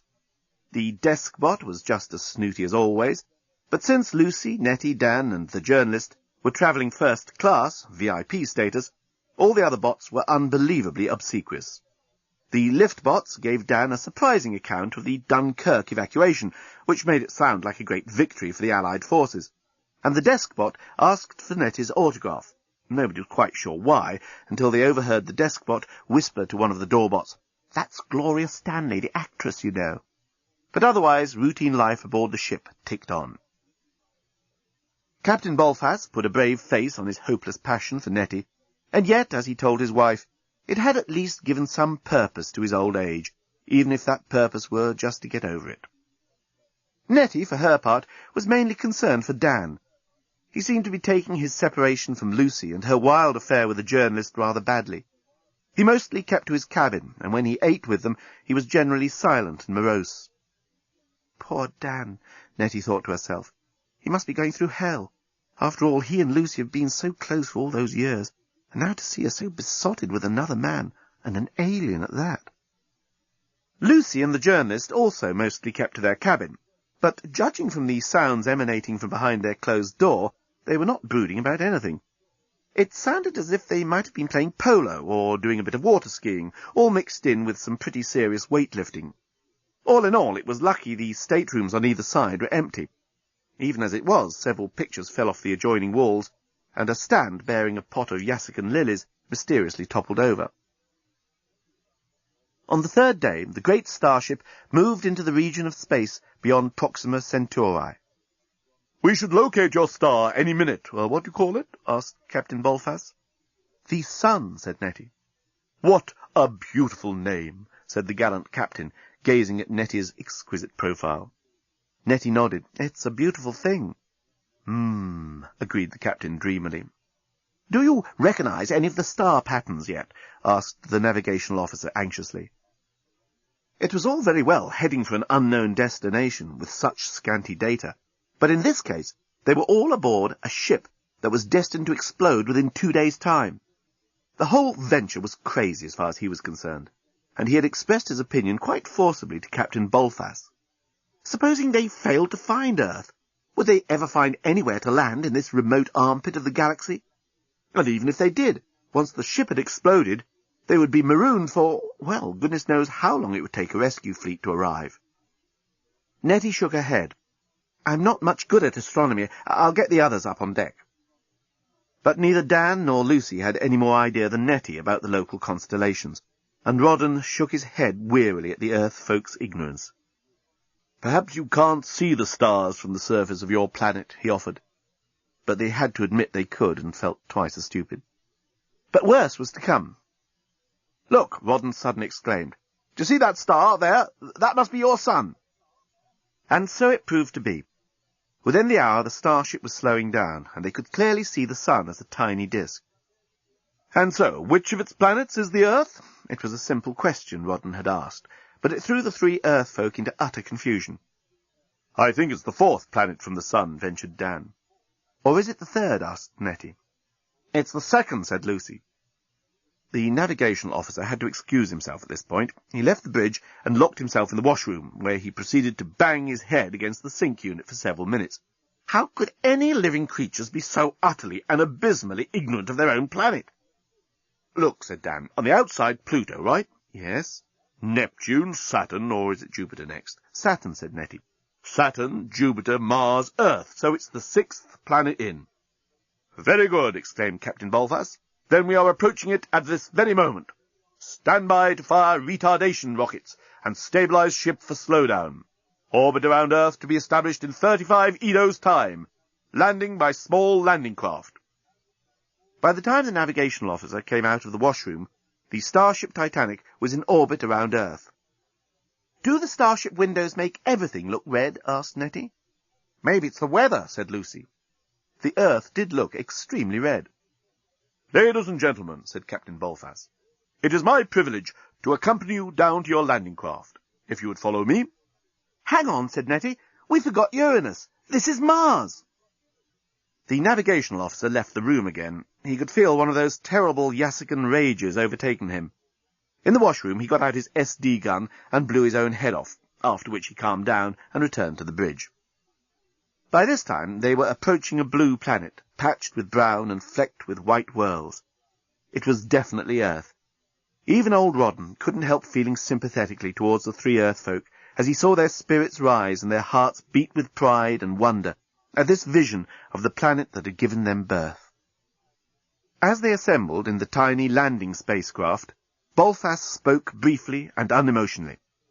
"We have been assuming we have exactly 1 day in which to find Leovinus, and, hopefully, the Titanic's missing Central Intelligence Corps, and get it back to the ship and into Titania's brain. But we have less than that.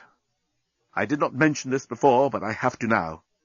We only have half a day, since, if you have not returned by midday, we will have no option but to fly the starship off to a safe distance and man the lifeboats before she explodes. May we all be saved from such a fate. Go, and good luck." Nettie took Dan's hand as he helped her into the landing craft. The journalist jumped in beside Lucy. "Oh, Dan," he said, "there's something I've been meaning to ask you." "Well, go ahead." "Will you be our best man?" Dan thought about hitting the journalist, but instead he smiled. "Yes," he replied, "I'll be glad to." "Great," smiled the journalist. "We can have a real Blerontinian white wedding. You'll love it." Dan raised his eyes heavenwards, and Nettie smiled, as the cover of the landing craft was placed over them. Captain Bolfas retreated to the viewing chamber. The side of the great starship opened, and the tiny landing craft blasted itself away towards the blue planet. Leovinus was not in a good mood. Despite all the things he was good at, astrophysics, architecture, molecular biology, geophysics, painting, sculpture, mechanical design, physics, anatomy, music, poetry, crystallography, thermodynamics, electromagnetism, philosophy, and canopy arrangement, he'd always been hopeless at languages. Consequently, when he found himself on an alien world without a translation blister, he was understandably frustrated. Here he was, the greatest genius the galaxy had ever known, and he couldn't even ask these aliens in their strange blue suits for a cup of tea. "I definitely think he is, Sarge," said Constable Hackett. "What, gay?" asked Sergeant Stroud, who'd noticed the old man's eyebrows were stuck on with toupee tape. "No, Lebanese," said the constable. "Do we know anyone in the Oxford area who speaks Lebanese?" "Well, it's kind of Arabic, isn't it?" "Yes, must be plenty of them at the university." And so a call was made, and Leovinus shortly found himself confronted by a large man with a nose the shape of Africa, who told him in Arabic that his name was Professor Dansack, but to no avail. Leovinus was beginning to lose his temper by now. Not only was no one treating him as you would expect a race of clearly inferior minds to treat the greatest genius the galaxy has ever known, but everyone was treating him as if they actually wanted to get rid of him. "I hereby charge you with being an illegal immigrant." Sergeant Stroud was reading from a formal charge sheet.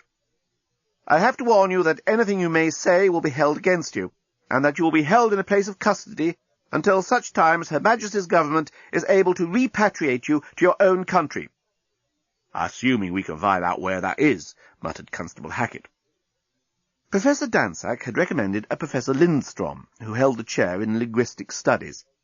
Professor Lindstrom listened carefully to the little that Leovinus was prepared to say to him, and concluded that the elderly gentleman in the white beard and false eyebrows was probably making the language up. "It bears no resemblance to any of the Indo-European branch of languages," said Professor Lindstrom, "if indeed it is a language. I am prepared to state categorically that it has no relation to Uralic, Altaic, or to the Sino-Tibetan language groups. Malayo-Polynesian is not my field, but I would be surprised if it had any affinity there. As for the Eskimo-Aleut and the Paleo-Asiatic, I am convinced it is not. I suspect, in short, gentlemen, that you have here a confused old gentleman talking that widely spoken language, gobbledygook. He probably ought to be with his family at home, or else being cared for in an institution." Leovinus, at this point, had decided to treat these inferior beings to a recitation of edited highlights from his recent work, The Laws of Physics, a radical reappraisal of the subject which had turned the entire science on its head.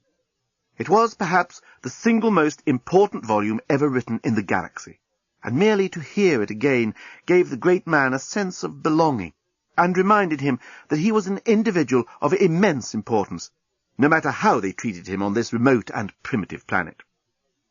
He was still reciting from his 10th law of thermodynamic stress when Sergeant Stroud banged the door of his cell behind him. Leovinus looked around his new environment. His suspicion was that he was not in a hotel.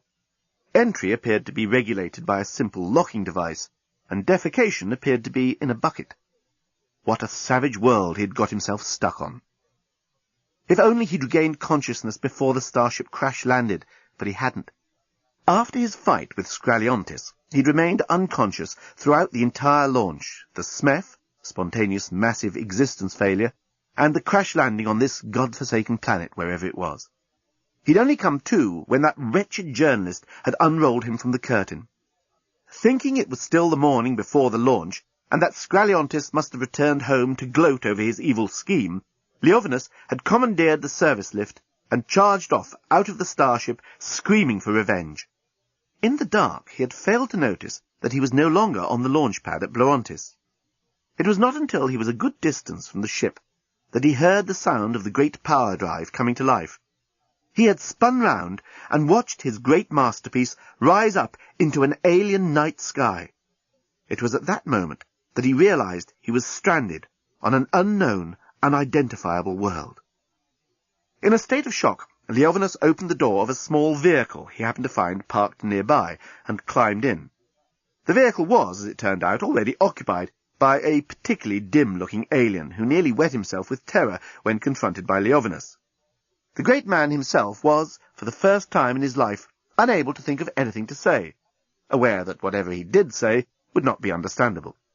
He had therefore sat there without speaking and allowed the alien to drive him to the present building in which he found himself, and which he was increasingly convinced was not a hotel. What a complete and absolute mess! "For God's sake, I want to see a lawyer!" Leovinus screamed at the top of his voice, and he rattled the bars of his cell in the time-honoured tradition. Sergeant Stroud looked at Constable Hackett, and they both shook their heads. He might be a harmless, confused old man, but as far as they were concerned, it looked better in the station log if he were an illegal immigrant. They'd score a few points with the Home Office if they could get him sent back to somewhere or other, maybe Chad or Zimbabwe. Lucy thrilled to the expert way the journalist brought the landing craft down in what had been the garden of the old rectory. In the darkness, the ruined house looked even more desolate than it had on that fateful night. Souvenir hunters had stripped it of everything movable, including loose bricks. The plan was to try and pick up Leovinus's trail, starting from the crash site. There was also the possibility that he might be still hanging around, hoping the starship would return. It was not a bad plan as such, but as Dan jumped out of the landing craft, a loudspeaker crackled across the old rectory lawns, and a blinding searchlight hit him full in the face. "Put your hands above your heads. Do not make any sudden movements. You are surrounded by armed police." They had not reckoned on the Oxfordshire Constabulary, who, flushed with their recent success in capturing an illegal immigrant, had set up a permanent watch around the landing site. Dan instinctively did all the things the megaphone had told him not to do. He didn't put his hands above his head. He leapt very suddenly back into the landing craft and screamed, "Hit it!" The journalist fired the engine, and the small craft leapt into the air as a hail of gunfire exploded across the lawn. In a few seconds, the spacecraft had disappeared into the night, and the Oxfordshire police were left staring at the empty sward. "Calm down, everyone!" Nettie had taken over, although Lucy was contributing the most volubly to the discussion. "Ah! Ah!" She was choosing her words carefully. The journalist was concentrating on controlling the craft. Dan was shaking. "OK," continued Nettie. "We've got 12 hours to find Leovinus. Our two chances are, 1, picking up his trail around here, and 2, Nigel." Nigel? Dan's hackles were up. Could this wonderful woman still be thinking about that schmuck? "He's the one person we know was here at the site when Leovinus walked off the ship. He may have seen him, may even know where he is." "Nettie, you're a genius," said Dan. "Ah! Oh!" Lucy added. "I suggest you and Lucy investigate around here, while the here drives me to London to find Nigel." Nettie had it all worked out. Within a few minutes, the landing craft had deposited Dan and Lucy in a quiet back lane near the hotel where they had been staying, and in another minute Nettie and the journalist were heading for the M40.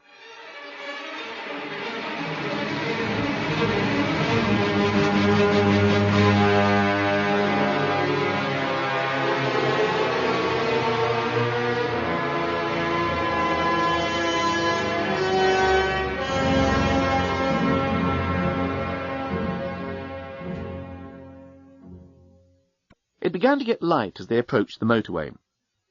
"We don't want the police picking us up," Nettie was thinking aloud.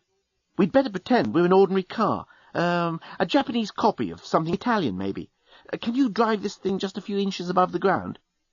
"Absolutely," said the journalist, and he swung the craft down onto the empty B road.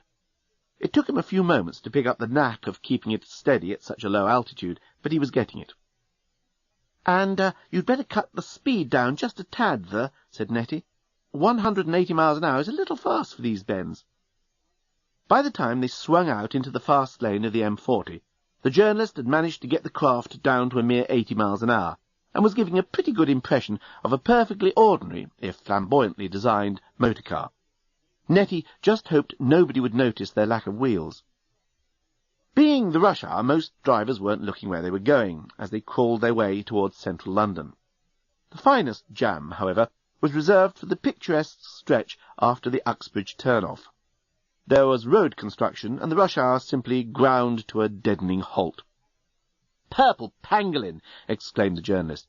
"What sort of a transportation system do you call this? The more popular it is, the slower it goes. What genius worked this out?" He was really quite indignant. "Well, it's inevitable, isn't it?" Nettie found herself being surprisingly defensive of her planet's right to have traffic jams. "Of course it isn't," exploded the journalist. "You have to devise a system that goes faster the more popular it is, so it can cope. It's perfectly obvious." Nettie was drumming her fingers on the dashboard of the landing craft, and smiling at anyone who happened to give them an odd look.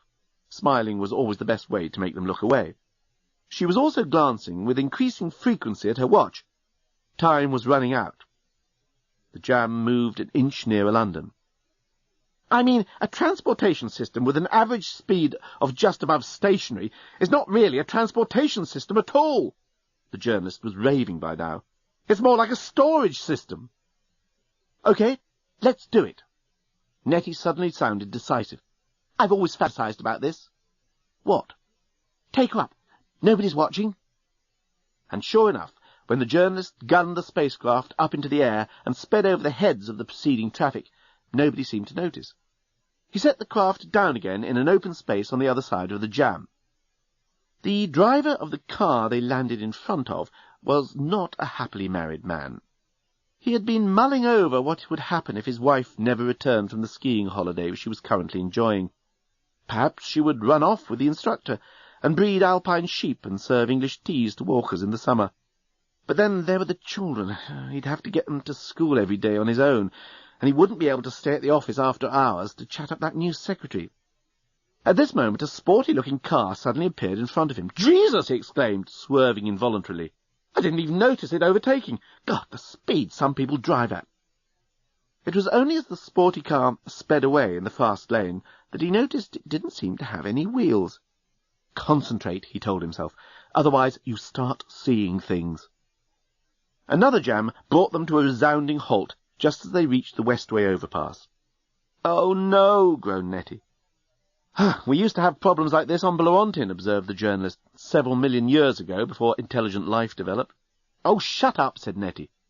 She couldn't bear self-satisfied aliens who couldn't see any of the good things about Earth. "This is hopeless. We've only got 9 hours left." "Where have we got to get to?" "The Earl's Court Road," Nettie replied. "Shall we take the shortcut?" asked the journalist. Nettie looked around. There were no police cars, as far as she could see, and the woman in the car behind was painting her fingernails. "Go for it," she said, and the craft left the overpass to the amazement of a couple of small children who were on their way to school. "Look, Mummy, that car's flying." "Well, I never, dear," said their mother, without taking her eyes off the Hello magazine she was reading. "Whatever will we see next?" Nettie and the journalist swooped low over Notting Hill and effected a landing on the south side of Holland Park. Here they waited their moment, hopped over a closed gate, and filtered into the one-way system around Earl's Court. 8:30, said Nettie, leaping out of the car. "You stay here. If I know that sleazeball Nigel, he'll still be in bed." She used her key to get in, and was soon racing up the stairs to Nigel's flat. She let herself in, and immediately fell over a broken ironing board that was lying across the doorway. "Who's that?" called a voice from the bedroom.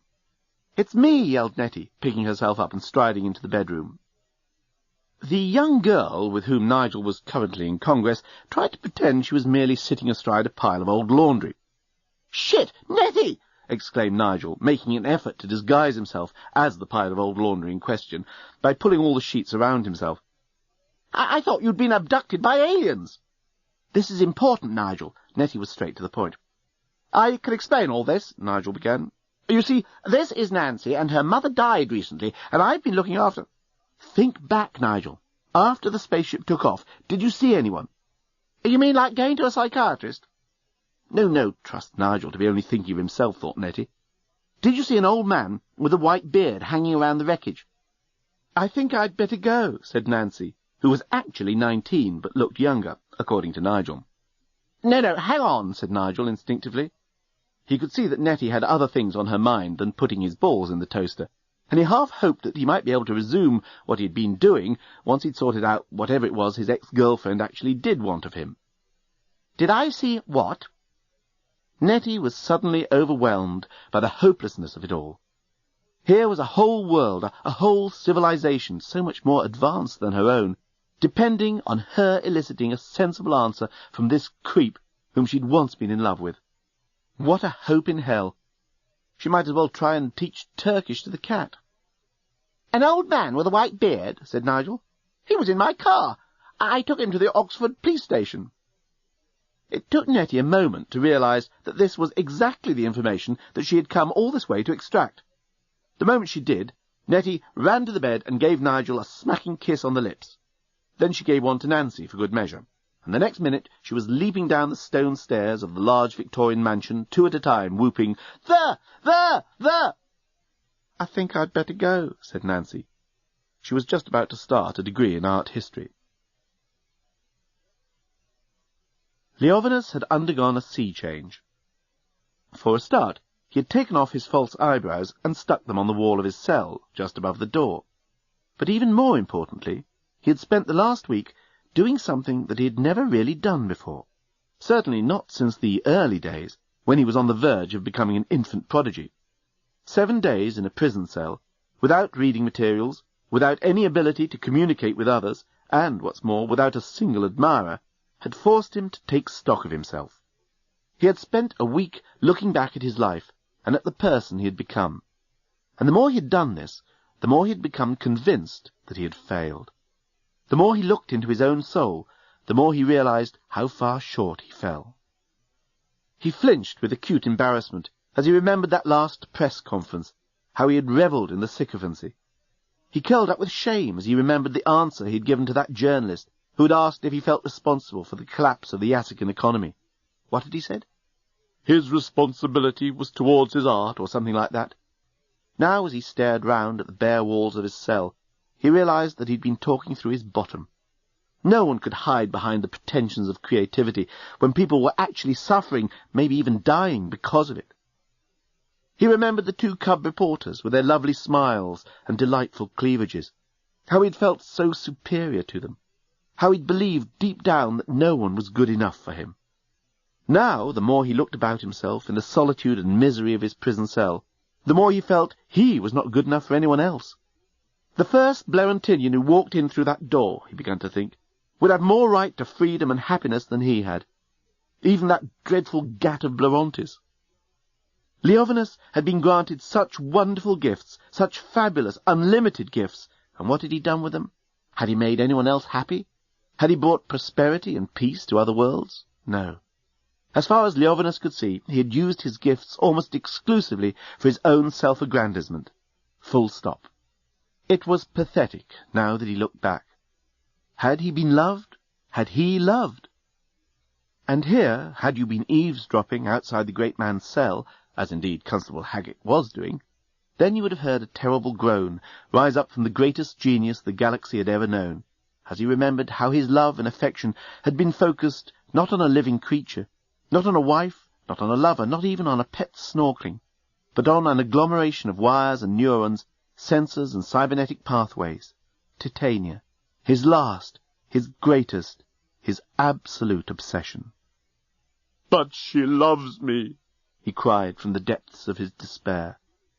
"But she is not real," came an answering echo, as his thoughts bounced off the bare cell walls. "You created her." This change that overcame Leovinus in his Oxfordshire prison cell would be unfortunately powerful ammunition for any right-wing politicians who trumpet the beneficial effects of jail. Fortunately, however, it went totally unnoticed by anyone with political clout on Earth. Leovinus had just reached that point of self-castigation at which he was really beginning to enjoy it, when he was rudely interrupted. "Visitors for you, Chang," said Constable Hackett. He had grown rather fond of the old fellow over the past week.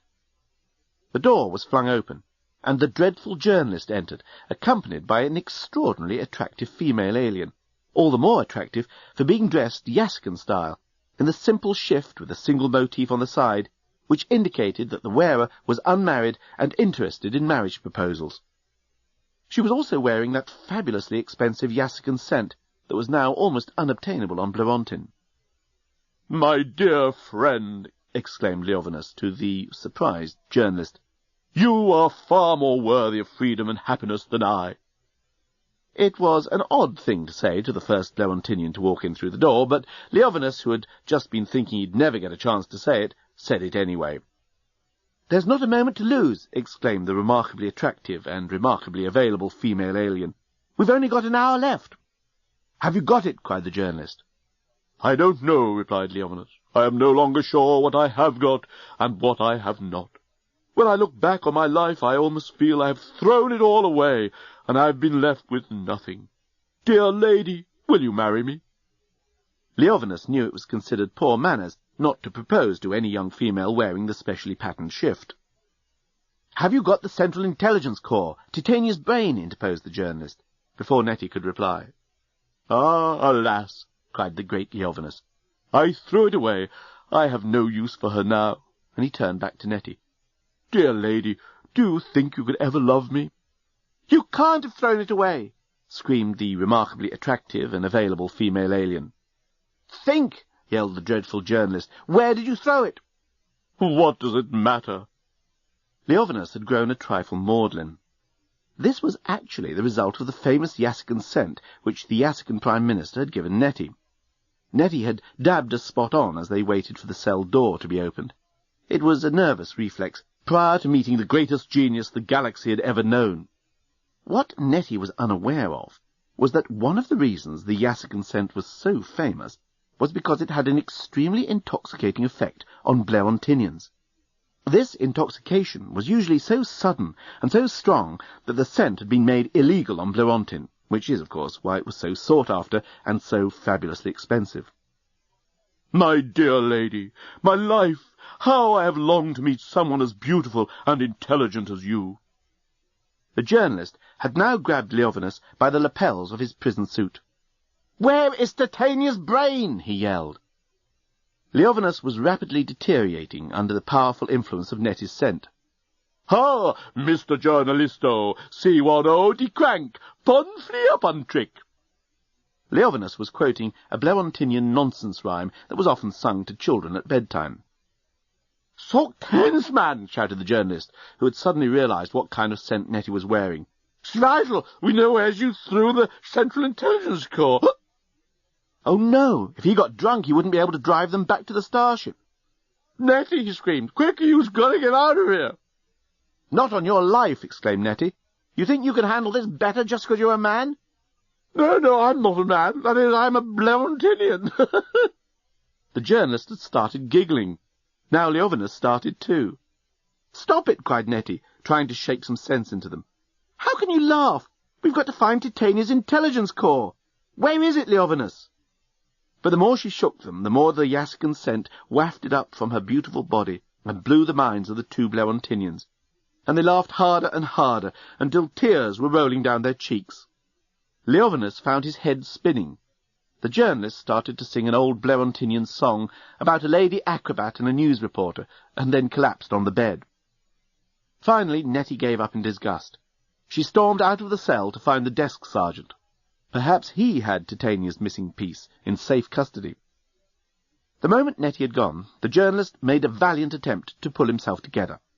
He managed to stop laughing with partial success, and as his head began to clear, he turned on Leovinus and shook him until the old man regained his senses. "Think," cried the journalist, "even if you've never done anything decent in your whole of your wretched life, do it now. Remember where you threw the missing bit of Titania's brain." This appeal could not have been more calculated to penetrate through to Leovinus's great, though intoxicated brain. "The Central Intelligence Corps, Titania's cerebral artery. Where did I throw it?"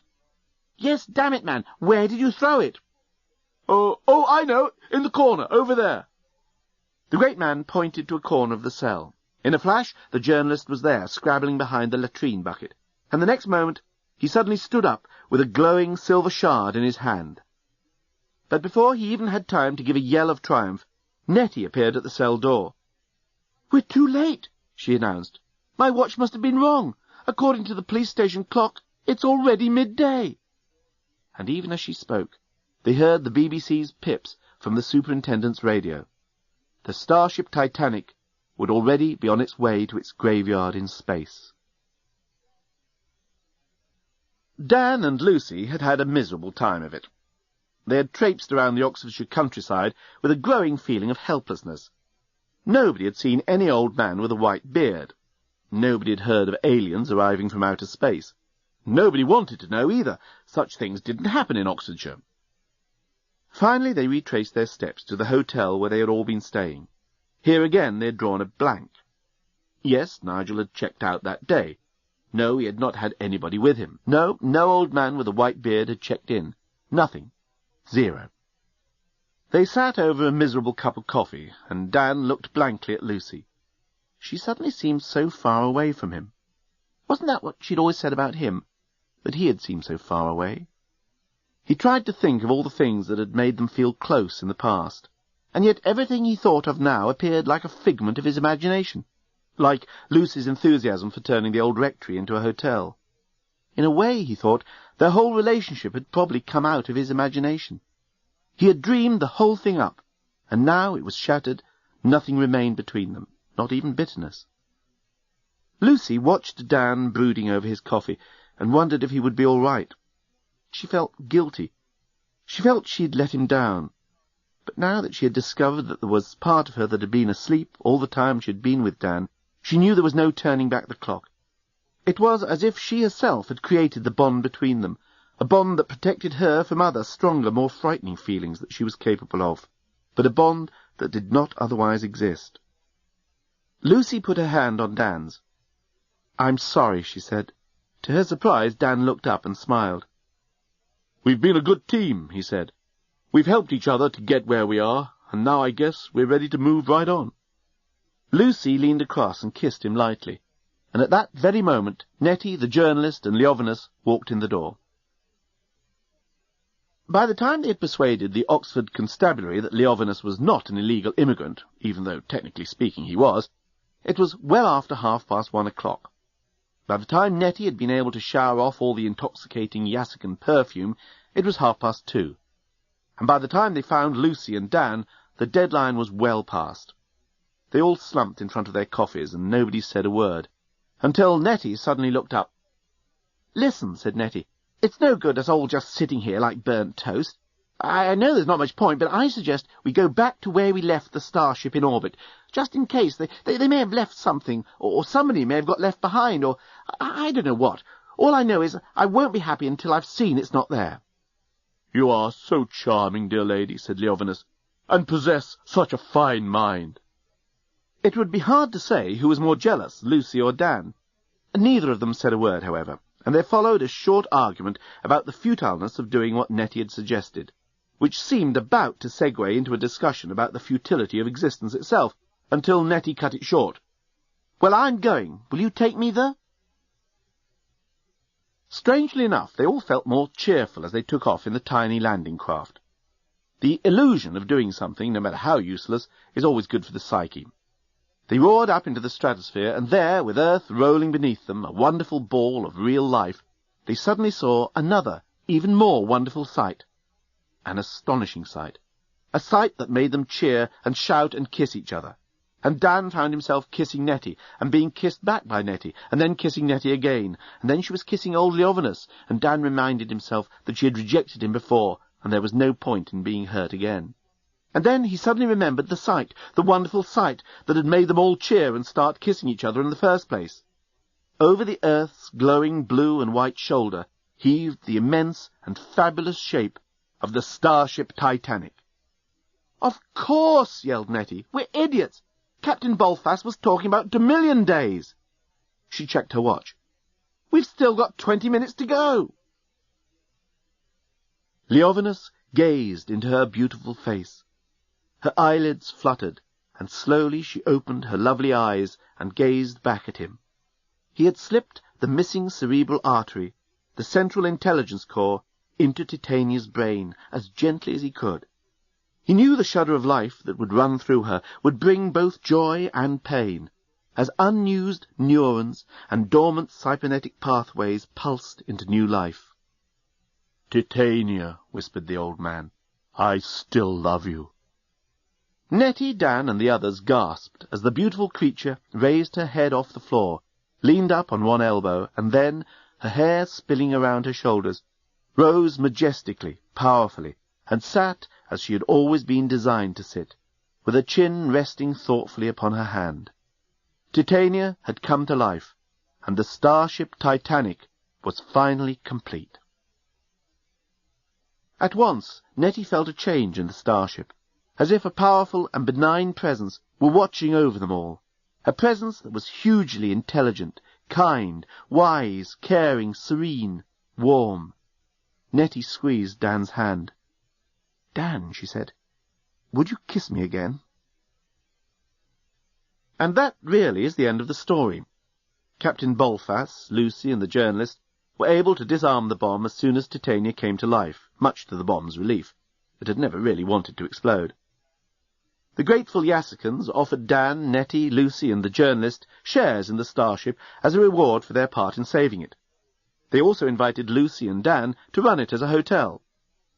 Dan bowed out gracefully. He wanted to stay on Earth, he said, and so Lucy and the journalist became the proprietors of the Starship Titanic Hotel Incorporated, the most hugely successful luxury holiday enterprise in the entire galaxy, and one which put the Yassican economy back on its feet within the first year of operation.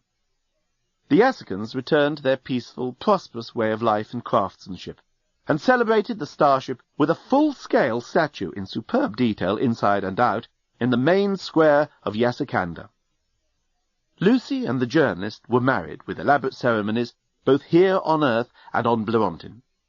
He wrote up his story, and it became the scoop of the century, and made him so much money that he was able to give up journalism entirely and devote himself to more useful things. Being no longer a journalist, of course, also meant he was able to tell Lucy his true name, which turned out to be Tiddlepuss. So she called him Tiddles, and that suited Lucy just fine. But he would never, ever tell her what Lucy meant in Blerontinian. Leovinus got over his momentary passion for Nettie, which had been partly brought on by the intoxicating effects of her perfume. He spent an increasing amount of time chatting to Titania in her private chamber. He knew she wasn't real, but then he had begun to think that perhaps he was too old for reality anyway. The greatest genius the galaxy has ever known regained a certain amount of his old self-confidence, but friends and admirers found him humbler and more sensitive to the needs of others. Perhaps it was Titania's influence. Perhaps it was the fact that his eyebrows had finally grown back. The good Captain Bolfas, on the other hand, never really got over his infatuation for Nettie, although his wife bought him countless herbal remedies and embrocations for the purpose. But the thought of Nettie kept him going in the dark watches of space, and enriched his declining years with a golden glow of tragic devotion. In fact, there were a great many Yassicans who felt the same way about Nettie. The Yassicans, you see, were the sort of people who could recognize a hugely intelligent, kind, wise, caring, serene, and warm being when they met one for real. Nettie herself couldn't believe her luck when Lucy went off and married the journalist. She immediately felt free to propose to Dan, and he couldn't believe his luck either. The two of them became not only lovers, but best friends. Nettie took a degree in higher mathematics, and was able to help old Leovinus on some of his later works. She made so much money out of this that she and Dan were able to rebuild the old rectory and turn it into a relaxed family hotel, specializing in Central Galactic cuisine. In the entrance hall, visiting Yassican parents would point out to their children the famous framed photograph which bore the inscription, "Dan and Nettie's Hotel Beneath the Stars." And the parrot? Well, the parrot probably came out best of all in parrot terms. It had, in fact, been acting as an undercover agent for the Yassicans all along. It had been smuggled on board the Starship Titanic before the removal to Blerontin. The parrot had performed heroically, risking life and feathers to get reports of the scandalously shoddy construction of the starship back to Yassica. It had, in fact, been the source of all the rumours that had been circulating.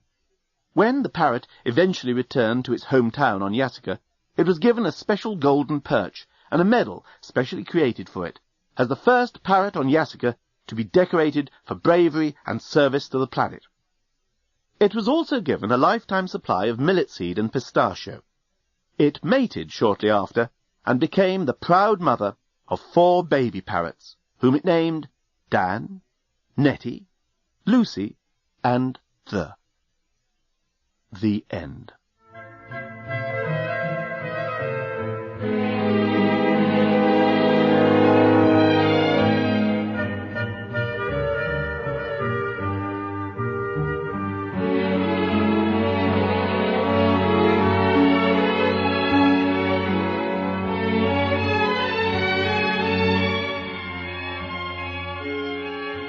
Douglas Adams' Starship Titanic was written by Terry Jones and Douglas Adams and read by Terry Jones.